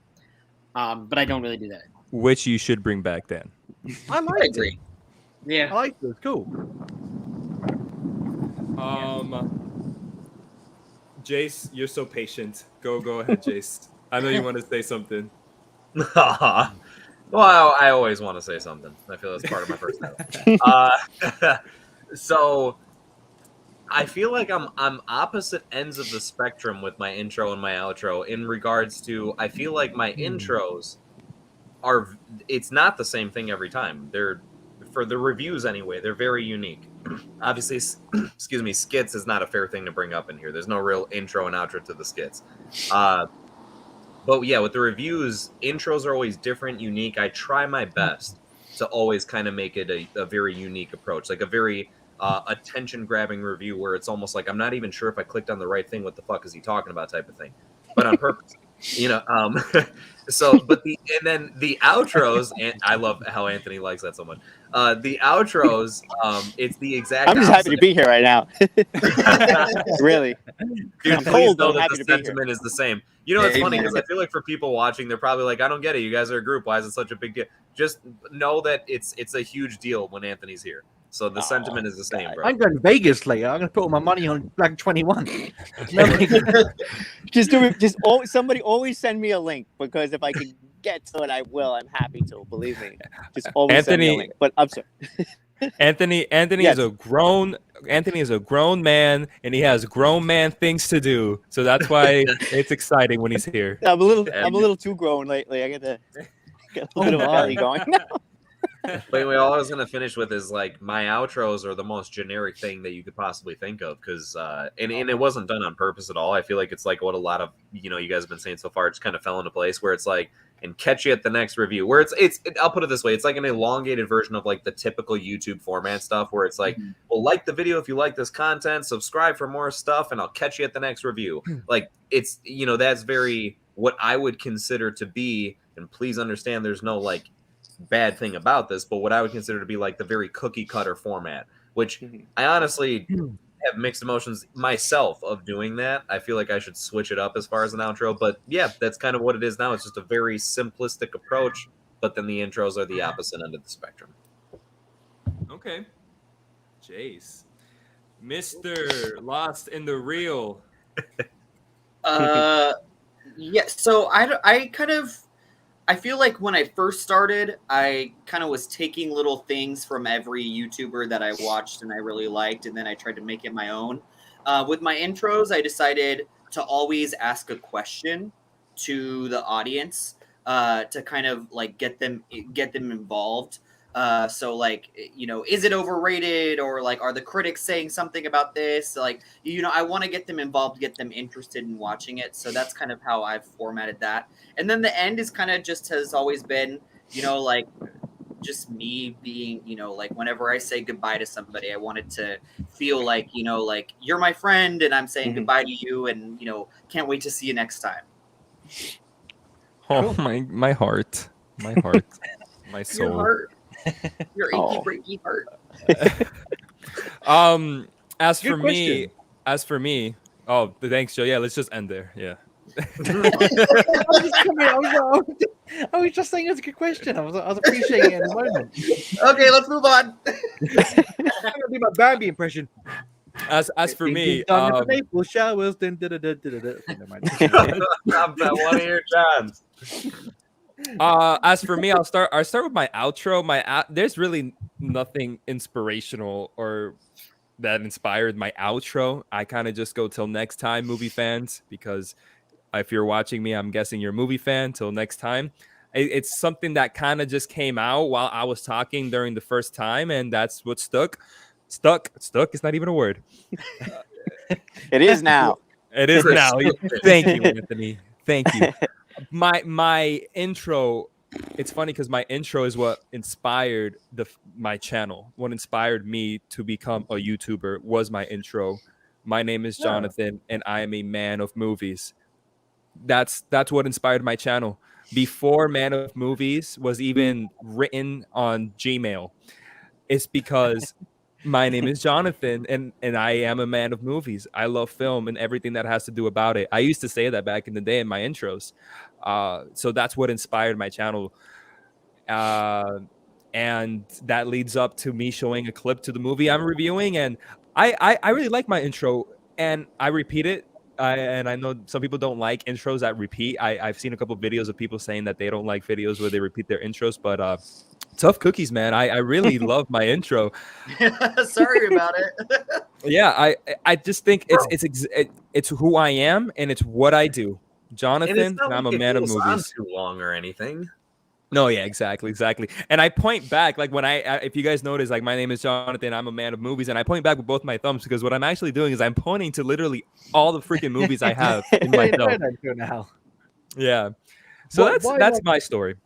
What I like about the outros and intros for all of us and people that we watch as well is that it's all organic. Like it's part of their personality. You know what I mean? It's not like what Jace is saying about being cookie cutter. You know what I mean? Whereas when we do our intros and outros, it's very much like a natural part because it's come from us. You know what I mean? Like with the like all the videos, like I think every month our videos change a little bit. We always adapt one little bit. We add a little thing. We take away a little thing. Your videos always change over time. Yeah. Well, yeah, and if there's anything to throw out, and I feel like I have the least grounds to speak on, I'll just to let John get back to whatever.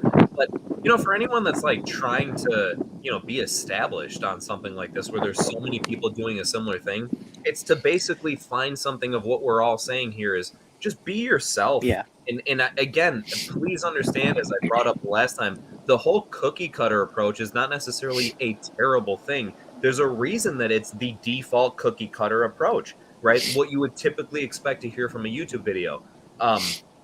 But however, I feel like for the majority of people, that's not actually yourself. So find yourself. What is your unique angle? Go about that. And then even if it doesn't pop right away, just know that like, because you're being yourself, that's what helps make it eventually succeed and grow and be noticed. Love it, Jace.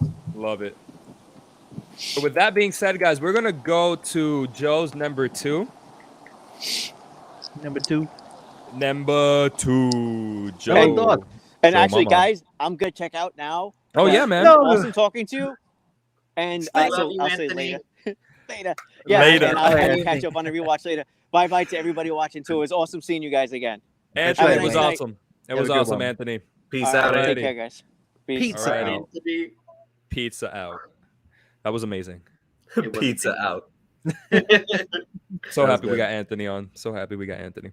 Legend. Holy shit. All right, so we're going to number 2, and I didn't even know Shawn was gonna be here, but Shawn, can you already look at Joe angry? Like, can you look at him like angry? Because this is his number 2. It's I'm sorry. I'm sorry. Please Little put your bit- face behind the picture. Wait, Put your You face own this behind the- movie. You own this I- movie, and you haven't watched know. it yet. You fucking crap about Dan. No, sir. I'm sorry. I'm so sorry. I am ashamed. I'm ashamed. As a Okay, massive we've been fan- giving Dan a hard time about buying movies that he hasn't seen before, and you, come on. Look, Shawn, I'm going through a really tough divorce at the moment. All right, it's just I no. What? Shawn Jace. I think he's buying it. I'm sorry. Oh my god, Sean's giving me that anime thing. You know, when someone pulls the wire down, bleh, he's giving me that weird. Oh god, he really doesn't. So you don't forget. Take it away. What are you doing? Spirited Away. Oh no. Shawn looks so angry. His face is going red. I can't tell. So Where's Joe, the chair gone? So Joe, I'd like to know why have you not seen it? You know, I'm just. It's such a hard one to explain. That's not really. I'm an idiot.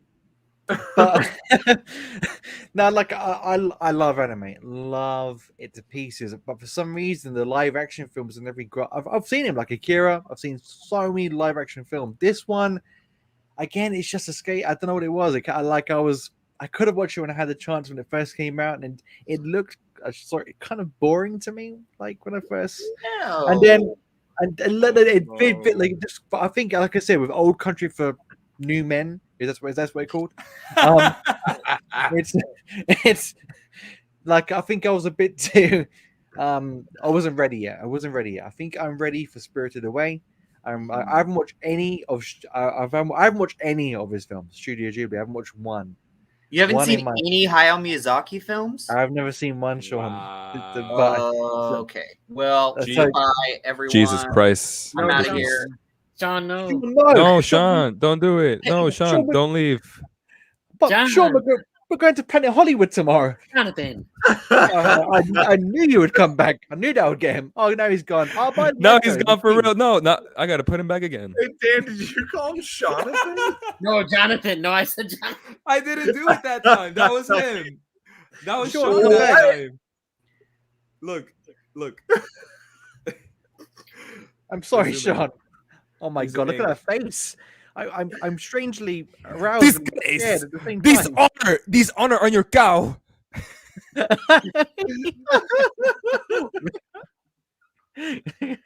gone again. Sean, I'm so sorry, but we'll get around to watching it. Like I said, I love animation. Animation's one of my biggest passions, and drawing. So you're doing Anna Mondays, and this is what you need to do.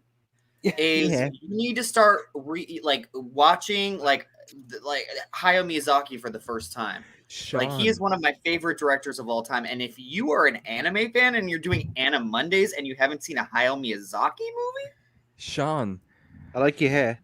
Sean, can I make it a little bit worse? Can I tell you what his number 4 was? what? Are you fucking kidding me? I'm an instigator. I'm such an instigator. Joe, you know how much I loved you? Loved. There was a D in there. No pun intended. But there was a D in that There sentence. was a D in there, Joe, and not the one that you want. Oh man. No. The one that you need. searching for Gophers then. Okay, so Joe, you have some work to do. You have some homework. With that being said, Sean, I would like for you, for the edited version, to tell us what is so great about Spirited Away. First of all, the animation is beautiful. It's one of those movies that it's kind of like Harry Potter for me, where you watch the movie and you feel completely transported into this world, and it's unlike any world that you've seen before. And there's just so many different creatures. It's like the starting off point of just something so magical, and you can see this world growing, and there's so much symbolism in the film as well. And I don't know, it's just one of those movies that you just I don't know how to explain it. It just, every time I watch it, like, there's so many different things to look at and to get from it, and I can't wait for Joe to watch it. I just bashed my tooth with my glass. That's what you deserve.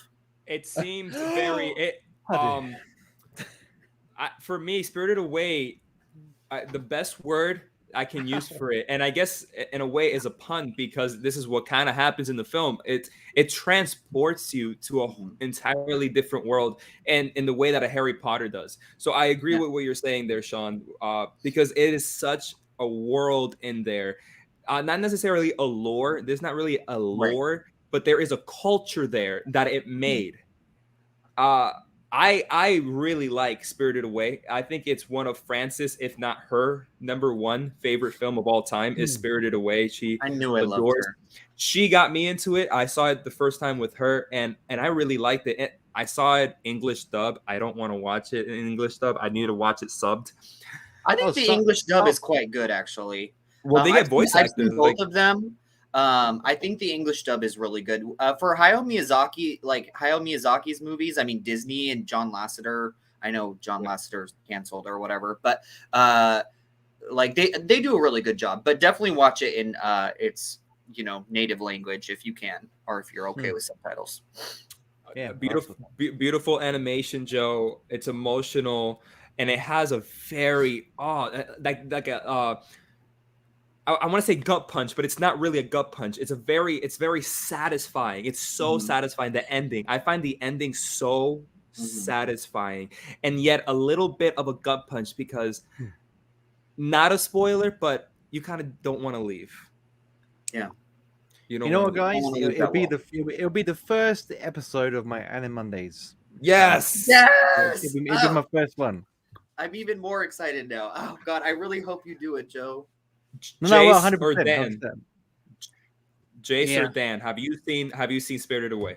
Yeah. And I not a huge anime person, but I really loved it. I thought it was so good, which surprised me. But no, it was a really good movie.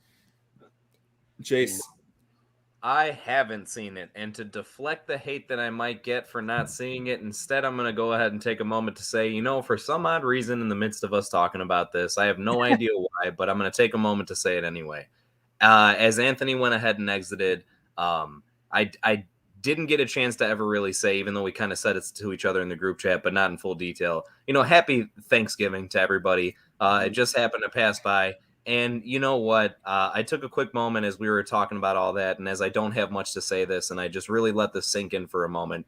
For no other reason than just because it's really appreciated. I am very thankful for each and every one of you guys for being a part of this group in total. It's like a really, really nice thing. Like, this is definitely something that is so necessary for me as a person. So without getting crazy in depth or into a whole different thing, unless anyone else obviously wants to chime in, but seriously, guys, like, you all mean the world to me at this point, and this whole entire thing that we have is like one of the greatest things I could ask for. So I know it's completely off topic, but nonetheless, I'm extremely thankful for all of you and for what we have, and obviously for anyone that's willing to watch us do all this together.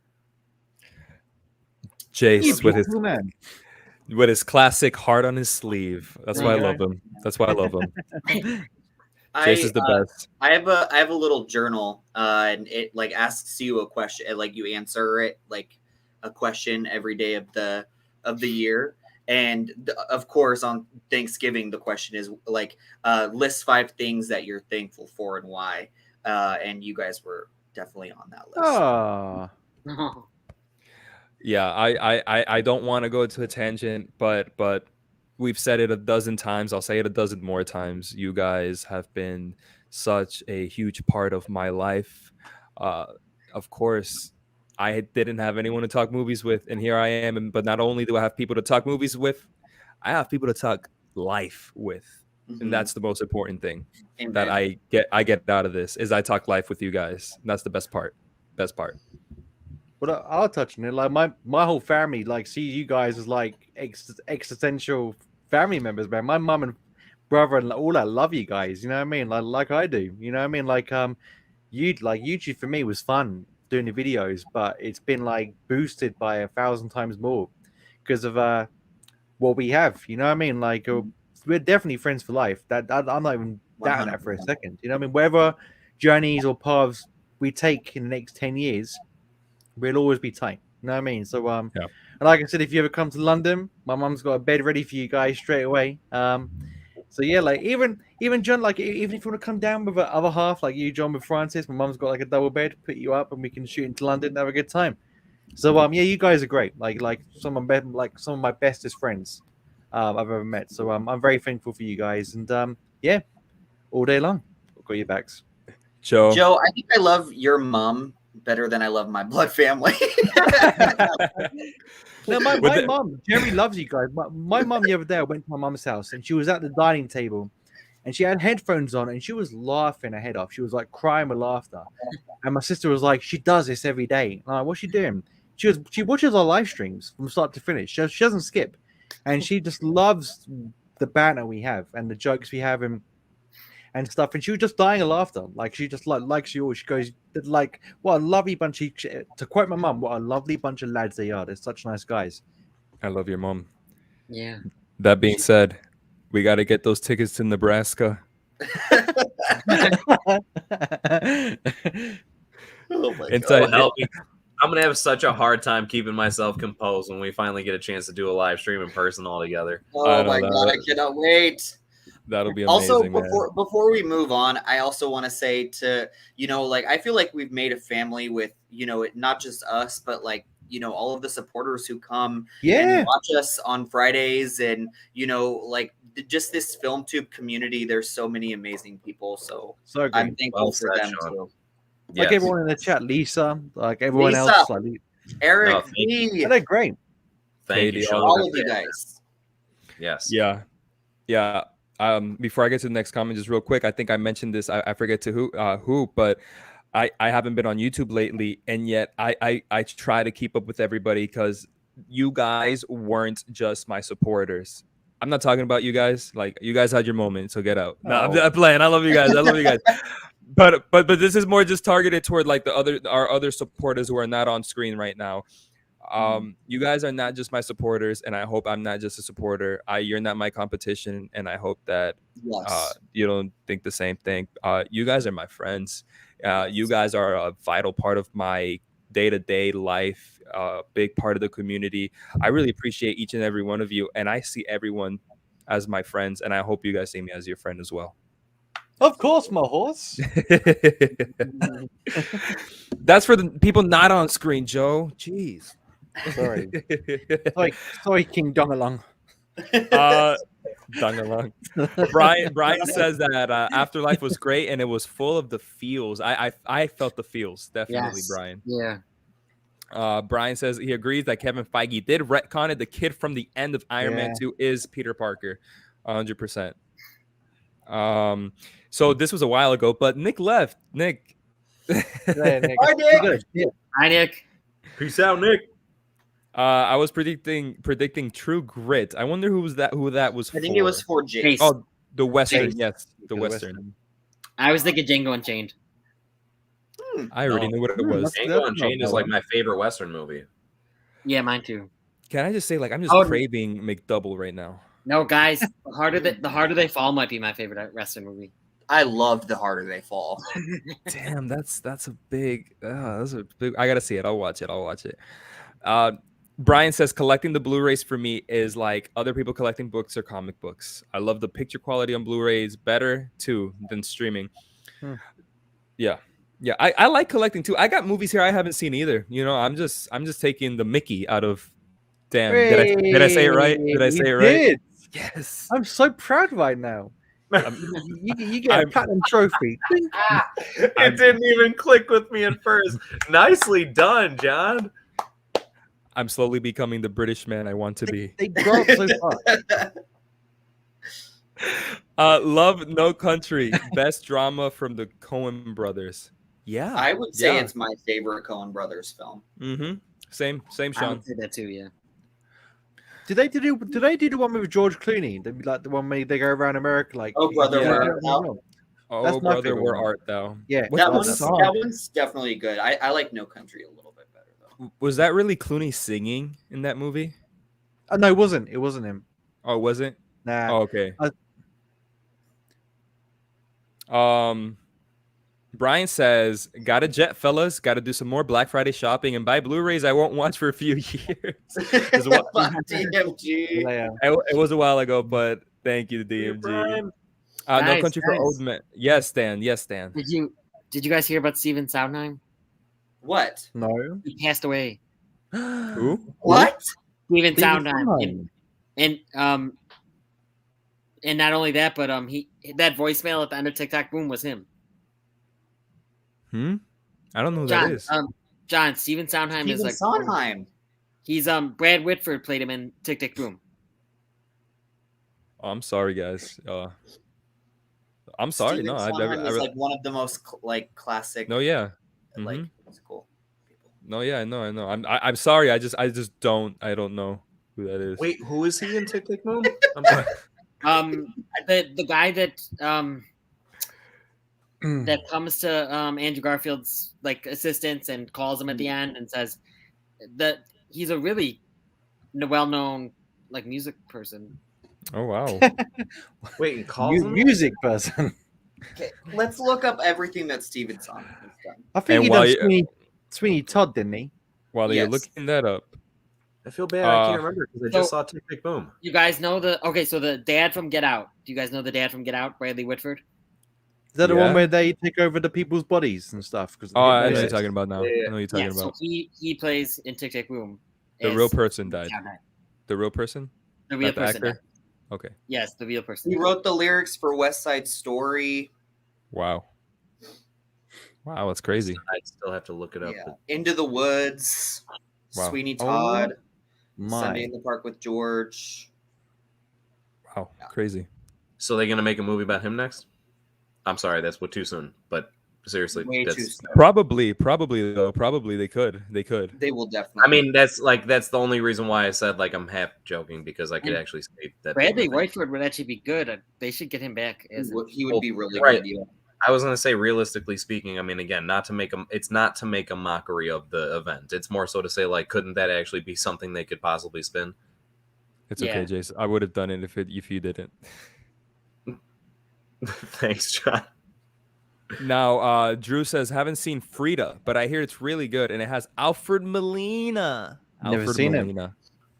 Never seen it. Yeah. I have not And seen then- it either. Of course, we saw this earlier with haven't seen Casablanca either. Casablanca. Ladies and gentlemen, we're gonna end number 2 with Mr. Sean's number 2. Sean's Sean, number 2, man. Sean, Sure, I'm so intrigued.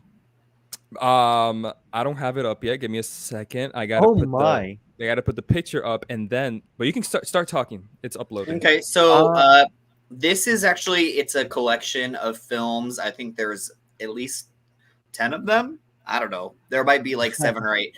But it is a horror franchise that I have not seen any film from this franchise. I would have put Nightmare on Elm Street, but I finally did see the first Nightmare on Elm Street, which I loved. But this is definitely another horror franchise that I want to get into. I think I know what it is. Me too. Should I put it up? Yeah. I knew it. I thought it was gonna be that. I knew it. Yeah.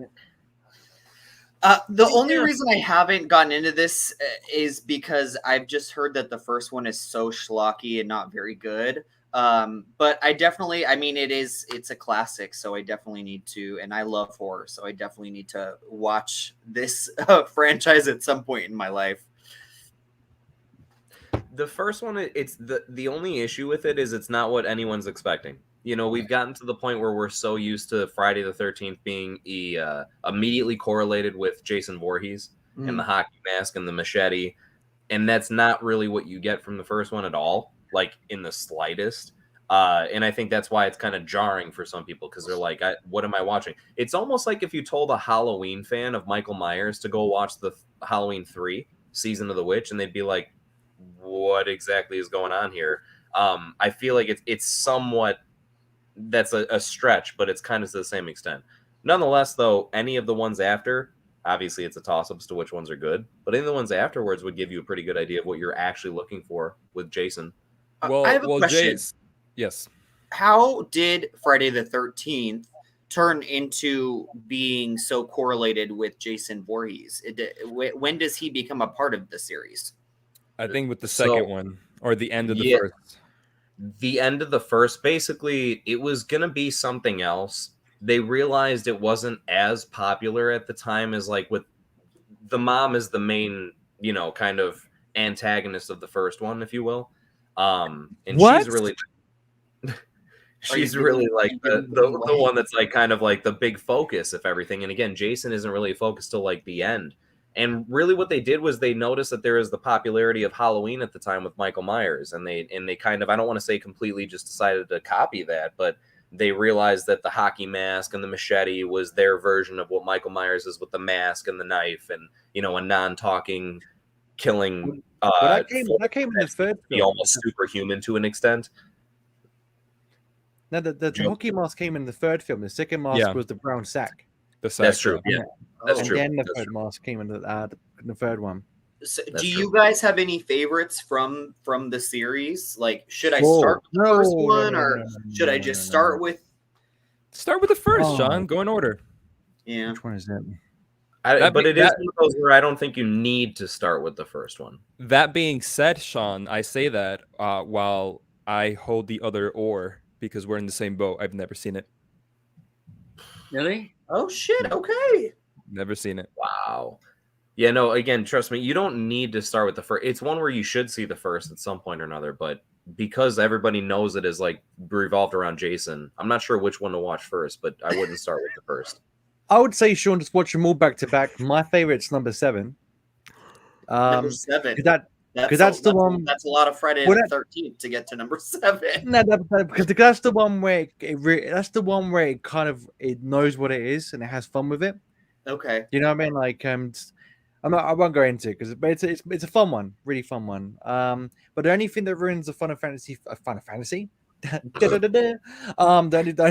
thing that ruins those films is the censoring. Because back in the 80s, they were going to get given the X rating. What are you guys laughing at? Because John was just like, I need a McDouble. Oh.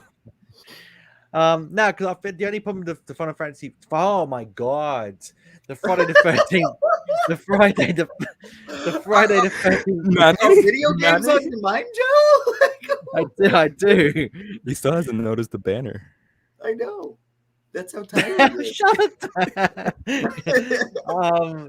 I am hungry. No, there's a lot of violence cut out. So there's a lot of scenes were cut out of the films for the rating to be brought down to an 18. Otherwise, they'll get the X-rated. Are there unedited versions out there? Or no, they only on you can watch them on YouTube, but they're so bad, worse than VHS quality because they were just cut, and that's literally they're recording the monitor of the scenes that were deleted. But number 7 was my favorite. I think they're good films. Like I every now and then I watch them back to back for fun. Some aren't good, but you deal with it. Dan, any input? Input. I'm good for right now. You need more pizza. Fine, Dan. Don't say anything about my pick. No, I'm good. I just ate a big ass pizza. No, I've only seen the first 2. And the remake. Do you like them? Should I watch them? Yeah, you should just watch them. I guess I don't. Just too good. Oh my God. Yeah, you should watch them to say that you've seen. Can't take my eyes off of you. It's by no means the best movie at all, but you should definitely squeeze in Freddy vs. Jason. That's amazing. That film. I love that one. I've actually seen Freddy vs. Jason, so I love it. I saw that in theaters with my dad, but I don't really count that as a Friday the 13th movie.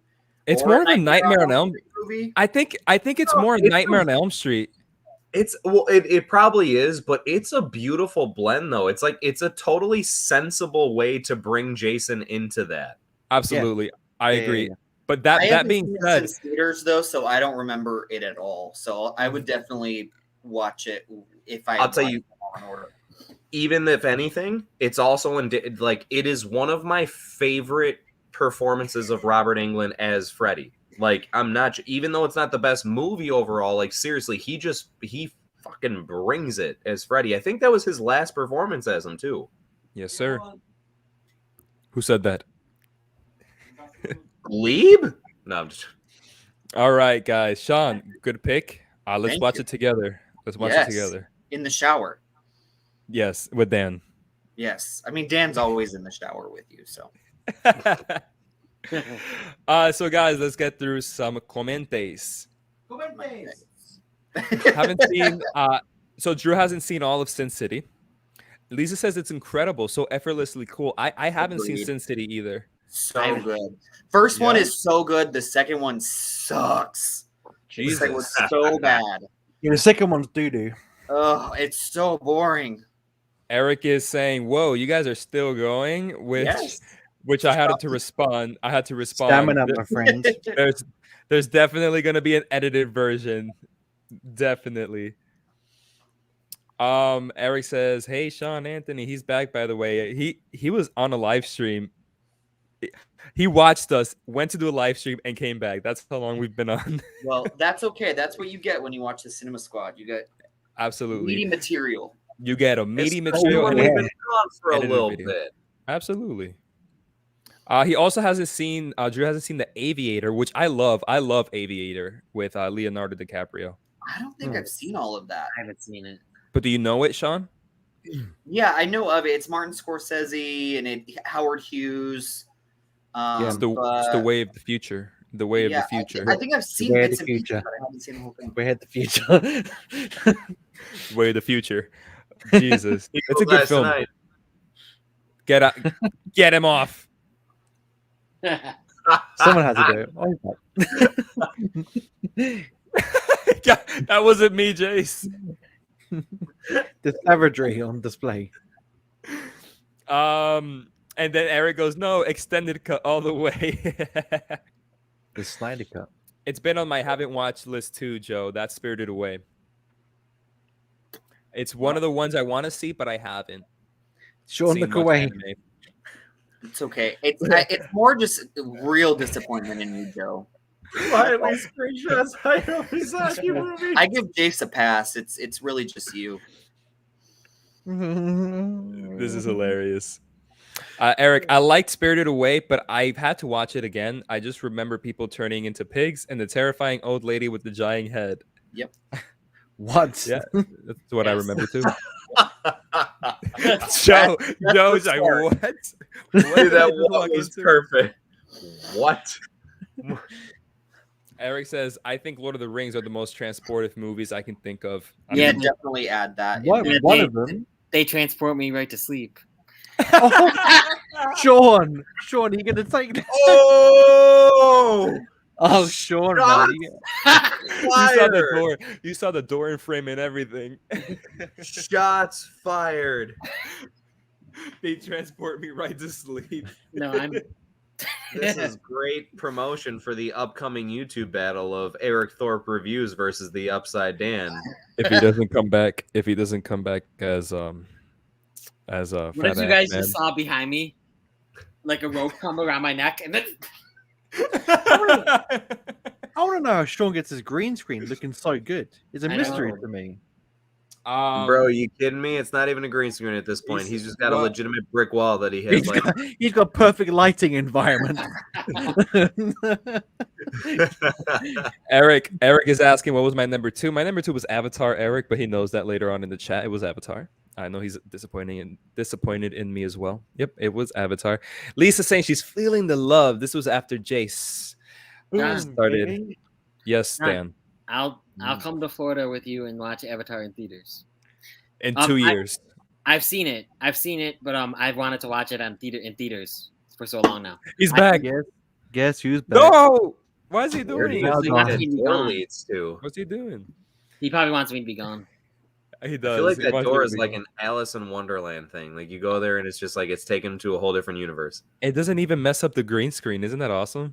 That's what I know. mean. It's too good. I can't make it out. Because it's a real brick wall with perfect light. I haven't seen it. I'm sorry. And then Francis says, Eric, I've been trying to get him to see it with me for years. She has. Yeah, Francis really has, but I keep telling her no because I want to see it in theaters. And on top of that, he hasn't seen Game of Thrones.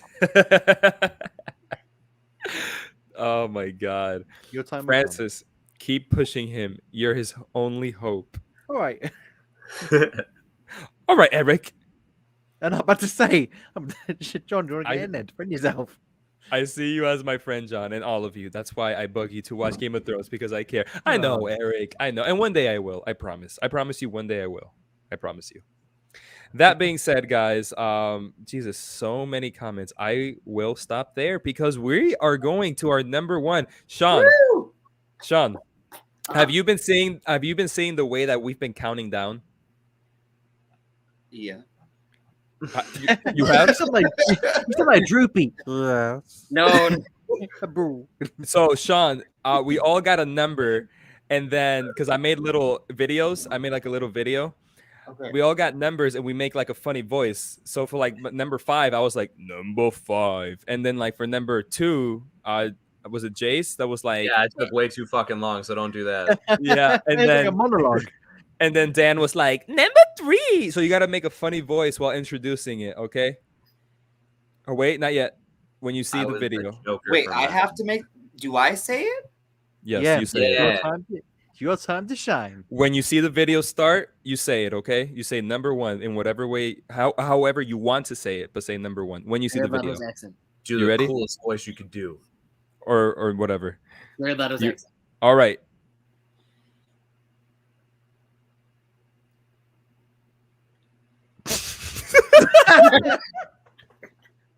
Perfect.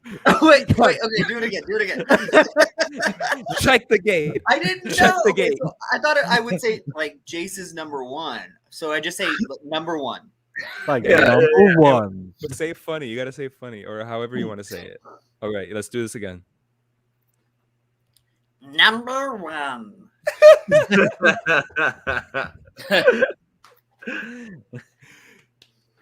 Amazing. Best part of the night. Best part of the night. Guys, it is our number one. Our number one, we're finally here. And what is Jonathan's top pick? I can't wait. I can't wait. You're gonna get killed. Da, da, da, da, da, da, da, da, da, da, da, da. No, you're so kind.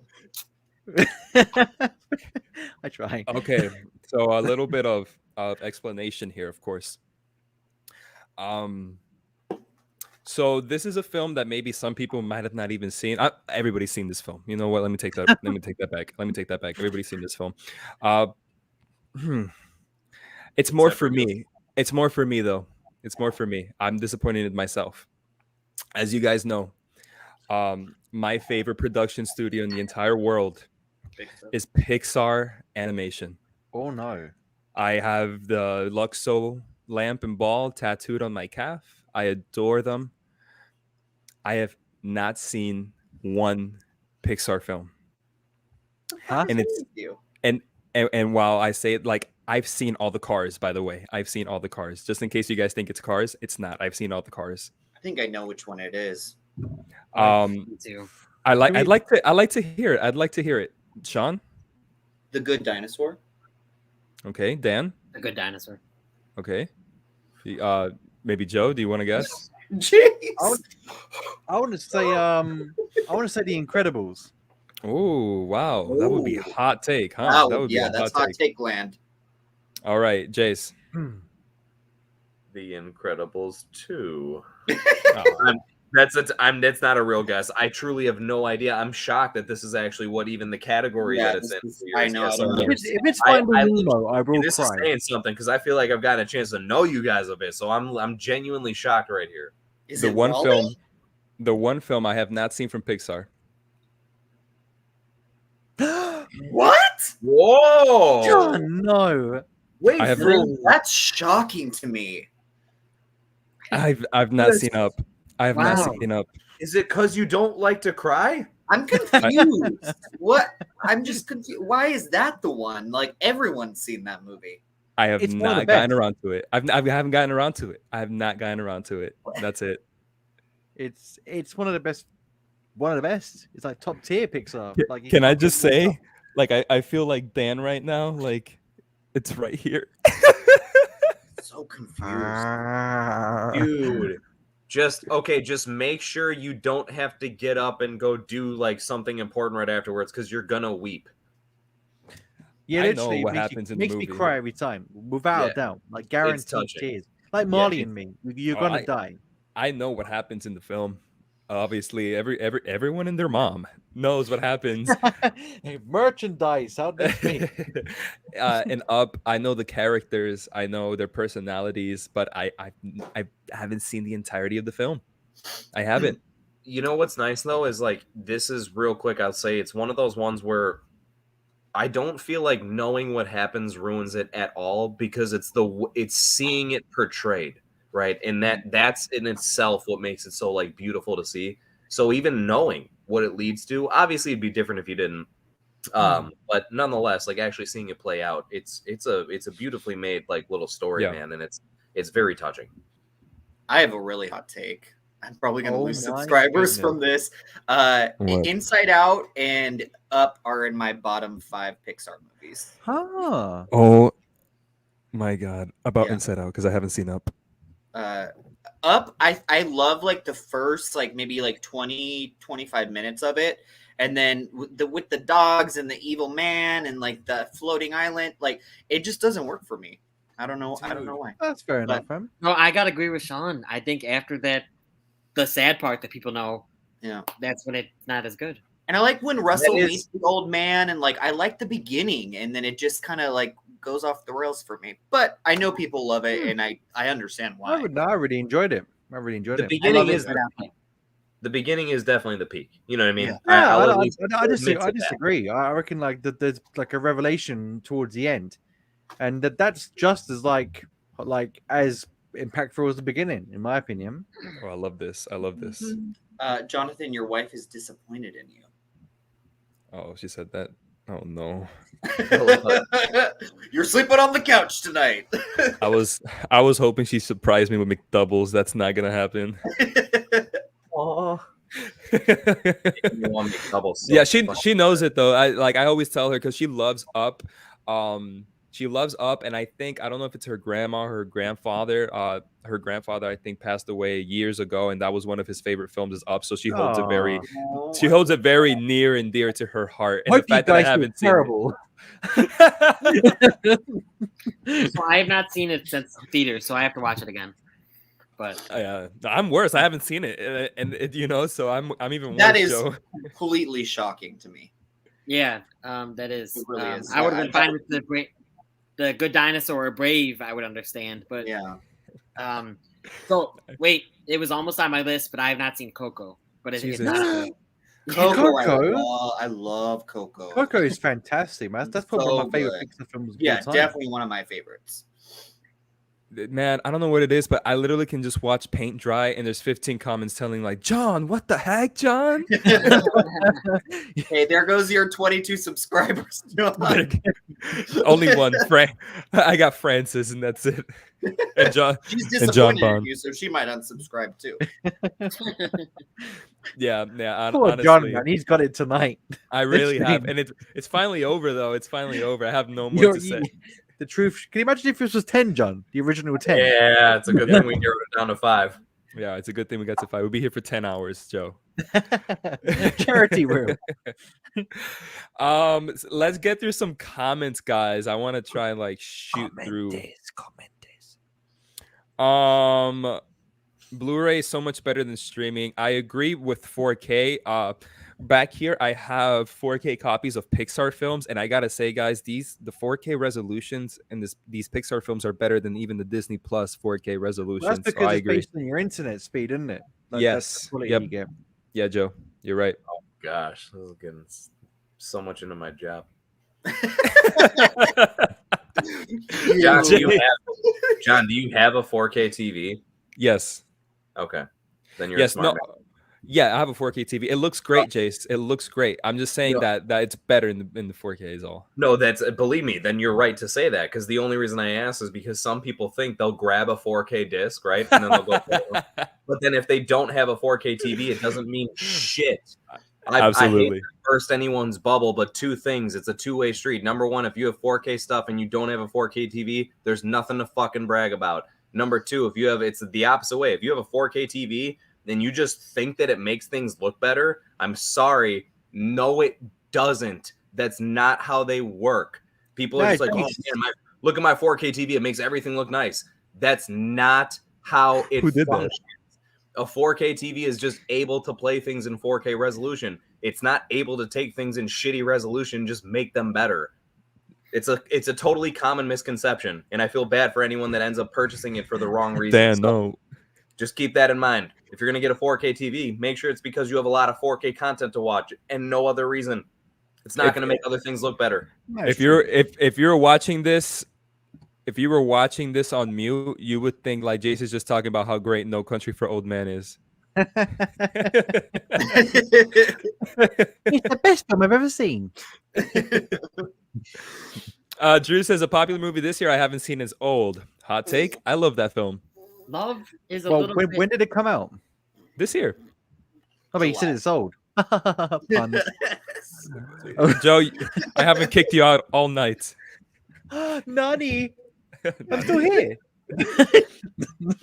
Holy ish! Just a day after I watched Tick Tick Boom. Oh, that's when we got the news. Yeah, that's wow. Nice one, Dan. You watched it yesterday, Eric. You just ish. Ish. Same here, Eric. I just Holy watched ish. it.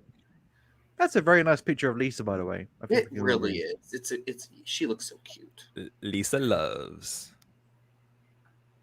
Eric Thorpe says, I watched Reign of Fire today. Was surprised to see Jack Gleason pop up in it. 2 Christian Bale movies he pops up in as a kid. This and Batman Begins. Freaking Eric and his Game of Thrones and Batman.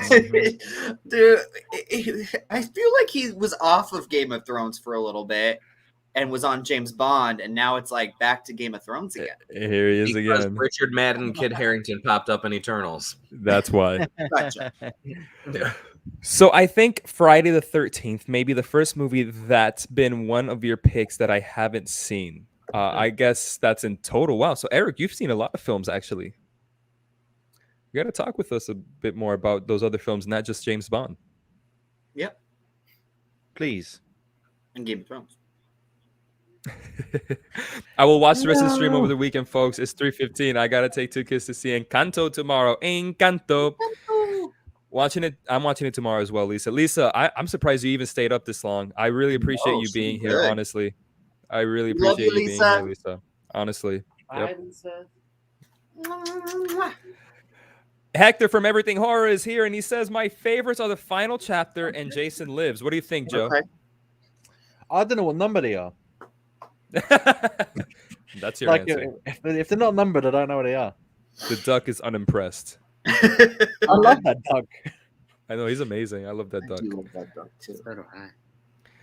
Take care, Lisa. Take care, Lisa. I want to see Encanto. Encanto. Doesn't Jason Voorhees go to space and hell? Yes, he does. I really wish that was just a joke someone I told love me. I love the space one. The space one's Yeah. hilarious. It's amazing. Okay, but again, that's like a movie the same way we talked about earlier, like the George Clooney Batman movie, where it's like that one you just got to go into it. You have to know what you're expecting going into Exactly. it, and just That's it. and be prepared to expect a ridiculous movie. As long as you go in with that mindset, you probably will enjoy it. Because it's Jason X is the Jason one where X, he goes to that's the space one, and it's utterly absurd. But I love it. I'm curious to just- watch that one. I did just see, actually, out of all the Friday the 13th movies, that's the one I've seen most recently. And again, ridiculous to like level 11 out of 10. But at the same time, when you go into it expecting that, it's like, you can just enjoy it. Like, you can almost like laugh at it, even though it's obviously not a comedy. You can almost like just really get a kick out of it. I wish half the films on Shudder were like Jason Goes to Space, because at least I would have fun with it. Yeah. Some of them are a total drag. Yeah, it's been a tough how long have I been on YouTube again? It's been a tough year. Yeah, with Shudder. Not good at all. But yeah, the latest one was terrible. What's happening? I have to say real quick to my wife, yes, I do want a double cheeseburger meal. Son of a bitch. John, you got that on tap. I like it. You about to make me order some fucking McDonald's over here or something. She's asking me, and Dan's writing as me saying he wants 10 McNuggets and No, I didn't write the 10 McNuggets part. who wrote that? It weren't me. I just wrote 10. I just wrote never It mind. was Dave. Sean. It was Sean. It was definitely me. I wrote two McDoubles, please. I just said never mind, Dave.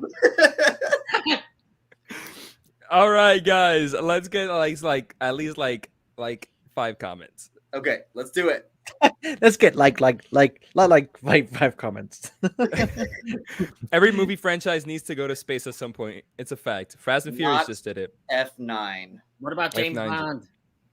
He did it. Oh, Moonraker. Oh, I didn't see that. Yeah. oh, that's right. That's right. Part 2 has one of the best final girls in horror. This is Friday the 13th. Awesome. Joe doesn't agree. No, because I can't even remember her. And I've seen this film tons. I didn't even Yeah. say Sydney Prescott. At least I can remember her. Hey, she's Thank my you. Thank you, Joe. He hasn't seen The Godfather. Hector hasn't seen The Godfather. Oh shoot. Good for Look you. at that. The Aviator is great. I mean, Leo hasn't really had a bad movie in the 2000s. No, I agree with that. I can't remember one bad film he's been in. I guess. Yeah, I think he's. I think Yeah, no, not something that's been like outright bad. Yeah. John, like every single one of your picks is blowing my mind, and that's what we were. And because we're going to Dan's top pick. Go on, Dan. I wish I saved a better one for my top. No, That's a good one. I like it. you never know. I like it. It is Avengers Endgame. No, That would have killed me off, Dan. I'd have been what? it is actually another kind of gangster mafia one, I believe. Scarface. Oh, He has I not love seen that Scarface. movie. Yeah, I have not seen it. But I know like I would like say hello to my little friend and all that. But yeah, no, I have not seen this one. That's what I say every time I yank down my pants. But I'm.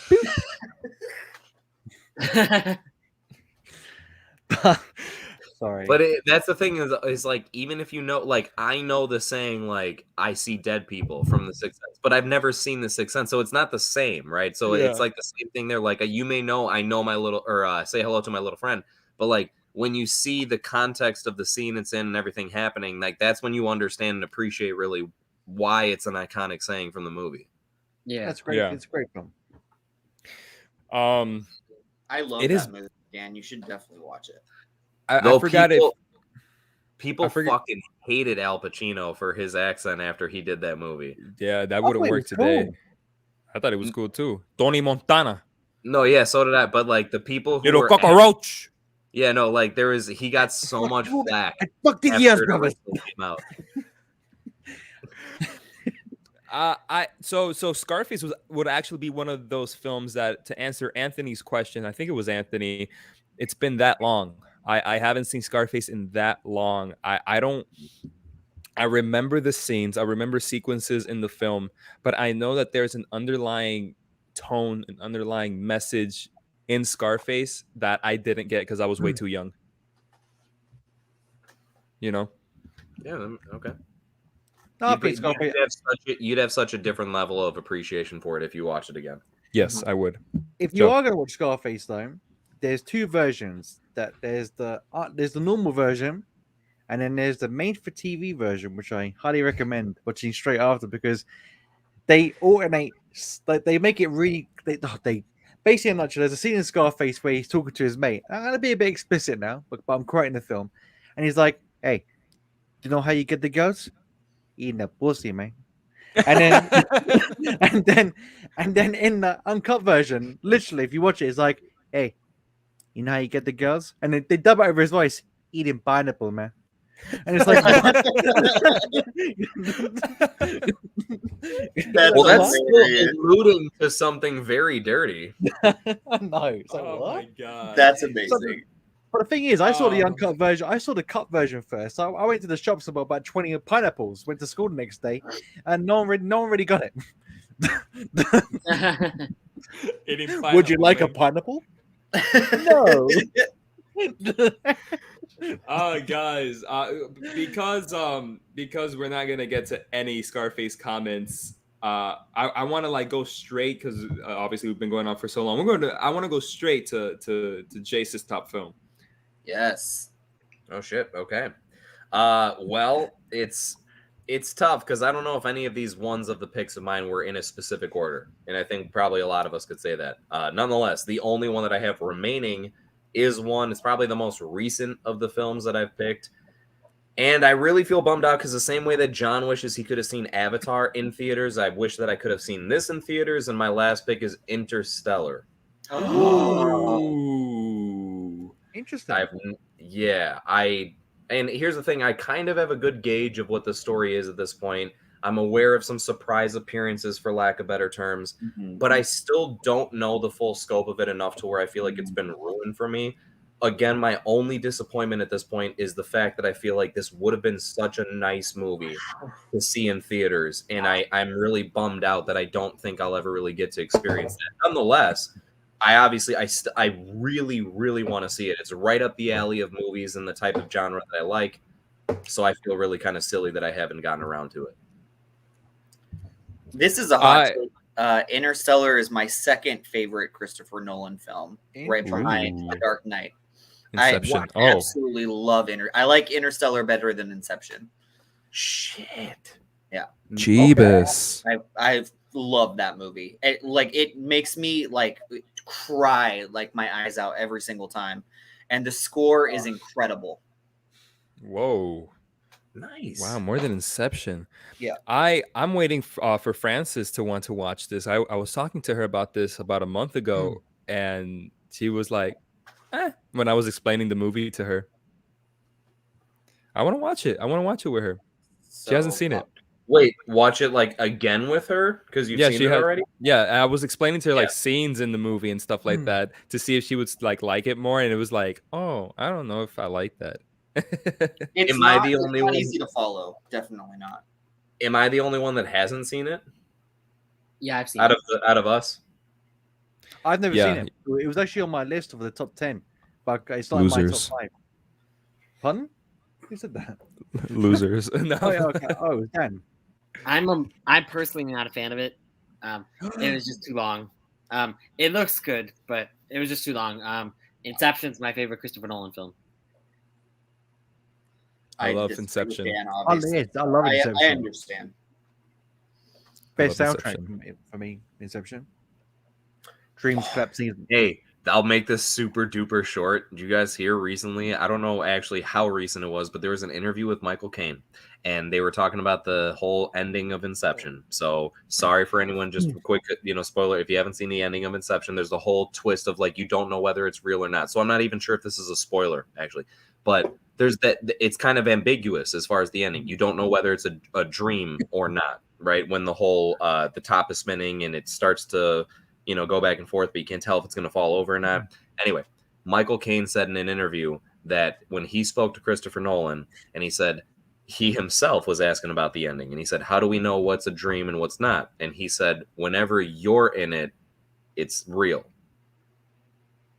So in other words, he was trying, and at least what Michael Caine took away from it was whenever Michael Caine is in the scene, it's real life. And so in that case, if that is true, then the end of Inception is real life. They are not in a dream because Michael Caine is with them at the end. Yeah.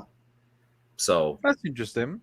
Just to throw out there that, I thought that was super interesting that he said that in an interview recently, and I was like, whoa, shit, okay. Whoa. I do love the ambiguity of the ending of Inception. Yes. But that definitely doesn't like ruin anything for me. That's really interesting. That's how I looked at it, right? And it doesn't take away. Not in it very often either, so it's interesting.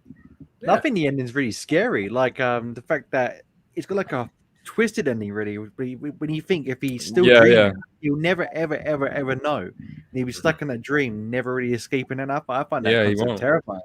Dude, I mean, there's a part in the whole movie where he lived with was it Mal? Was that her name, Mal? Yeah. They grew old together in a dream. Yeah, that's crazy. Decades of their lives, and then they went back 50 years to the age they went to sleep in. Yeah, to me, Interstellar has some of those themes though that also I find extremely haunting. Of like every time they go farther into space, and the passage of time. I'm not going to give anything else away, but to me, that's even more haunting. Like, I mean, I love those themes in Christopher Nolan's films. They really stick with you. I'm telling you, man. That scene of when, and it's not a spoiler because they showed some of it in the first trailers, and when I kind of also have an idea of what happens, by the way. But okay, but the scene of Matthew McConaughey watching his daughter grow up. Amazing performance by McConaughey. Chastain. Chastain. And Timothée Chalamet is his son. Timothy. I think I'm just gonna leave the comments for the end, guys. So we will get to them, just so you know. But I'm gonna leave the comments to the end so we can get through our lists. Because now we go into Mr. Joe. And Joe, what are you known for on YouTube? I'm known for horrors, my friend, for horrors of the horror genre. So explain. Primarily shudders. So explain. Oh. I I can't. Sean really makes me feel really bad. His face is the judgment. I've never seen Psycho in my entire life. I've never. I've never taken a dip in the shower of doom. It's a film I've never got around to seeing. And I love Alfred Hitchcock. Like, Okay, I was going to ask Yeah. you next. Have you seen any Alfred Hitchcock films? one of my favorite films, my favorite thrillers of all time is Rear Window. Rear Window is my favorite Hitchcock. I think that's my favorite. Like that film, I was crapping myself. You know what I mean? I literally put it on TV one day, and I was like on the edge of my seat. Psycho, all I know about it is a shower and Norman Bates and who he is and who his mum is, and that's really it. I've never watched it from like for the first second to the last, and I am very ashamed. That is nuts, Joe. It is nuts. You know, can I tell you something since you haven't seen it? The first time I saw Psycho, I was surprised that the movie isn't just about, I guess spoilers for a, 60-year-old movie? Well, someone hasn't seen it, so. The movie isn't just about Norman Bates dressed up as his mom killing a girl. Yeah, killing a girl in a shower. That is literally the beginning of the movie, and the rest of it unravels into like I was surprised to think, wait, there's a whole like hour and a half left to this. Like that, I thought this was what the movie was about, and it's not, dude. It's about like obviously it's a murder mystery, them trying to figure out like who did this, and there's other characters at play that they develop even more than Norman Bates, and I love Psycho. I think it's a great film, and if you haven't seen the show Bates Motel, it's a great show. I love Bates Motel. Yes, it's good. Yeah. Has anyone else not seen it? Definitely. Oh, come on, man. I will hop on what John said. I remember watching it for the first time and like not being super excited about watching it because I'm like, I know everything that happens. You know, the lady gets killed in the shower.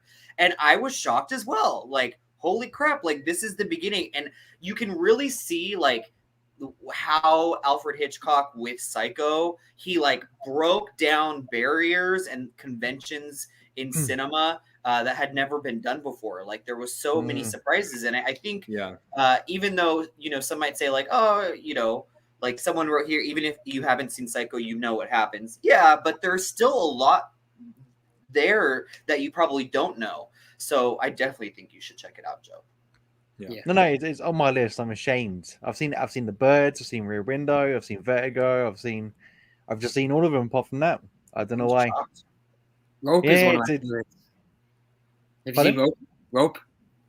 Rope is one of my favorites. Well, I saw The Strings. That's about as close as I'm going to get to. I'm curious to watch it now because you keep bringing it up, Joe, just to see how bad it is. Jace, have you seen Psycho, Jace?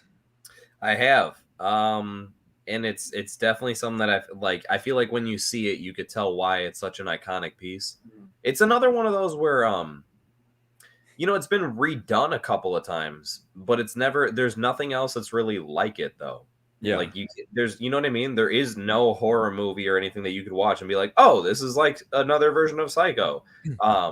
And there's something to that it's so iconic and so stand out that it can be replicated or tried to be replicated, but it can't really be like copied or, you know what I mean, to a certain degree. Yeah. I've never, I've been very curious to see the one that they did with Vince Vaughn, just because all I know about that one is they literally copied the original scene for scene. It's shot for shot. But I did hear, now, isn't Psycho based on a novel? I think so, yeah. Well, I don't know. I don't remember if I think it's based on a novel. Correct me if I'm wrong, guys, in the comments. But I heard that film was more true to the novel than the 60s version. It's a shot for shot remake. It's literally the same movie. Then why did someone say Except it's in color. Then I mean, here's the only thing. Again, I think it's Vaughn. Anything at all. I haven't seen it, but for like I know it's mixed emotions for everything. Do you guys think Vince Vaughn does even like a decent job in the... I think he's a fantastic.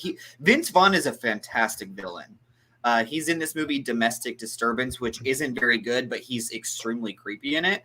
So I think he's good as a villain, but I just don't understand the point of doing a shot-for-shot remake just to have a movie in color. Like, to me, it's like, if you're gonna do a remake, like, at least give us something new, you know? Then you should definitely go ahead and have a talk with Disney and all their live action remakes. Oh, Lion King. Fucking Lion King. I know. All right. So I want to remind those people that are watching us, or maybe you're joining us right now, 5 hours later, that we will be taking your comments after we finish up with Shawn's top film. After this, we'll be taking your comments. But till then, I am here for Shawn. And Shawn, real quick, I just need to download the poster. Okay. I'll do a little intro here. This might really surprise you guys. I think this is a surprising one. It's not just one film, it's 3. And it's definitely a classic in a lot of people's eyes, these 3 films. And I don't know why I haven't watched them, because I've heard so many good things, and I definitely like the genre that they exist in. So, might lose some subscribers for this one. Never, Shawn. Holy shit. Oh, Maybe, Shawn. One of my favorite films of all time. I've never seen it. Like, I know about the whole thing, like how they like had cast like one guy, and then like they'd filmed for like weeks and brought in, you know, then they had to scrap everything. Like, I know all the behind the scenes stuff, and I've never watched those movies. I don't know why. I could not tell you. Wow. One day I'll have to sit down and watch them, but wow.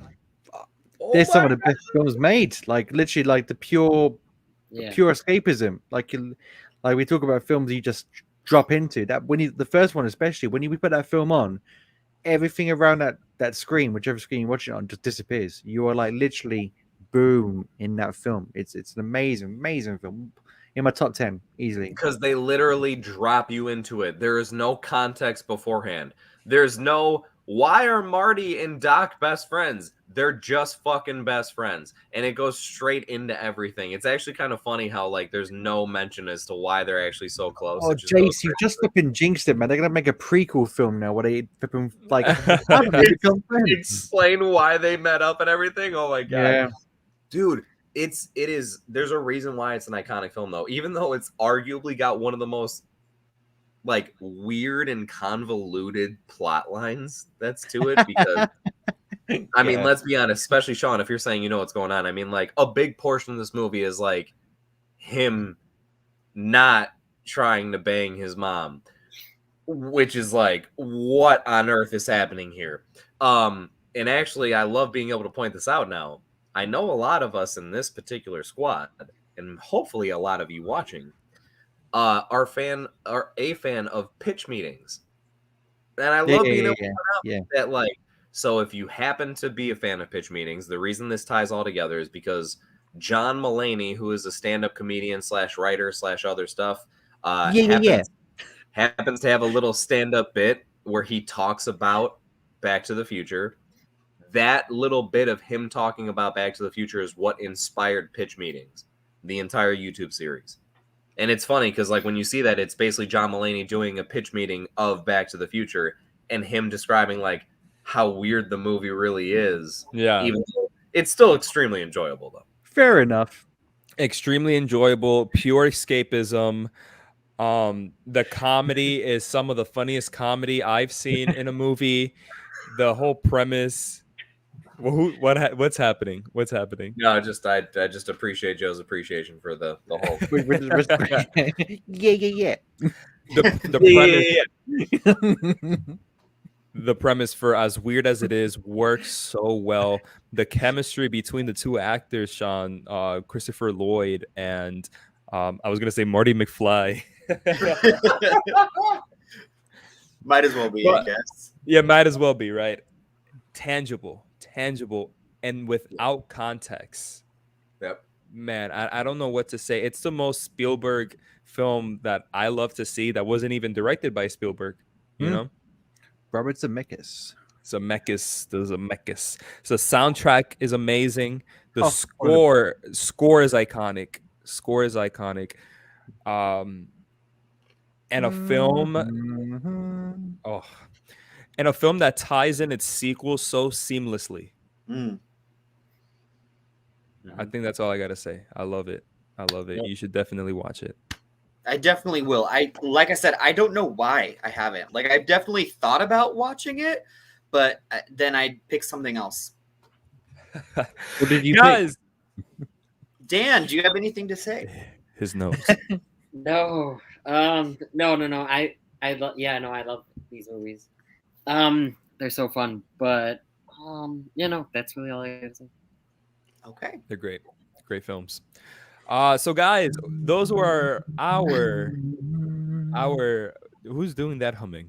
Yes, it's never TikTok song, John. You know one goes. I know which one I you're could doing too. melt your heart. I fucking love that song. I love Guys, that song. Those were our 5, or for Shawn, his top 2 most popular films that we have not seen.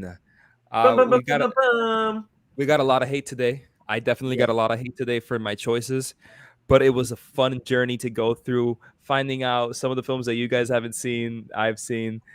Also, Joe is taking me on a surprise date in 6.5 hours, and if he doesn't wake up in time, he will be punished. Those crown jewels will become. God, he wrote the Kraken. Well, that being said, I actually wanted to give Joe a chance to head out if he wanted to, because we will be going through some comments, Joe, and I know you. No, I can get to the end of the comments, and I'll just shoot to bed. You sure, man? I mean, it's a lot of cocaine's one hell of a drug, John. well, that being said, I want to shoot through the comments definitely, because it's late for Joe. It's late for me, and it's even later for Joe. By the way, that picture with that she actually painted that. Whoa! Wait, really? What? Yeah, she painted that herself. Yeah, she made that. Amazing. That looks like photorealistic. Yeah, so it's really good in person. Wow, that is amazing. I thought it was like a stock photo of a tiger or something. Yeah. No, it's really good. She's a really good artist. Wait, she changed her name. Yes. I'm just being nice so she forgives me. Yeah, she changed her name. Eric is like Toy Story 4 when he was trying to guess what my pick was going to be. Remember me. And then John about Up. Nani? That pick actually made me get the chills. Schofield Studios. Wait, I didn't even know that. Yes, you did. You definitely knew that. Yeah, oh dear. It's all coming out now. Queen. Oi. Quinn. This is Xanthi, right? It is. She changed her name. The Queen. Okay. Quinn. What is that? We. Oh no, it's oi oi. Oi oi. Oi oi. He's like an anime character. Oi oi oi. For the record, Up came out before Avatar, though. Oh, did it? I just had them by year, Eric. So it was like 2009. That's why. Hey, sorry. Sorry. I'm disappointed in you, Jonathan. This was told to me earlier. Yes, I know. True. It's a Budweiser commercial. John, I just can't believe how much you've shocked me tonight. I know it's not just you, Eric. I've shocked so many people. And I guess this was with your number 2, Shawn, WTF, Shawn? Or maybe this was about how you don't like Up. Probably. I think that's what it is. Those are both so great. Those are both so great. Doug is the best animated dog ever. I love Doug. I like Doug, too. Up is my favorite Pixar movie outside of the Toy Story franchise. Whoa, nice. I love the Toy Story franchise. It's my number 1. This is making me wonder what the other guys' number 1s are. And now you know. I'm curious what everybody else thought about yours. So glad you guys are back. Went to bed at 9 p.m. and literally just woke up at 3 a.m. And first thing I think of is the stream. Yes. We'll rewatch to see what we were all discussing. Xanthi, thank you so much. We appreciate that so very much. What? Remember to drop those likes on John's stream tonight. Yes. That's right. I'm Jace running is- on Steam right now, guys. I'm like, Jace's 4K rant. Yep. Hey, I'm Always just, got to have one Jace rant in a video. that's true. I'm It's not just the trying to same, drop is it? some knowledge to help save some people some, some confusion or save them some money. Maybe 4K TVs can be expensive sometimes. We just talked about this, and my wife is laughing at it. Don't worry, guys. I got some pineapple for it tomorrow. I think I'm off the hook. Only your little friend, Joe? About Scarface? Little friend. How dare he? It's cold in England, right? The shower is on. Again, these pics are getting me the chills up more than Scarface. I'm so sorry. I love the fact this is really affecting him. He's like, it's I'm on my own right now, aren't I? This is the first. This is the first that I've actually even gone back and forth with Schofield Studios. Happy to have you on all night, man. Oh yeah. Oh, wake up. Xanthi says, "I love the Cinema Squad team. Too much to blame them for Joe's bad timekeeping." Amazing timekeeping. I gave him a chance. I gave them the chance to leave. You did. And he Should said take no. He said He said no. no.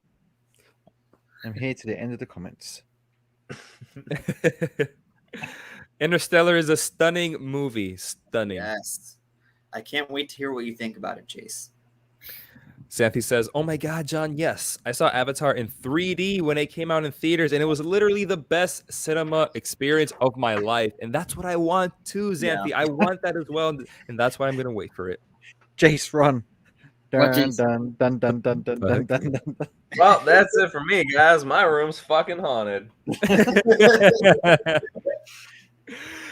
Schofield says, "I heard Interstellar is Christopher Nolan's most confusing movie. Not a thing to laugh about, so I haven't seen it. I think Tenet is his most Tenet. confusing Yeah, movie. Tenet is far more confusing. And I like Tenet a lot. I was Saw fine it. with You Tenet. like Tenet One better was- than Interstellar? I enjoy Tenet more than Interstellar. Yeah. I don't like Tenet. Really? I saw 20 minutes of Tenet, and I have yet to see the rest of it because Yeah, I was. Tenet was that's definitely like bottom Christopher Nolan for me. No, I found Tenet's Interstellar. sound mixing just terrible. Yeah. That scene on the boat, I couldn't hear a word they were You saying. can't hear anything. Yeah, I didn't notice that. I heard everything. For me, it's not so much like there's a lot of people that are just like, oh, overall the movie's confusing and I don't get what was happening. I do understand the overall premise of what's taking place in the movie, but it was like the way literally that it was edited together, it was just so choppy that it's like, seriously, what the fuck am I watching right now? Like, I don't, it's like it's all over the place. And before you can get a chance to understand or appreciate a specific thing, it's just, and I think that's the part that's a bit jarring. And I don't know, maybe I got to go And back. the characters aren't that interesting. Like I never felt like I was like watching characters that I cared about. Whereas like in Interstellar, you like deeply care for Matthew McConaughey. I think the main character in Tenet was like literally just a cardboard cutout. Like there was nothing about him. And the love interest as well. That just came out of nowhere for me. And I was like, what is this? Well, this connection just happened like the old school Disney films, like the princess and the prince meet and they fall in love. And in this, it was just like it just happened too quick. You didn't really care. I couldn't give a crap about You her should watch character. Interstellar again. I've never seen him. Interstellar? Nah, I've never seen him. That was on my top 10 list before we made it 5. Oh shoot. Okay. Well, both of you. Jace and Joe watch it, and Dan watch it again. I don't know if I have 5 hours right now, but Okay, it's 2.5. Well, you You can obviously watch have. The Last Duel and Eternals twice, and House of Gucci. You can watch Interstellar again. House of Gucci was 5 hours too. All right. So Eric says you might get to see it in theaters, Jace. Nolan movies are out back in movie theaters a lot, Yeah. especially in IMAX. Huh. They are in the UK. Maybe Really? in Canada, man. Maybe in Canada. They do yeah, that I with heard. Interstellar. Jace, definitely go see it in theaters. Oh yeah, oh yeah, definitely. But I mean, I haven't, unless I'm just like not up to date on stuff. I haven't seen anything about stuff around me specifically about them like replaying old movies like that. No, I haven't seen that either. For Christopher Nolan at least. Xanthi says, "Wait, what? John hasn't seen Avatar? Okay, I'm catching up. I haven't. I haven't." Eric Thorpe says, "Interstellar, I say, is my 5th favorite Nolan movie, but it may very well have Hans Zimmer's best score ever." Is amazing. Yeah. I that's like the one score I listen to like just for funsies. Every movie's better with Hans Zimmer's music. Agreed. A June soundtrack's amazing. Those are Eric's top 5. Interstellar being 5, Inception 4, Batman Begins 3, Dark Knight Rises 2, Dark Knight 1. Obviously. You know what I would throw in there maybe as an honorable mention? Man of Steel. I actually really like what he did with Man of Steel. He's lying. You're lying. I know you, Jace. You're lying. No, I like the actual like genuine. I don't know. There's like a certain it's. I'm not saying it's like the most noticeable or best one ever. I'm not trying to compare it to other stuff. Like I genuinely like it though. Like there's something about it, like the theme he made for Superman. I really like that. Are you talking about Hans Zimmer or who are you talking about? Yeah. Christopher. Oh, okay. Yeah. Oh, I thought you were talking about Christopher Nolan. Yeah. I thought you thought that for a second because I was thinking because of the list down there, and then obviously talking about Man of Steel. Oh yeah, I was just to throw into the mix of other Hans Zimmer things. Gotcha. Yeah, and Man of Steel. Like I said, I'm not joking. I really like what he did with the theme for Superman and everything with Man of Steel's music. Like, yeah. I thought Didn't he do Gladiator as well? Yeah. Hans Zimmer. Yeah, that's pretty good. Why can't Michael Caine be in a dream? It's a good question. Ask freaking Christopher Nolan, man. He's the one that told Michael Caine that, from what I understand. So like he must have some logic behind it. And he says that the top does begin to topple. It does. It does wobble at the end. Yeah. Shame. This is on Psycho. Psycho. Even if you haven't seen Psycho, you know what happens. And again, another one. Shame. I'm surprised. Is that from Game of Thrones? I'm surprised Eric's even seen it, Yeah, right. or likes it enough. It to seems say like no. Eric's seen a lot of movies. Yeah, but it's horrorish. Yeah, I don't know. Xanthi says, "Have you guys seen Bates Motel?" And we actually answered that. At least me and Shawn have.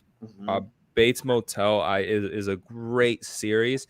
I thought it was gonna be connected to Psycho, but at the last season does become kind of its own thing, and I appreciated that. Yeah, I appreciated that. I liked it. Good series. Vera Farmiga is amazing in it. I love Vera Farmiga. She's great in anything. To be honest with her. I love her. Yes, I agree there. Schofield is asking. I didn't know her sister was in American Horror Story. That's crazy to me. Thaisa Farmiga. Yeah, I never knew that. From like the 3rd season on. Is it better than the Psycho reboot? And he says, "I'm ashamed to say I've not seen any of the Psychos either." Well, it sounds like that's what you should be doing for your night date. Well, What do you think, Joe? Psycho. oh no, Joe. What did you say? I said nothing. I said I'm dating the most wonderful human being on the planet. I didn't say dating a psycho. Nothing like that. Didn't even rhyme with that. Oh, dear God. Moving on. Thank you, Shawn. Eric says, so I think, to play devil's advocate, I think by remaking movies like Lion King, they're making it possible to do better, completely different sequels. Lion King was terrible to remake. Lion King was garbage. It was just it was a beat for beat. I would not have minded it at all if they would have just given the animals like just slightly cartoonish emotion, right? Like that's true. I'm not joking. For me specifically, that's all that was missing. That's all that was missing. I don't really mind that it was like kind of the same thing. Yeah, it would have been nice for them to switch it up here and there a little bit, but I truly am okay with the fact that it was like the same thing. But it was like, well, it was like National Geographic, like a documentary. It was like, come on, how do I can't tell what they're feeling or trying to emote. And it But they're confused me streaming. too because Jon Favreau did the Jungle Book, and they did kind of give like Baloo emotion, and they did that. And then Jon Favreau does the Lion King and gives them no emotion at all. It was really confusing to me. It's a good point. It's a really good point. You would think it'd be the opposite. You think he'd be more experienced with it now, so it'd be easier to do that. It was, Right. yeah. We're getting to Shawn. What? Shawn? Sorry, Eric. This video is officially your most shocking video. No. What have we done? Shawn, I'm going to subscribe then unsubscribe. You're No. not subscribed? I know. I'm just finding this. That was the- You've cut me deep in my heart. Cut What did me Shawn deep in do? My heart. I have no idea. John Mulaney inspired pitch meeting. I didn't know until Yes, Jace said I a didn't couple know of that days either. ago. Seriously, everyone, go to, if you like pitch meetings, I'll just repeat for the sake of it. Watch John Mulaney talking about Back to the Future. If you type that into YouTube, you'll instantly find that clip. And it's funny because it's crazy to see that and realize this is technically the first pitch meeting ever. And if you watch pitch meetings Back to the Future, Ryan George, the guy who does pitch meetings, he says that at the end of the one for Back to the Future. He's like, this is a special episode because for anyone that didn't know, it was inspired by John Mulaney's little bit. Can that you was guys a hear very me? jellical thing you said there, Jace. Such a Wait, what? jellical thing. Jellicle cats, angelical cats. I have no idea what that means. That's my favorite episode Can- of Pitch Meetings. But what is Jellicle? Can you guys? Can you hear me? Can you guys hear me? Yeah. Okay. Yeah, no, I can't hear you at all. I'm just joking you. Thank God nobody said Star Wars. What's Star Wars? I think Tenet is his most confusing. I really enjoyed it though. I didn't enjoy it, and it is his most confusing. There is no bottom Christopher Nolan. There is. It's called Tenet. Just cutting into it. Oh, I love it. Samurai Tenet. John. I'm pretty sure the protagonist in Tenet doesn't have a name because in Christopher Nolan's head, he's James Bond, and it was basically his take on a Bond movie. Oh, No, Eric. Bro, if you look on IMDb, his name is protagonist. He has no name. Yeah, he doesn't. Man of Steel isn't directed by Nolan, Jace. That's what I thought, Jace, but he was That's talking not about what I was Zimmer. saying. I thought we were talking about fucking Hans Zimmer's music. Yeah. Oh, no. He's just a writer and producer, and then he goes on to call you an idiot and all that. I'm just gonna skip all that. He calls you an idiot. You're like you shouldn't live, and what? That's pretty. This is getting dark, you guys. We should never go over 5 hours. Oh, those were my top 5 Nolan movies, not necessarily my top 5 Hans Zimmer scores. Oh, well, sorry. Schofield said Christopher Nolan wrote Man of Steel. Jace, you should be like, hey, you're on my back. I want you to get off that thing. Okay, then. I'm gonna need you to get all the way off my back about that. All right, then. Eric says Man of Steel's music is incredible. Yes. And this is the very last comment of the day, guys. I've seen, I think, all the Hitchcock movies you guys mentioned, actually. That surprises me. Good job, Eric. Guys, and that is No it. effing way. That's it. That is. We let me made it. take that out. Guys, we made it. did it. Hardly. Oh my goodness. So that being said, guys, we all got things to do. We all got dreams to have, right, Joe? Dreams. Dreams. What are dreams? I'm literally just like, I don't know if you saw me, like, if you watched the one, I was literally leaning on my headset. I was like, oh. I'm so tired. So tired. And Eric comes in again and says, great stream, guys. We Eric, love you, thank you for Eric. being on. You're awesome, Eric is the Eric. man. Thank you so much for being on, Eric, honestly. Oh my goodness. There's You sound another like comment. NPR right now, John. Like, Back in the hood with y'all. And that'll be it, guys. Thank you again for being on. I'm just gonna go through all you quickly. If you want to say something about your channel, where to subscribe, all that. So right down the line, let's go with Dan. Hi, everybody.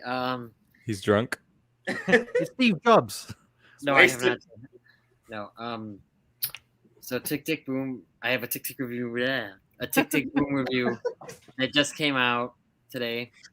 And What's going on? What's